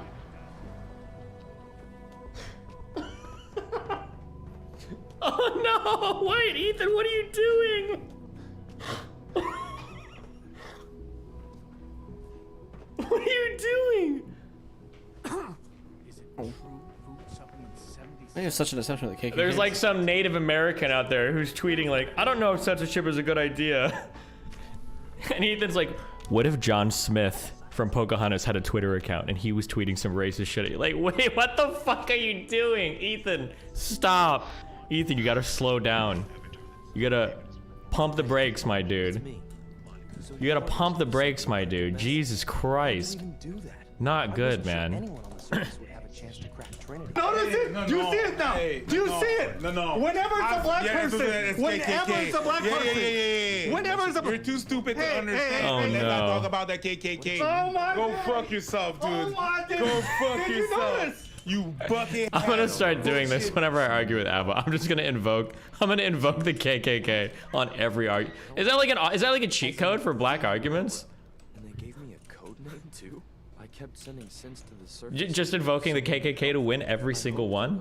Bitch. This is a base cheat code. I never knew for Yo. Did you notice? Yo. Did you notice? I just want the audience to know. All you free And loading this frauds is like the why- video. With you in the picture. Oh yeah, hey, like my stream. His losers. name's I would Liam, much like rather Liam that all these, Neeson like, from. white supreme people have their channels. You want to know why? Because instead, fuck, I what's wouldn't it have to called? deal with fucking losers like L3, Schindler's L3 List. doing this very like innuendo, subversive type of like belittling of black people, right? Because this shit is way more infuriating than what like someone called me the N-word. I'll be honest with you. You want to know why? Because this is patronizing to a degree you cannot fucking understand. In the art world, I've dealt with so many fucking losers like this guy who are like, I'm here to fight with for women. I'm here to fight for fucking minorities. These people have the worst opinions in their heart of hearts about these people. They think they're too fucking dumb. They just don't outwardly say it. They don't outwardly say it. Look how every time it's a black person. Ethan's like, are you saying you'd be what if okay this with was Hitler the having a Ku- YouTube channel?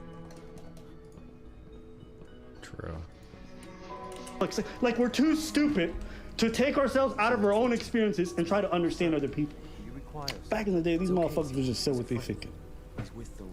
Like, listen, yeah, you know, I love black people and I want you guys to do well, but I don't think you guys can take care of yourselves. So let me just do it for you. I don't think you just come out and say that shit. You know what I mean? Just like fucking Piker, what his name is? Hassan? Stupid ass. I didn't watch that. You're only trans. Hassan's relationship with the trans community is interesting. He once lost a trans-related debate, and people in his community were rightfully upset with This him is because so they felt like crazy. he made them look bad. My issue as a trans person is the fact that you, a guy that isn't super well versed on trans shit, brought on a known transphobe knowing he might bring up transphobic shit. You aren't exactly a Vosh at trans debates. Fair point. Let's see how humble his response is. I hope that the rest of your life is as horrible as it is every single day, okay? There you go. Oh my god, dude. Suck my dick. And I want people to have a better, more positive approach to dealing with issues. I despise you. I despise you more than anything else on the planet.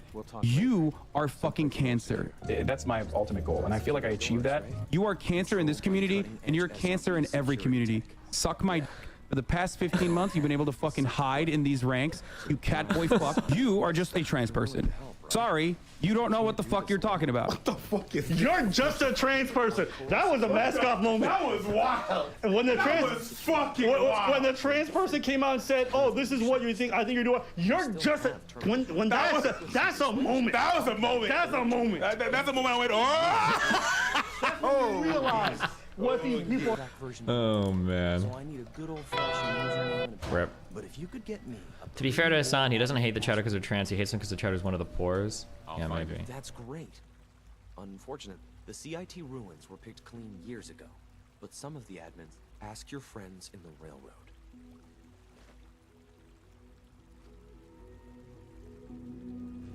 What a good meme.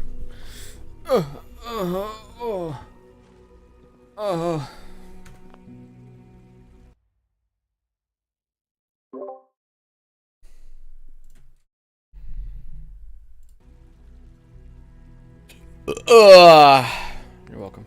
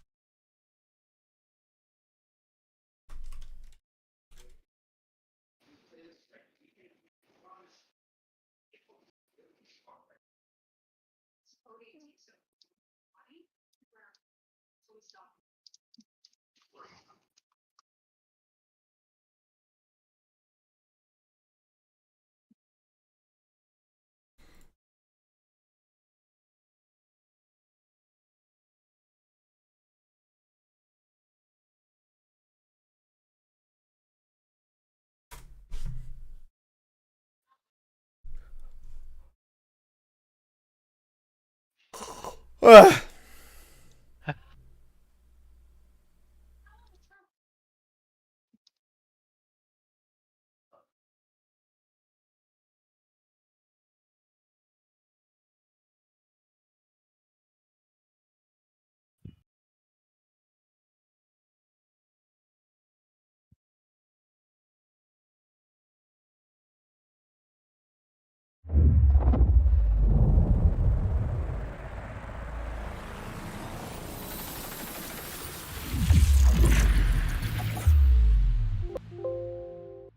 Why does it keep trying to fucking access Steam VR every time I launch F1 Manager?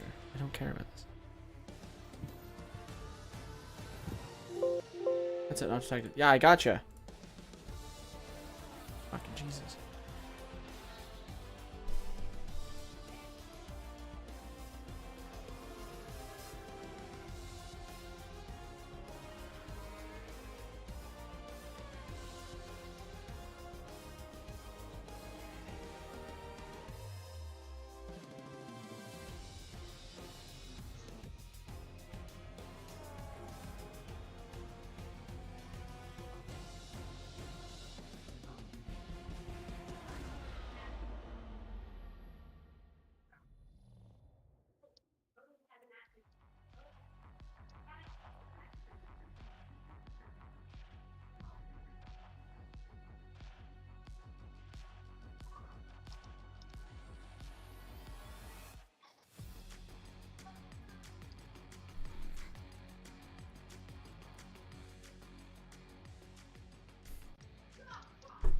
Chris, could you believe it? Ferrari made a mistake in fucking qualifying.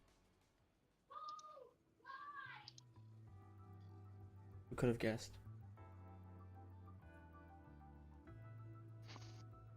Not me.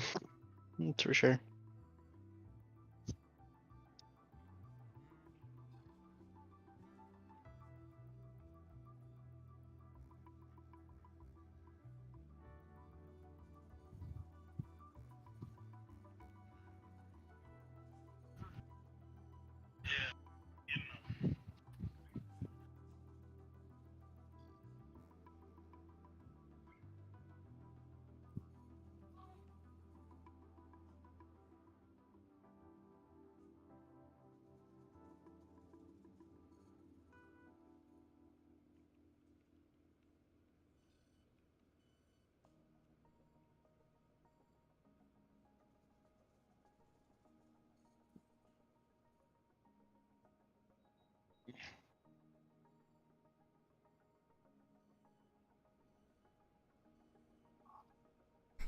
Ugh.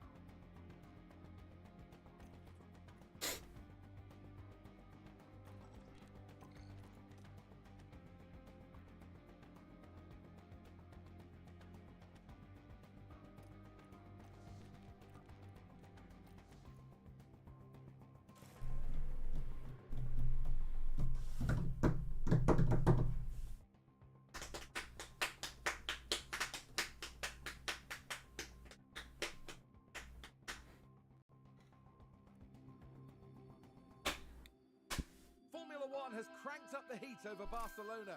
The first Grand Prix held here was won by Nigel Mansell after a wheel-to-wheel battle with Ayrton Senna. But who will follow in his footsteps this weekend? Long straights and medium-speed turns dominate here, but there's something else to watch out for at Barcelona.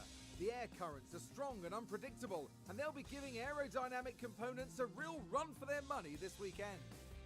At this early stage in the season, there are still plenty of opportunities for things to change. In this sport, there simply are no guarantees. The weekend begins here.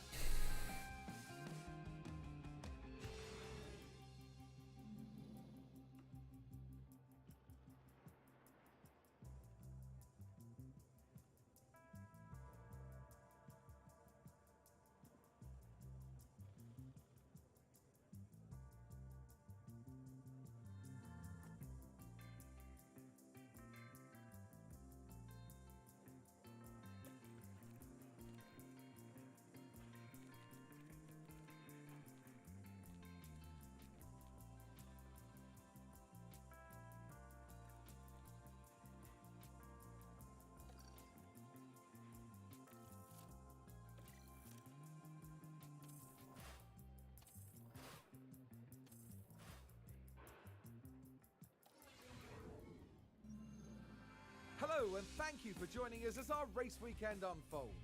Free practice has concluded and qualifying awaits.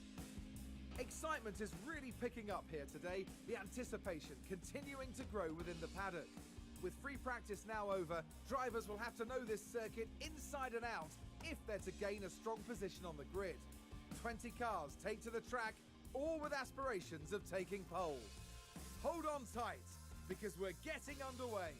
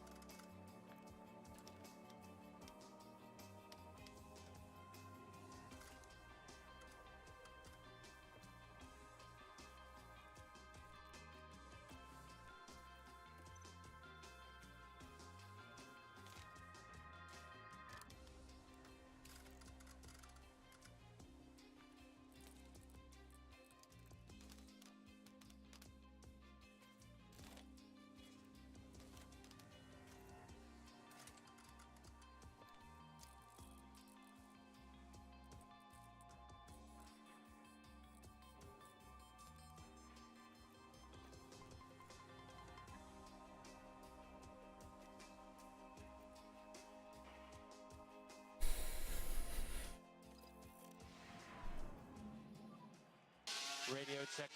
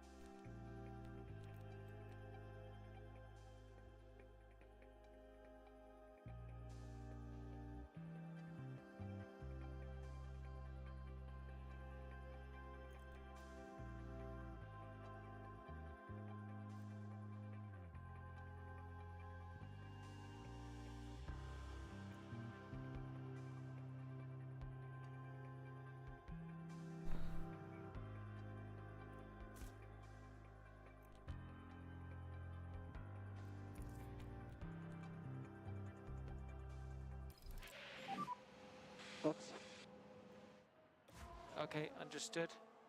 And white line, white line.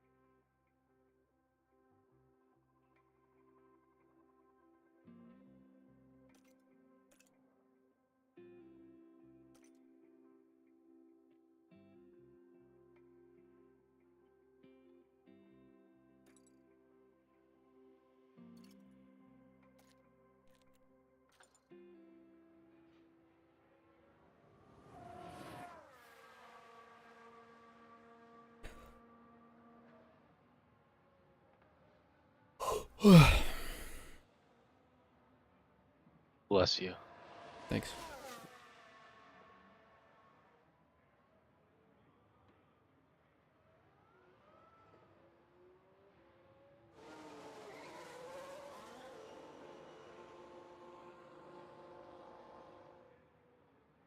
Oh, wait, Matt, did you see the hockey game of Canada versus Finland? Did well. I saw parts of it. Yeah. Did you see that overtime? I did see that. Yes, that was Oh my god. pretty insane. I can't believe he blocked it with his stick like that. Yeah.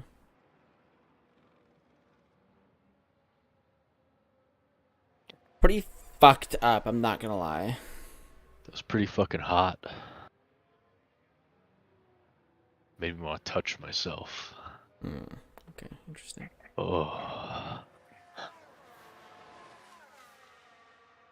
Interesting thought, but teach their Don't own. worry, Matt. This is what all men have to go through. I'm very worried. You were once a boy, but I will make you a man. It reminds me of you know the movie Airplane? No. It's a really fucking old movie, but it's like an absurdist type movie. It's an absurdist comedy where like nothing makes sense. And there's like a boy in the cockpit, and the pilot just keeps asking him, like, "Have you ever seen Shirtless Gladiators?" Jesus Christ. Like, he always asks a few like normal questions, like, "Oh, what's your favorite color?" And then, then he just comes up with, "Have you ever seen two men bear wrestle shirtless, Timmy?" Jesus. So it's like, oh God. Airplane's such a good movie, dude. It is. It's such a good one. It's just the fact that like you just sit there and like nothing makes sense and it's not supposed to.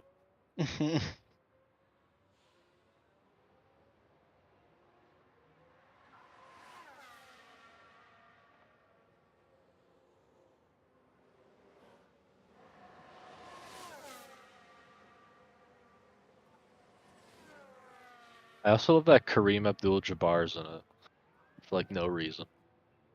He's just there. Like, guys, that all-star NBA player, Kareem Abdul-Jabbar? True. That would be him.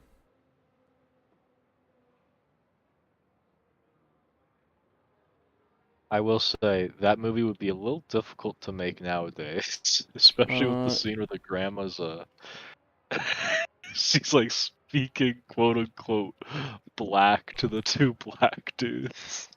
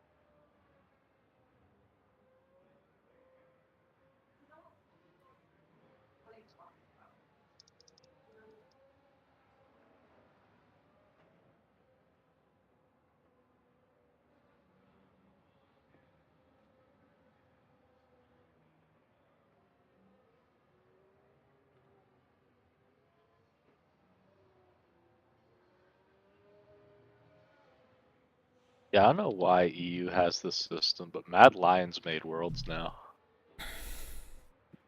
True. I mean, they're just the Yeah, best I team in don't the know. world. I'll be right back. I gotta use the washroom. Now they go off a point system, Matt. So it's like it doesn't matter. That means just they're just good. I don't know what to tell you, Shane. They're just the best team. It's like if China, I don't know how to relate it to hockey. It's a way to make the summer or the spring split like actually useful, but like I don't really. But in I don't reality, it's know. just to make money. I'm hearing. It makes things weird. Yeah, I feel like there just needs to be like a wide acceptance that a spring split is just useless. True. True. True. True. Okay, I'm gonna go poo now. True.